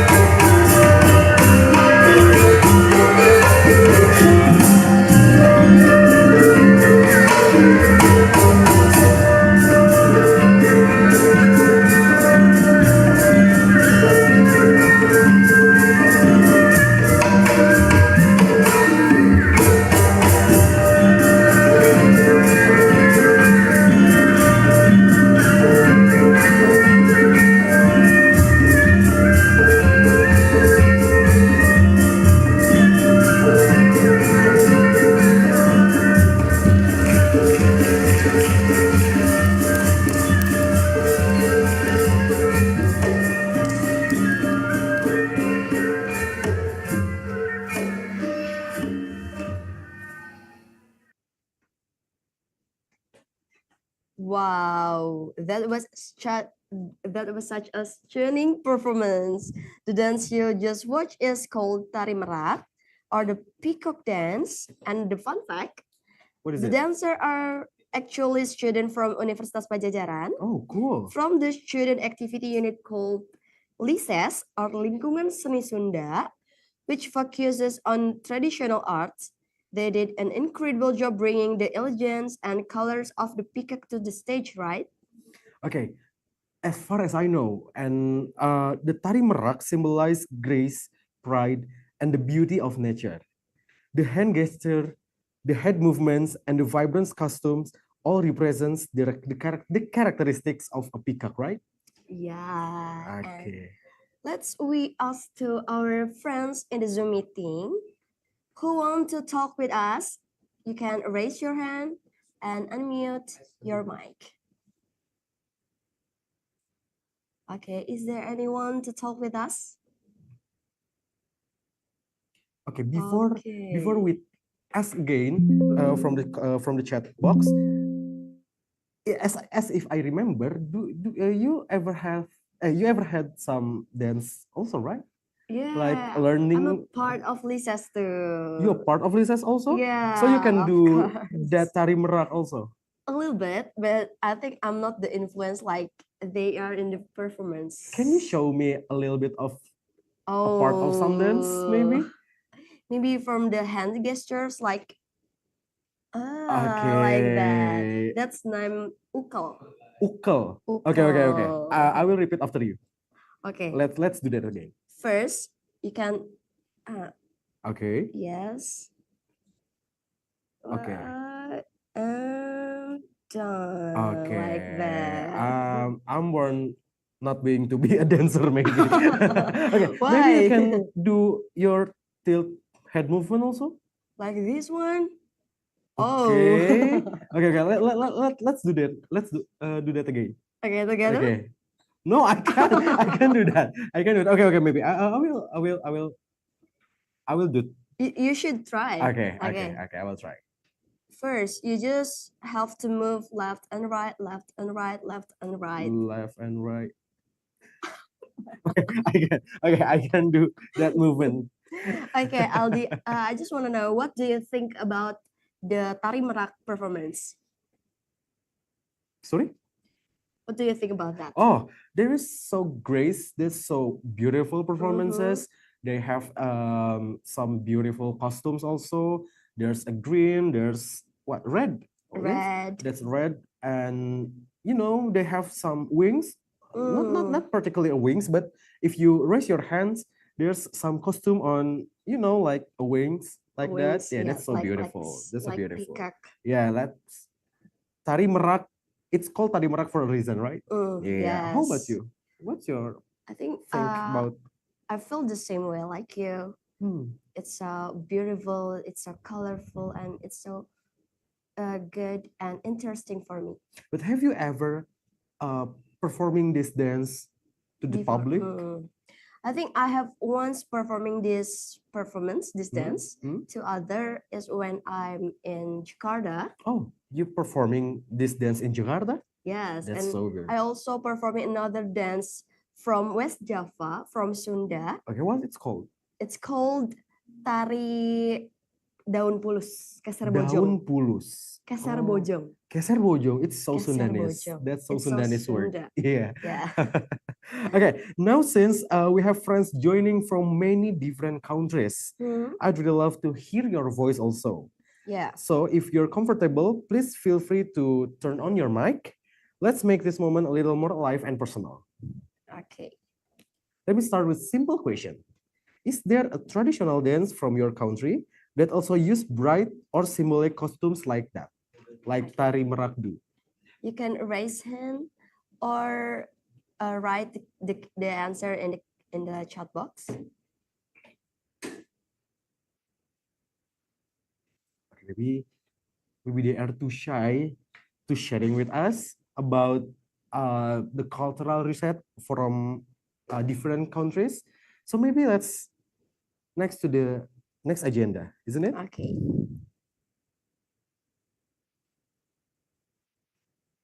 Okay, before we move on to the next session, we would like to give a quick reminder for all participants. Our second attendance for today will be shared again shortly in the chat box.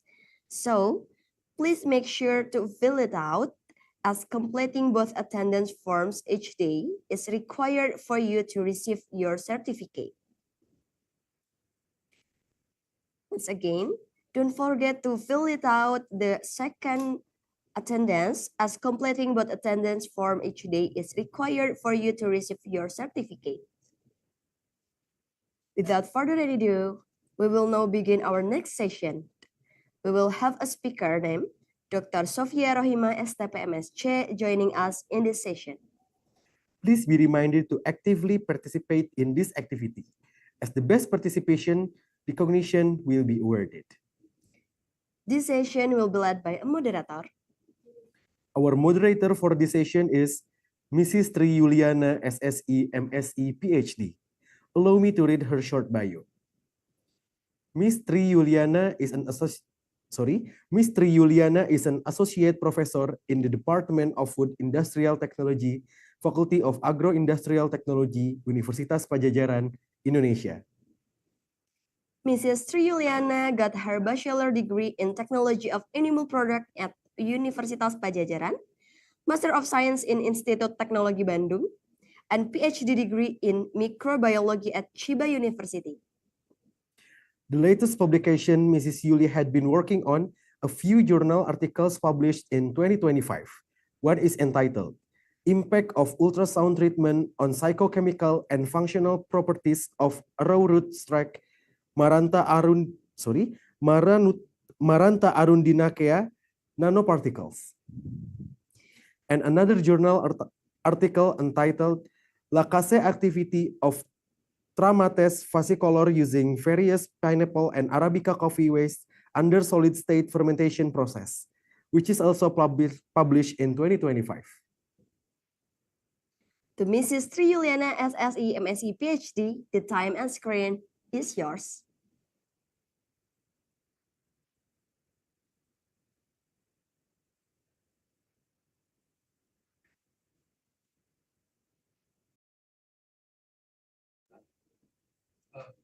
Sorry, Mrs. Tri Yuliana, you can unmute your mic, please.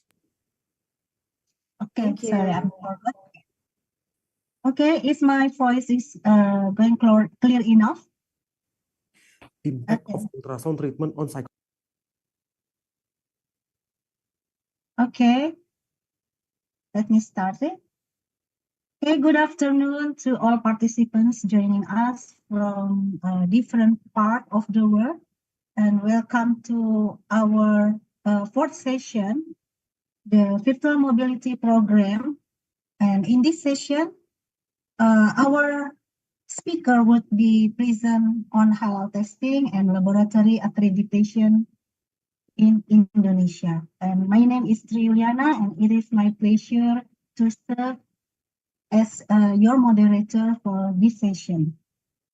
Ladies and gentlemen, I would like to introduce our speaker, Dr. Sofia Rahima. Dr. Sofia Rahima is graduated from bachelor degree in food technology from Universitas Padjadjaran, Indonesia, and continued to a master degree at the University of the Hohenheim, German, and followed by the doctoral degree in agricultural sciences, Universitas Padjadjaran, Indonesia. And thank you to Dr. Rahima for being here. Now, so in this session, we will explore with Dr. Rahima about how halal testing conducted in Indonesia, continued by the accreditation mechanism that ensure laboratory competence, as well as the alignment between Indonesian system and global halal standard. Yeah, and thank you to Dr. Rahima. And now I would like to invite Dr. Rahima to begin the presentation. Dr. Rahima, time is yours. Okay, Assalamualaikum everyone. Hello Ibu Yuli, hello all the committee. Yes, shall I begin the presentation, Ibu Yuli? Yes, sure. Okay, I need permission to share my slides. So I would like to share my own slides because it's easy for everyone, I think. Okay, can I? Okay, it's already.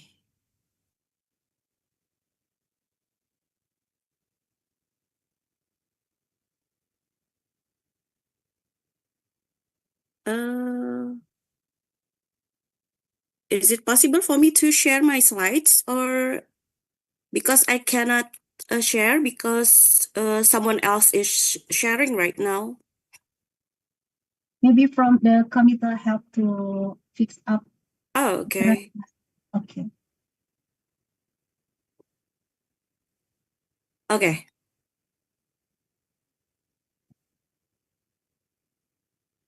Okay, can you already see my slides? Yes, I think. Okay.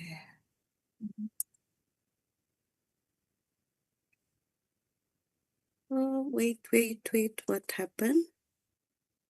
I think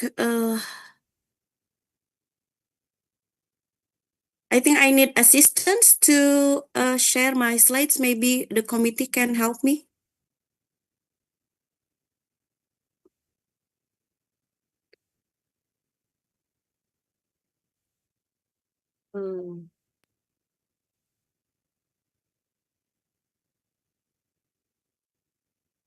Any problem with Yes. Dr.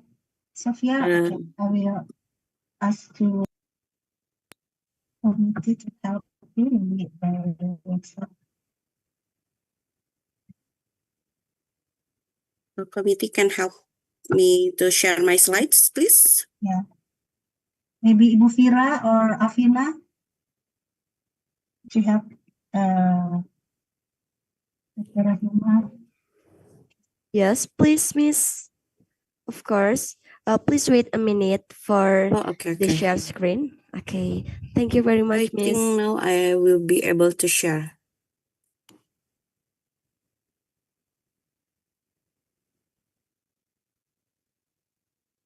Is it okay right now?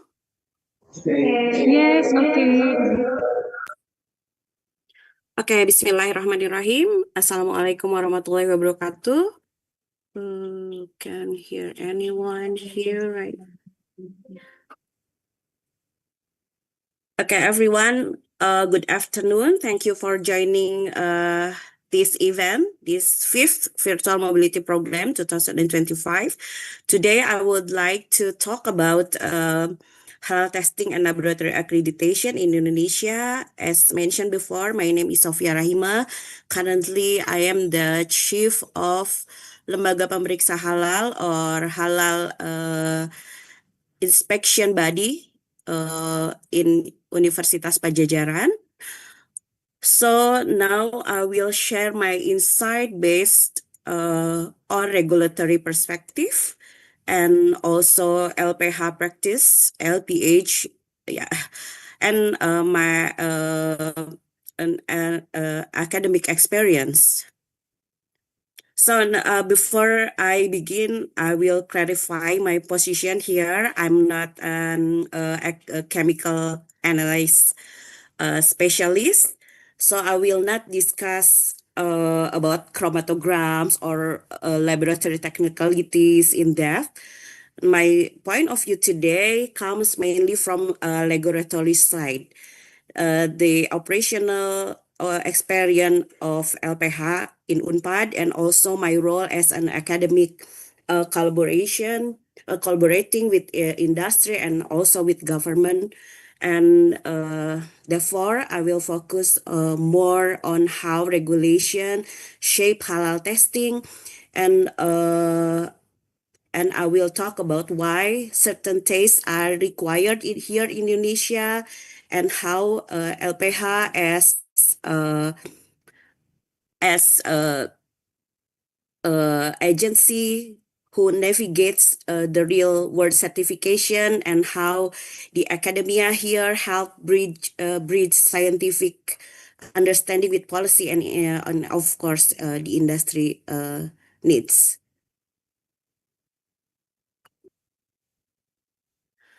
Okay. So the question is why halal testing matters, yeah. In Indonesia, we are often described as a potential halal giant, but I believe that it's not only just a potential anymore because currently we are the world second largest Muslim majority country. So naturally we have an enormous domestic halal market. With the implementation of mandatory, earlier this morning, someone asked about is halal mandatory in Indonesia? The answer is yes. Halal is mandatory in Indonesia. The number of halal certified products has grown very rapidly, and this creates a massive halal market. Just in October, by October 2025, Indonesia has certified 9.6 billion halal product. This is, I think, an extraordinary number, unmatched anywhere else. This scale creates both opportunities and challenges. It opens market and export potential, but also require a very robust system on halal assurance, including testing and laboratory capacity to maintain the public trust. So our halal system stands on three major pillars: the law of 33 2014, and also our government regulation 42 2024, and also for the lab becomes this ISO 17,025 becomes the backbone for halal laboratory accreditation. It ensures that any halal test used in certification is scientifically valid, reproducible, and also competent according to international standard, of course. Now, before we continue, it is important to us to clarify that halal testing in Indonesia is not driven only by BPJPH as our regulator and administrator, and also not only by MUI, our ulama, which has Islamic authority, and also by CAN, we call it CAN. It is our accreditation body for laboratory, and also more important, LPH as inspection body also who conduct halal audits and determines the testing. And also LPH has to coordinate sample collection with credible labs, interpret the result, and bridges industry documentation with scientific evidence for further certification decision. So we can say that LPH is the one who perform the audits here in Indonesia. So during this audit process, LPH must decide whether a product needs to be testing in laboratory. And also LPH responsible for verifying the document, identifying the high-risk ingredients, also detecting inconsistency, and sending the sample to accredited laboratories. So in many ways, we can say that LPH is the operational center of halal testing. The one connecting documentation, laboratory evidence, regulatory requirements, and also religious decision making. So for LPH, laboratory competence is not optional.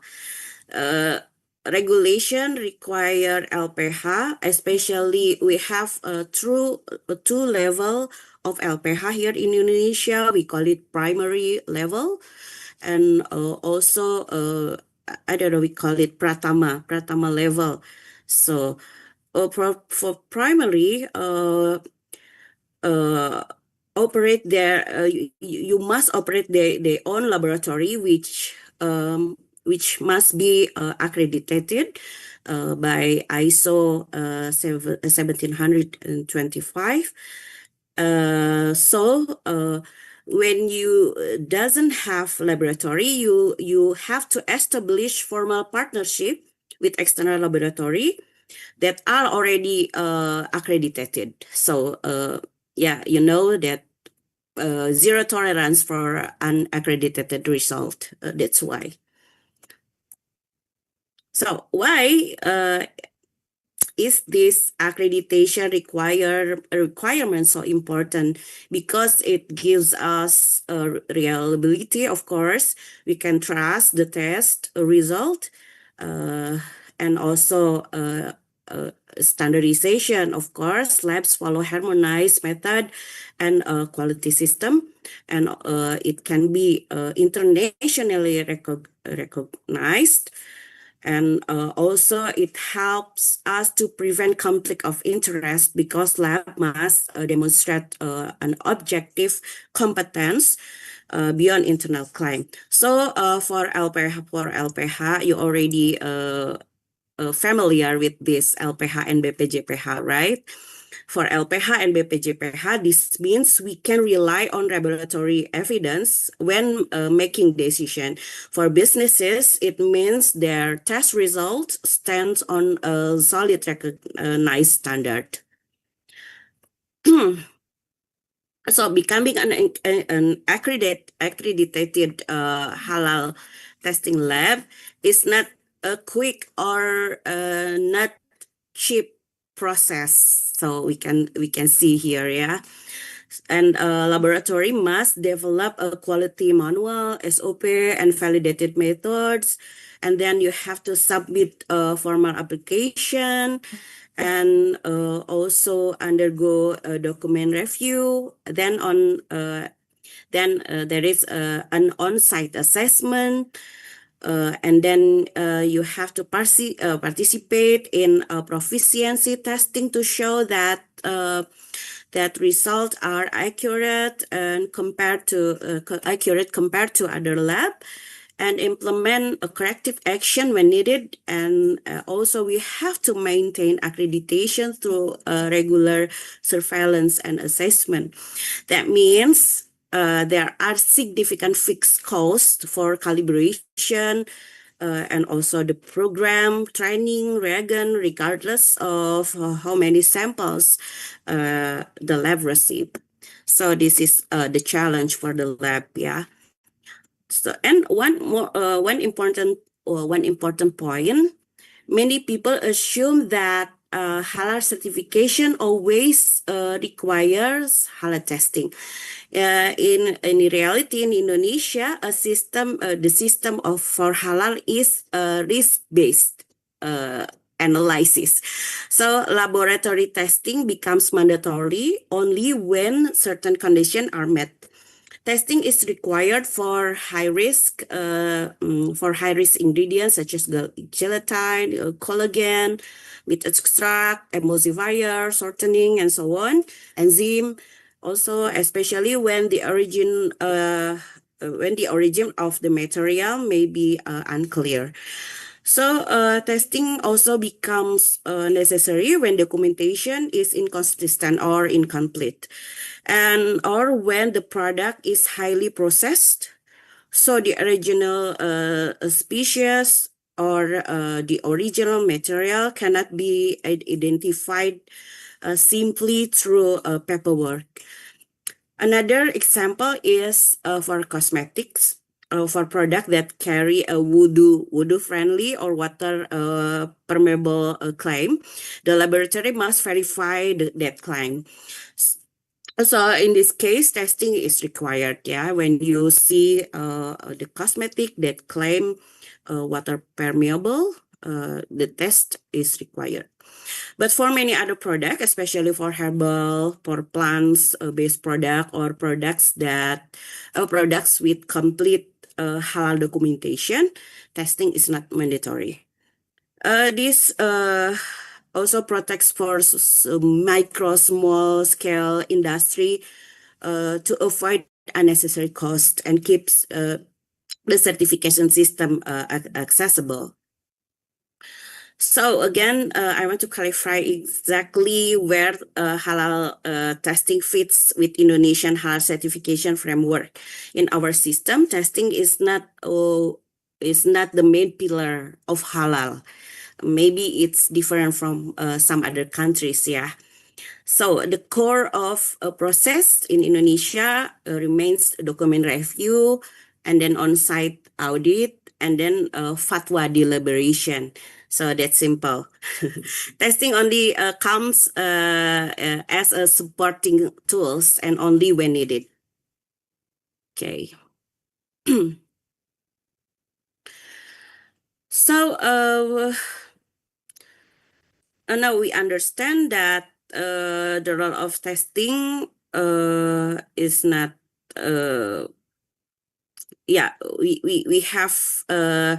we have the methods that align for testing. Yeah, we have the method that align with SNE standard, national Indonesian standard. SNE, we call it Standard National Indonesia, and accepted by, of course, by BPJPH, also with CAN, and also recognized by LPH, and also by our ulama MUI. And it is a valid halal verification tools. We have 4 broad categories actually here. DNA-based method, primarily PCR and real-time PCR, used especially for detecting porcine DNA or verifying species identity, and this is very reliable even in high processed product. Yeah. And also we have method for protein-based method. Mainly we using ELISA or immunoassay. And then also it is useful when DNA is degraded or when protein marker are more specific to the ingredient. We can also perform chemical or lipid-based method. We can use GCMS, GCFID, and so on. We can use it to detect lard, ethanol, fatty acid profiles, or chemical marker. Also, we can use it for essential oil, shortening, flavoring agent, gelatin, and also fermented beverages, I guess. And then one important testing. One other important testing is alcohol testing.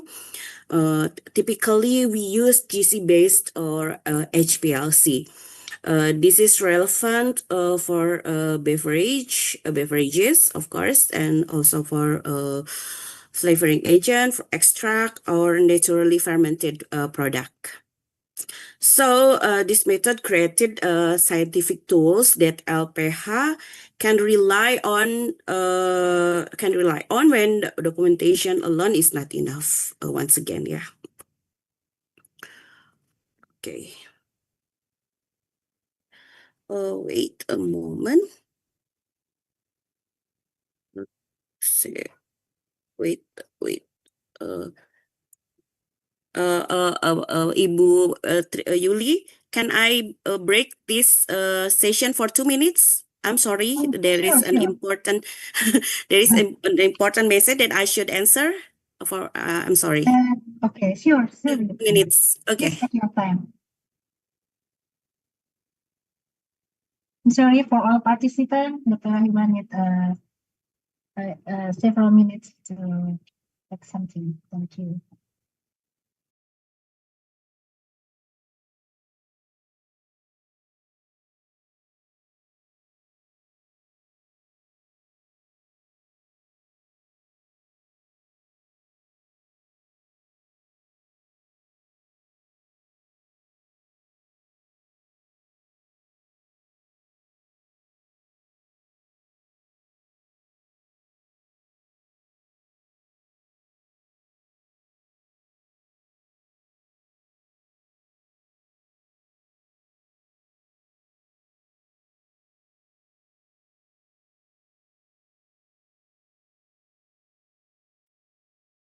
While waiting, Dr. Rahima coming back, all participants, don't forget to fill attendance form on the chat room. Thank you. I'm sorry for the short break. Thank you. Now I'm back. Sorry, I have called from BGN. Welcome Okay. back. Okay. You can continue. Okay. Now we talk about DNA method recognized by SNE here in Indonesia called SNE 8076. So this is one sorry.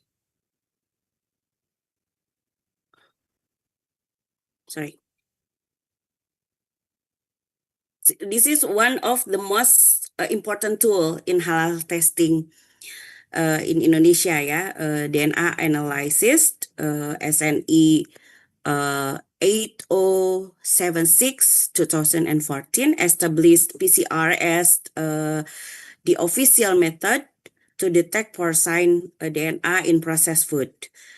Because DNA can survive,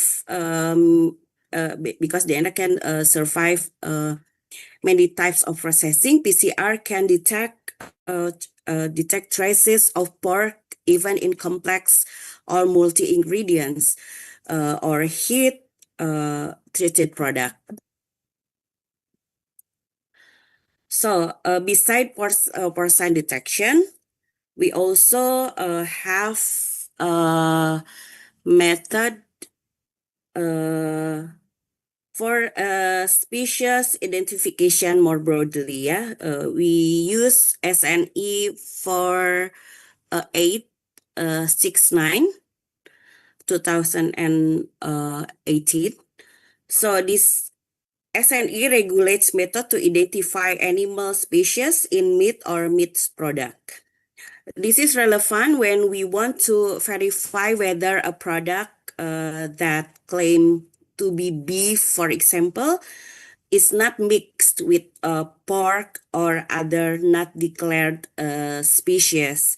In the halal context, this help us to address adulteration and also fraud that many times happen in Indonesia, for example, especially in processed meat products. Okay, next we move to protein and chemical method. ELISA is often used to detect species specific protein. Includes from a porcine source, of course, especially when DNA may be degraded. And also we can use chemical and lipid analysis method. We use GCMS, GCFID, or FTIR. This can also use to measure ethanol contents in beverages that detect lard or other fat-based materials. This method are also anchored in various SNE standard for food testing. So together with DNA methods, of course, they give us a multi-layered approach in halal verification. And also I think gelatin deserve a special mention, because it is one of most critical ingredients in halal certification.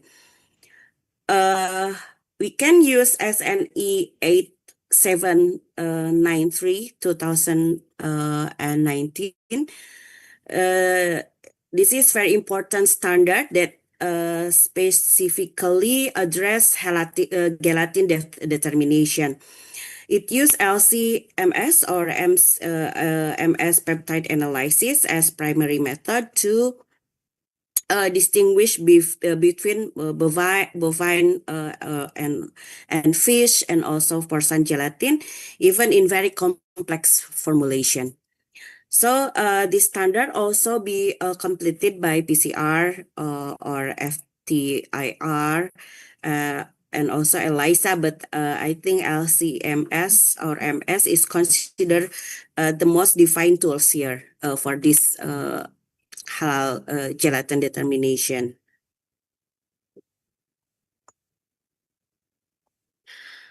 So now we come to very important question, when testing actually required, even I already mentioned earlier. So Indonesia applies a risk-based approaches. So testing become necessary when there are documentation inconsistencies. For example, when supplier declare contradict other evidence, ingredient specification not so clear, and also when supply chain documentation contains gap. So we need to test the ingredients, and also when high risk material is using, For example, for products contain gelatin, and also collagen, certain emulsifier, meat extract, enzyme, fats, and so on. And also when products are highly processed, so you cannot longer visually identify the origin of the ingredients. confusing what is the ingredients, what are the ingredients. So we need to compromise it by halal testing. And also there are borderline issue such as low level ethanol, for example, from natural fermentation or product from a shared facility where contamination is possible. So we need testing. So in short, testing is not random. It is triggered by specific risk factor. So you cannot say in any time to test your products. So you need a reasonable reason to perform this test.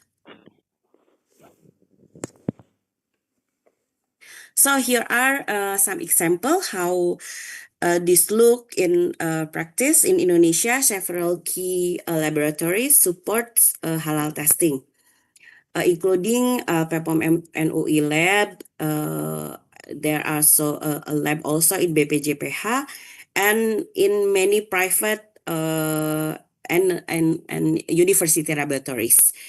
So the typical services includes porcine DNA detection for food, for pharmaceutical and flavors, also protein-based testing for gelatin and animal derived ingredients, for external qualification in beverages, and also for cosmetics. Sometimes water availability testing, you need this test to support a wudu-friendly claim. So halal testing is not always about food. It also expands to pharmaceutical and cosmetic.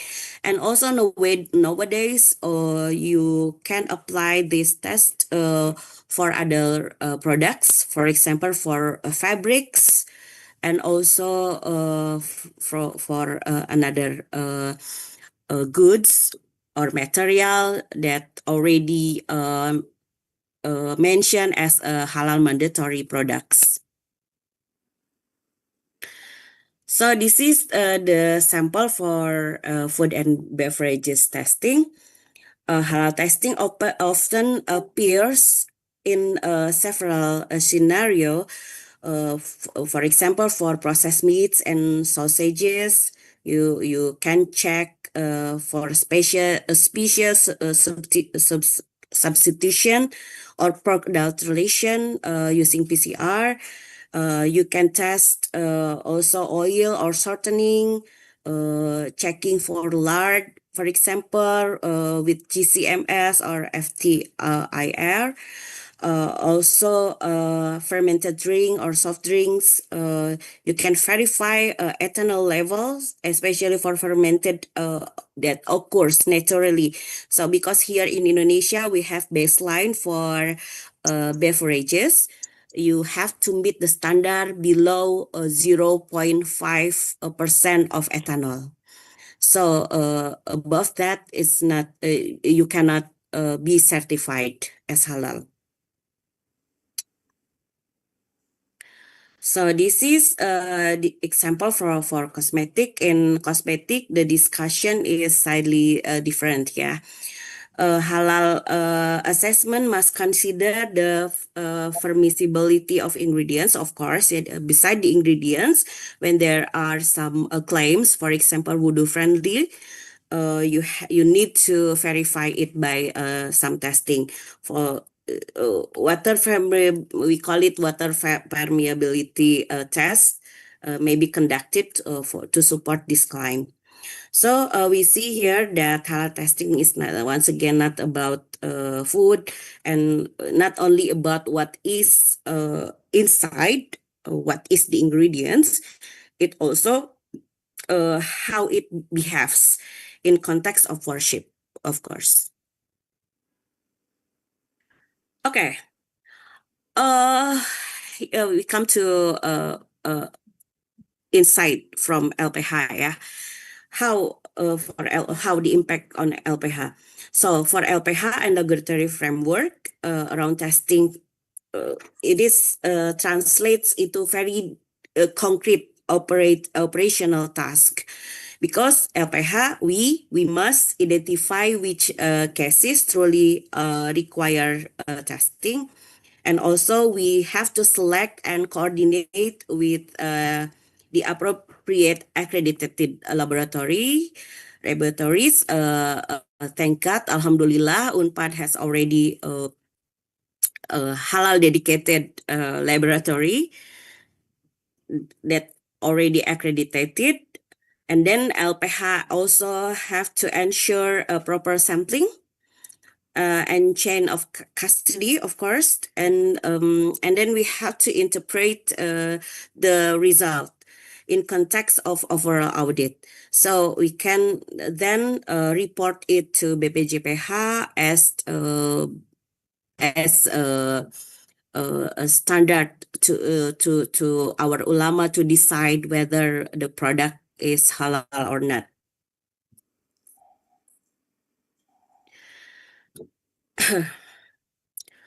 Okay, so and also this has directly implication for capacity and governance.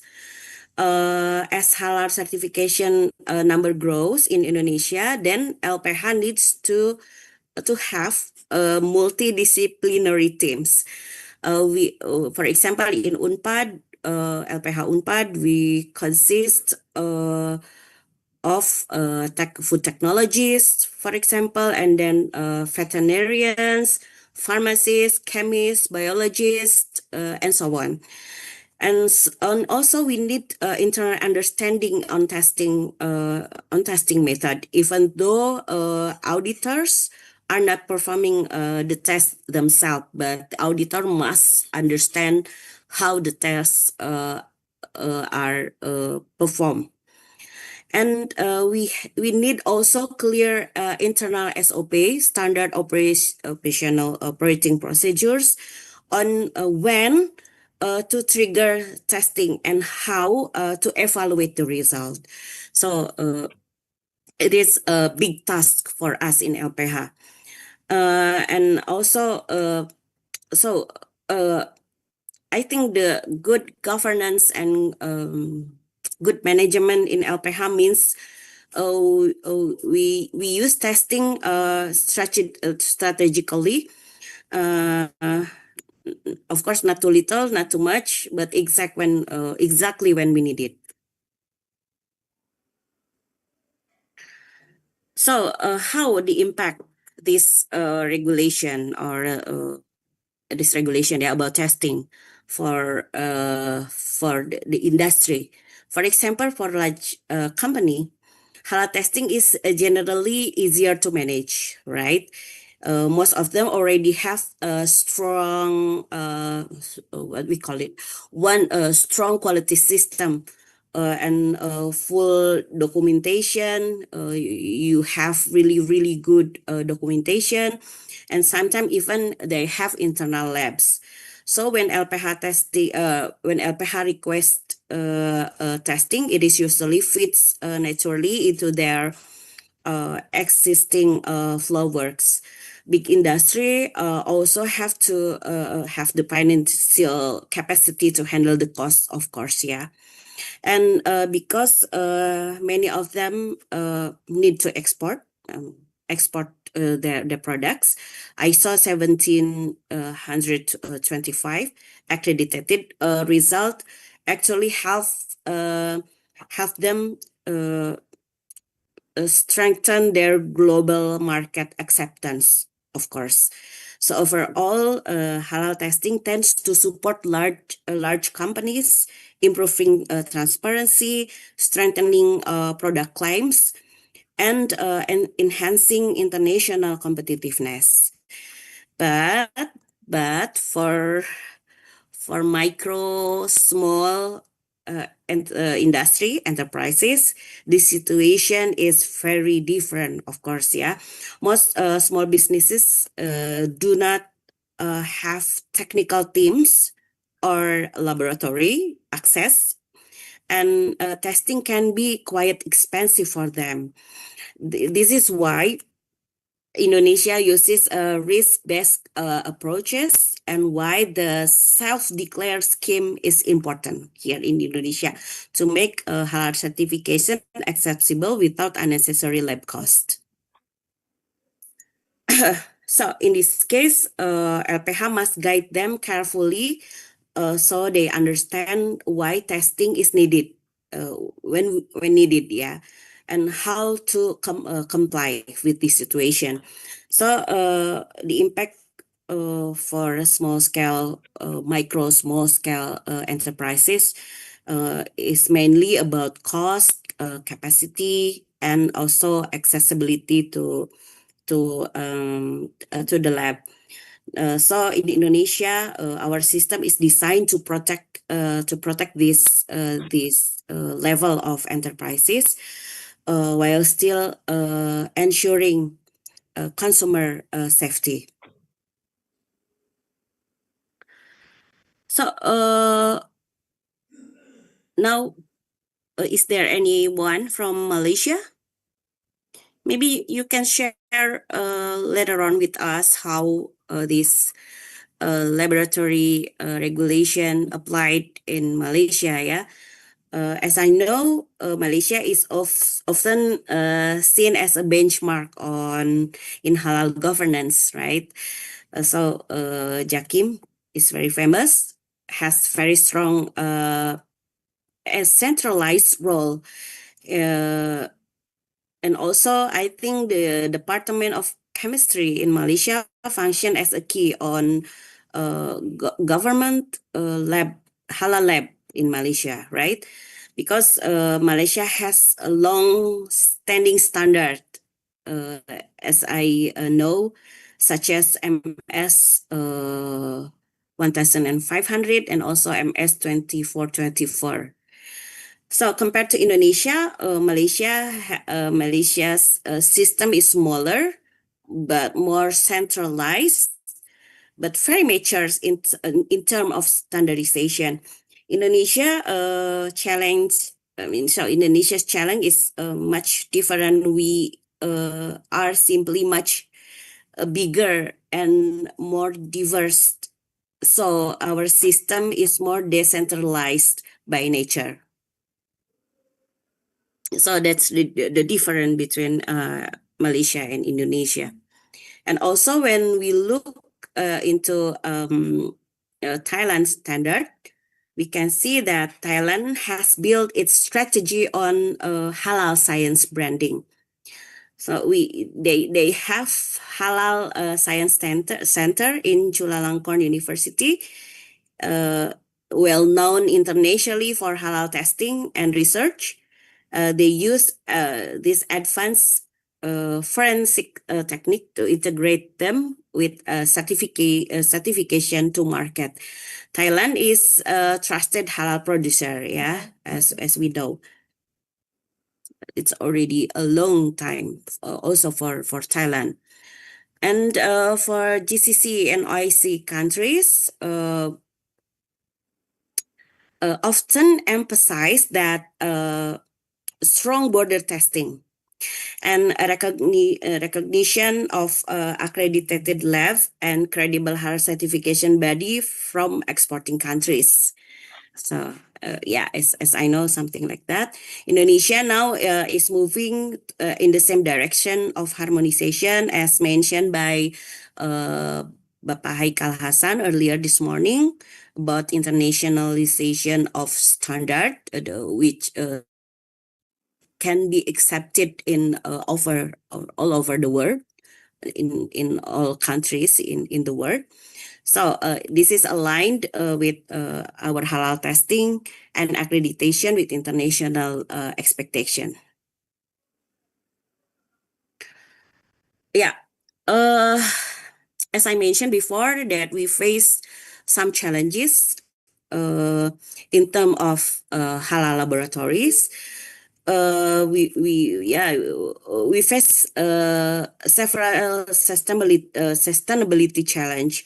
First, testing demand is still low because our risk based not mandatory for product.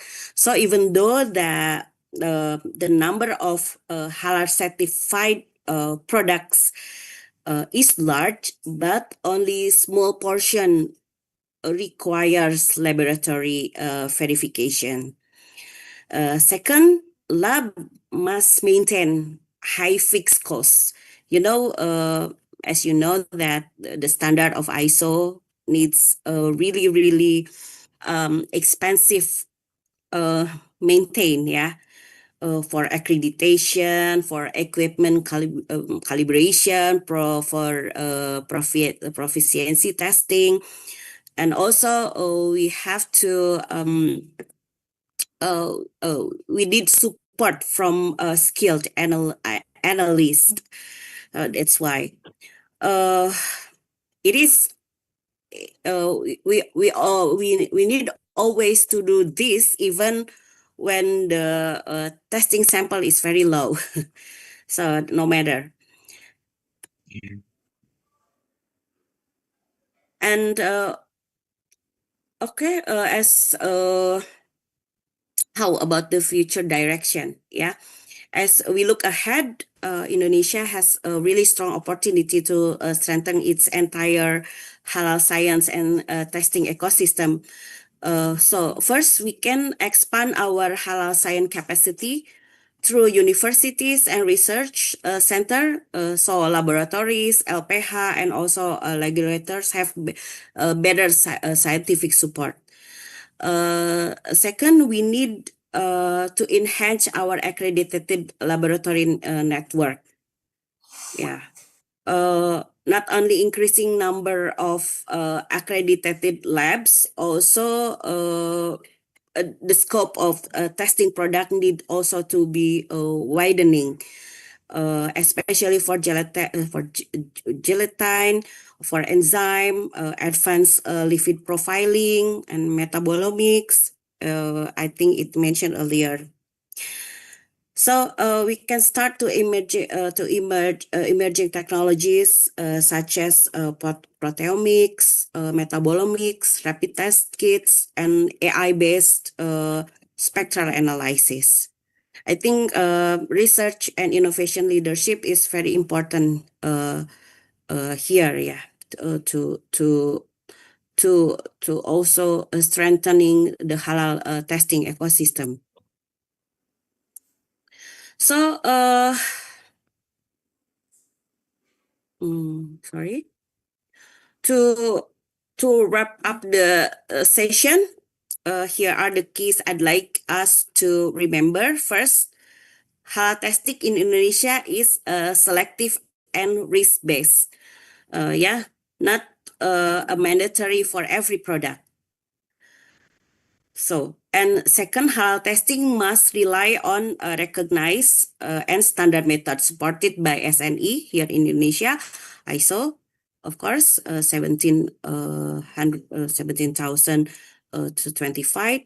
So the third, LPH plays a central operational role, deciding when testing is needed, coordinating with accredited lab, and integrating test result into the audit and certification process.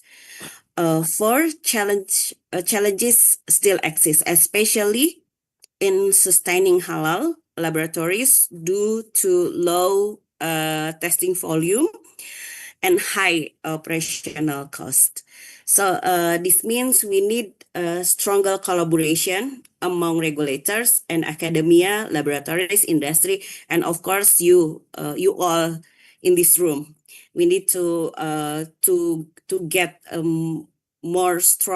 stronger collaboration. And finally, Indonesia is a huge opportunity to become a global leader halal science in the world through research, innovation, international collaboration, and continuous system of improvement. So, before I close this session, I want to once again highlight that we open for collaboration, for any collaboration. you can contact me later on. Shall you have any question? I will be glad to answer your question. Thank you all for joining me this afternoon. So I will be back to Ibu Yuli. Okay. Okay. Thank you very much to Dr. Rahima for your comprehensive insight. It's a really interesting topic. Yeah. And we will now open the floor for the question from the audience. If you have any question, you can raise your hand first. Or maybe you can write the question on the chat room. Or maybe directly you can raise your hand and you can ask to Dr. Rahima. Thank you very much to Ms. Amal Swale.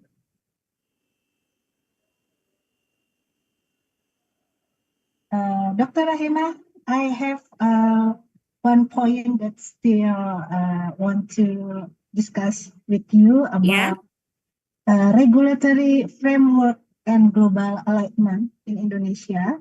I want to know more about what are the key regulatory challenges in achieve international acceptance of Indonesian halal testing result. What do you think about that? Yeah, because I think it's not a really big problem, yeah, Ibu Yuli, for us to be accepted in globally, because our testing already standardized by ISO. I think it will be accepted anywhere. But yeah, the challenge is more to what I mentioned before. We have really low sample. Even in UNPAD, we never got any sample until now. We had already ISO standard.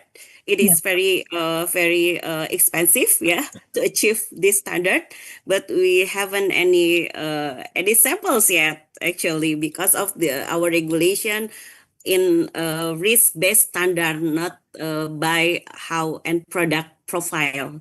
So that's the challenge, I think I would say. Yeah. And also related to international collaboration, of course we want to get international accreditation also. Yes. And international yes, of course. accepted, yeah. In what ways?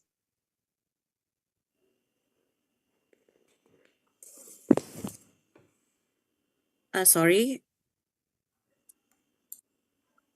Is my internet has problem or Ibu Yulis? Okay, maybe my internet connection unstable. Okay. Yeah, I'm sorry. Can you repeat again, Ibu Yuli, or it's already clear? Yes, I want to get your insight about in what ways can Indonesia strengthen international collaboration in halal testing and accreditation, such as from Southeast country or from Gulf country? Yeah, I think UNPAD itself has really a long journey and strong collaboration internationally. I think we can use our academia here in UNPAD to also promote our lab. In terms of some collaboration, we can do joint research, for example, or we can do like joint lecturer, for example. I think we UNPAD as an institution has already have a strong collaboration internationally, so we can use the opportunity of that. I think we have already, so LPH itself, we already have some collaboration, for example, with Switzerland abroad, yeah. I won't mention here in Indonesia, for example, we already have some collaboration with Malaysia and also with Switzerland and some Europe country. Oh, yes, very interesting. And here I found one question from Mr. Hayri. Mr. Hayri asking about, has UNPAD done any promotion regarding the availability of the lab facilities regarding the halal testing? Yeah, actually our lab, our halal lab is located in FTIP, in what you call it, lab jasa uji, what you call it in English. Yeah, our lab service here in FTIP. So I think when you would like to know more about our lab, you can come to our website or directly contact our lab manager. So it's already here in FTIP. Yeah. Okay. It's always welcome for visitor to visit our LPH, yeah? LPH, yeah? Okay. I think Mr. Hayri may be international participant here. Yeah, maybe. Yeah, from Malaysia or other country. Okay, and I have one question from Miss Hanifa Nurulhaq, UNPAD. She asked about what strategies can be implemented to expand the availability of accredited halal testing lab, especially to support small and medium enterprises and regional provinces. Yeah. Firstly, as I mentioned before, that I think for medium enterprises, it's not really a problem to perform this kind of testing regulation, but for small enterprises, of course, it is a very very big problem, yeah, to perform this testing. That is why in UNPAD we are expand accredited testing accredited halal testing laboratories for small or micro scale of enterprises. We have some strategies or some programs to strengthen our university-based halal science and halal center. So in UNPAD we have a halal center that support these small enterprises in many ways. One of them for basic laboratory infrastructure to them to use, and also I don't know. I think we also seek for the subsidies to support the cost of this kind of test. Yeah, I think in Indonesia, our government have a lot of programs to subsidies for small scale or micro scale of enterprises. So we just need to support them to perform this kind of test.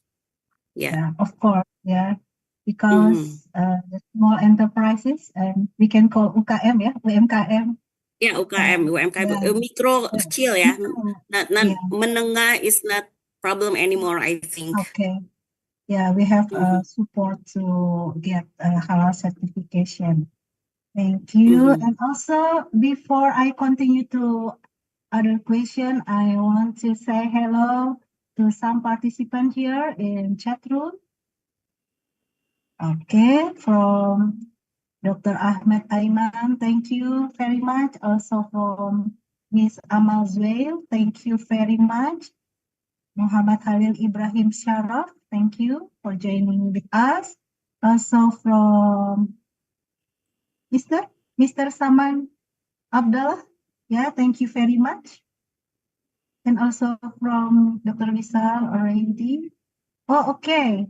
Ibu Dr. Fira. Wisal asked to get to have a presentation slide. Maybe the committee will be sent to all participants here later. Thank you Yeah, very much. okay. to Thank Dr. you. Amina. Ibu Fira has a question. Ibu Okay, Yuli, shall I answer this first before we okay, close? Ibu Fira. Okay, Ibu Fira. Okay, thank you Yes, for your I am. what is your Yeah, I want to opinion? ask Sophia about how about we want to analyze halal from meat, maybe? How about the procedure if we want to analyze halal in Universitas Pajajaran? Maybe Bu Sophia or Bu Sophia Rahima can share with us. Thank you. Yeah. Actually, I'm not really into the lab procedure, but I would say yes. We have a supportive lab for meat based halal testing here in Unpad. Also accredited by ISO 17025. We able to detect porcine DNA. And also species identification. I think Ibu Putri, as a chief of this event, has a lot of research, fat profiling on species identification, and also the procedure. I think it's not normally what labs done in analyze of their sample. Maybe there are sample acceptance, and then you contact our lab directly, and then they will lead you to how you prepare your sample, or how you bring your sample to our university. I think that's for the answer. Okay, thank you, Ms. Sophia. Thank you. Thank you very much for Ibu Dr. Fira Putri. And please still one other question, Dr. Rahima. Is it available for you for answer? From maybe Dr. Bocha Mahale. Are there any collaborative people to create a Muslim accreditation? I'm sorry, I don't get the question. Maybe you can elaborate your question more. Yeah. In chat room, yeah. Are there any collaborative effort to create a Muslim accreditation?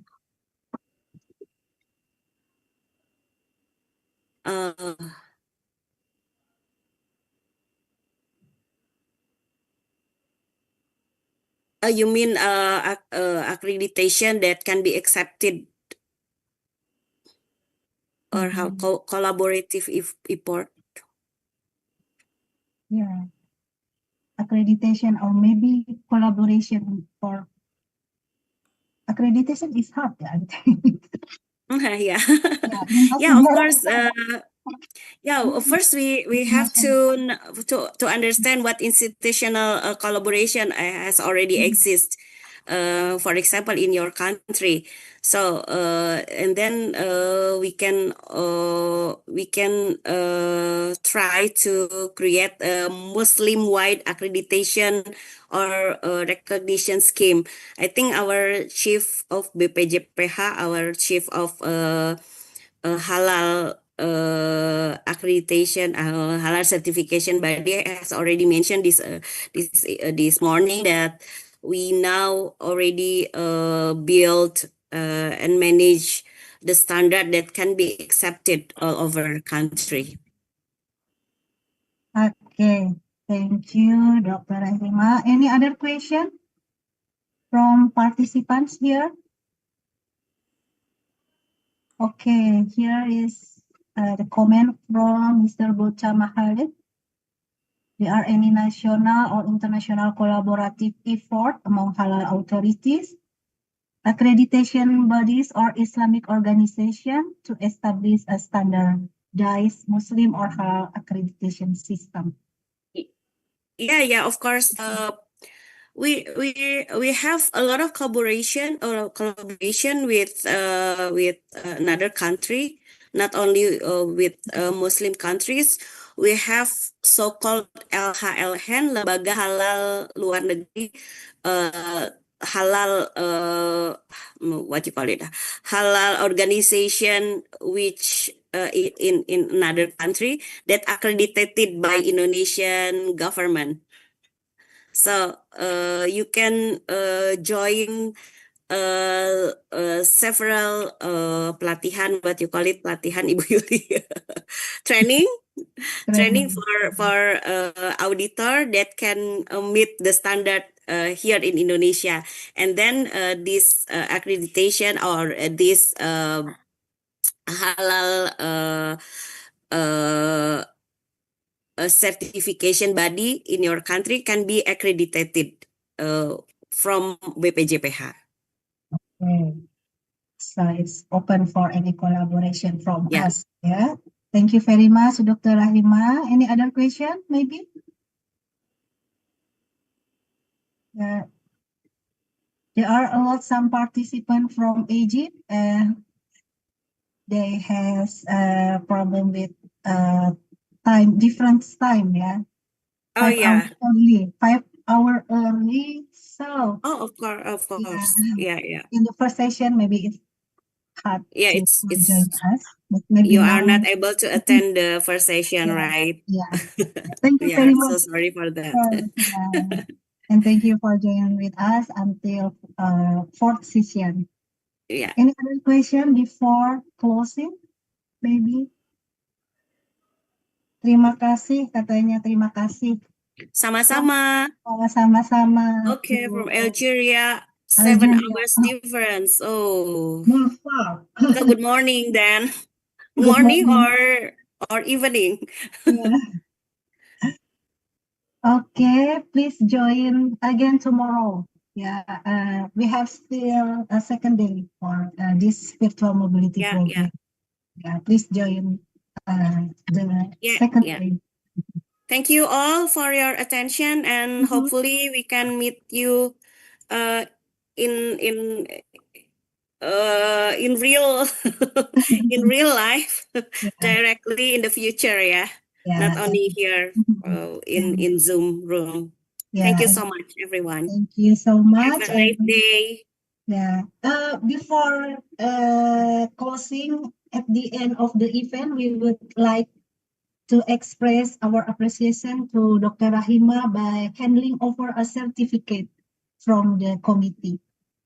Please, for the committee, maybe you can show the certificate for Dr. Rahima. Dr. Rahima, this is your Thank you so much, committee. Thank you very much. And finally,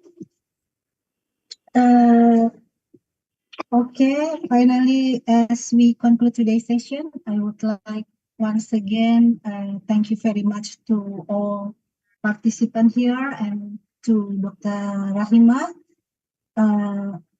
I hope today's discussion highlighted importance on strengthening halal testing through science and technology, as well as ensuring rigorous laboratory accreditation. And thank you once again for joining us. I wish everyone a productive continue your conference or even for tomorrow. Okay, have a wonderful day. Thank you. Wassalamualaikum warahmatullahi wabarakatuh. Thank you very much. Saya kembalikan ke MC ya.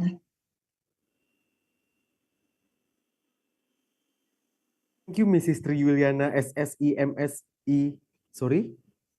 Thank you, Mrs. Tri Yuliana SSE MSE PhD for being our wonderful moderator in this season. And thank you very much, Dr. Sofia Rohima STP MSc, for giving such an informative and comprehensive presentation for the fourth part. As a token of our appreciation, We would like to give a certificate to Mrs. Tri Yuliana SSE MSE PhD. To do that, once again, we'd like to invite Ms. Tri Yuliana SSE MSE PhD to accept the certificate.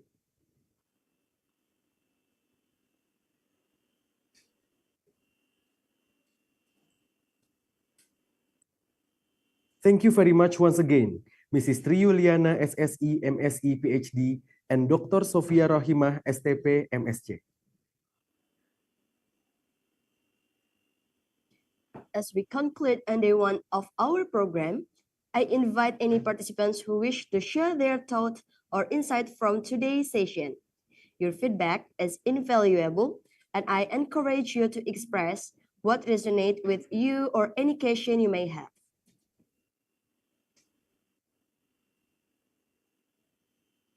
Maybe is there any one of our friends to share their experiences today? Yes. Or share their thought or insight from today's session. Maybe. Please use the raise hand feature. Or maybe you can type down on the chat box.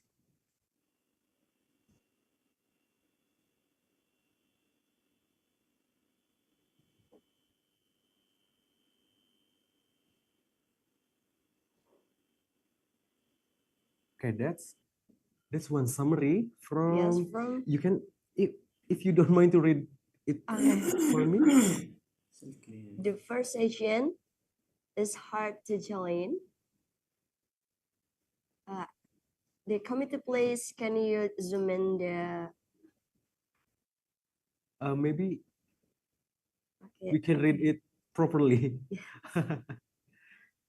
Okay, thank you. There is summary from Mr. or Mrs. Mr. Samar Hassan Abdullah. He said, the first session is hard to join due to the time difference for me. Egypt is about 6-hour difference. Oh my God. The same things also, the same. Okay, thank you for sharing such a Thank you for sharing to us. It really helps us reflect on the important takeaways from today's session. And another response from Mrs. Nurul, and she said, Alhamdulillah, thank you so much. It is so valuable knowledge for all the presented today. Thank you so much. Don't forget to join the day too. And another. Please send us. Please send us the link link of attendance. Okay, maybe. Please how to register. Maybe for the committee, if you don't mind to resend the link of attendance to the chat box.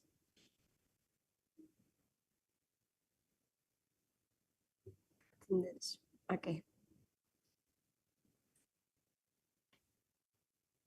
As we approach the end of our day one session, we would like to announce the winner of today's Active Participants Award. Are you ready, guys? Okay. And the Active Participant Award for day one goes to. Drum roll, please.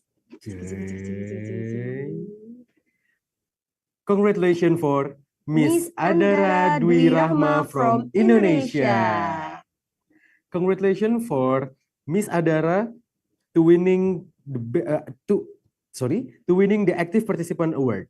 Please contact the committee to claim your prize. And to another participants, don't worry, there will be another Active Participant Award tomorrow. So stay engaged, stay excited, and let's see who will take home the next award. Ladies and gentlemen, on behalf of the 5th Virtual Mobility Program 2025, we would like to say thank you for your active participation today. Thank you to all the keynote speakers for their amazing presentation and to the moderator for being here to moderate today's event. Tomorrow, we will be joined by our keynote speaker from Indonesia, Malaysia, and Australia. Professor Daniel Cozzolino, Rizky Ananda STP MM, and Professor Madya TS Dr. Muhammad Khairi bin Muhammad Zainal. And don't forget, we still have exciting games with the prize. Now, before we close today's event, let us pray based on individual beliefs. Begin.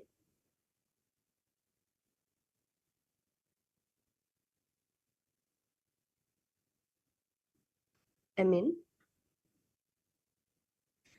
Once again, thank you to all the participants for attending today's event and for all the speakers and moderator. Don't forget to attend the day 2 of the 5th Virtual Mobility Program 2025. Have a nice rest of the day. Allow us to leave the main screen and thank you all for coming here. I'm Rafael Dishaputra. I'm Nabila Pernanda. Thank you and see you next time.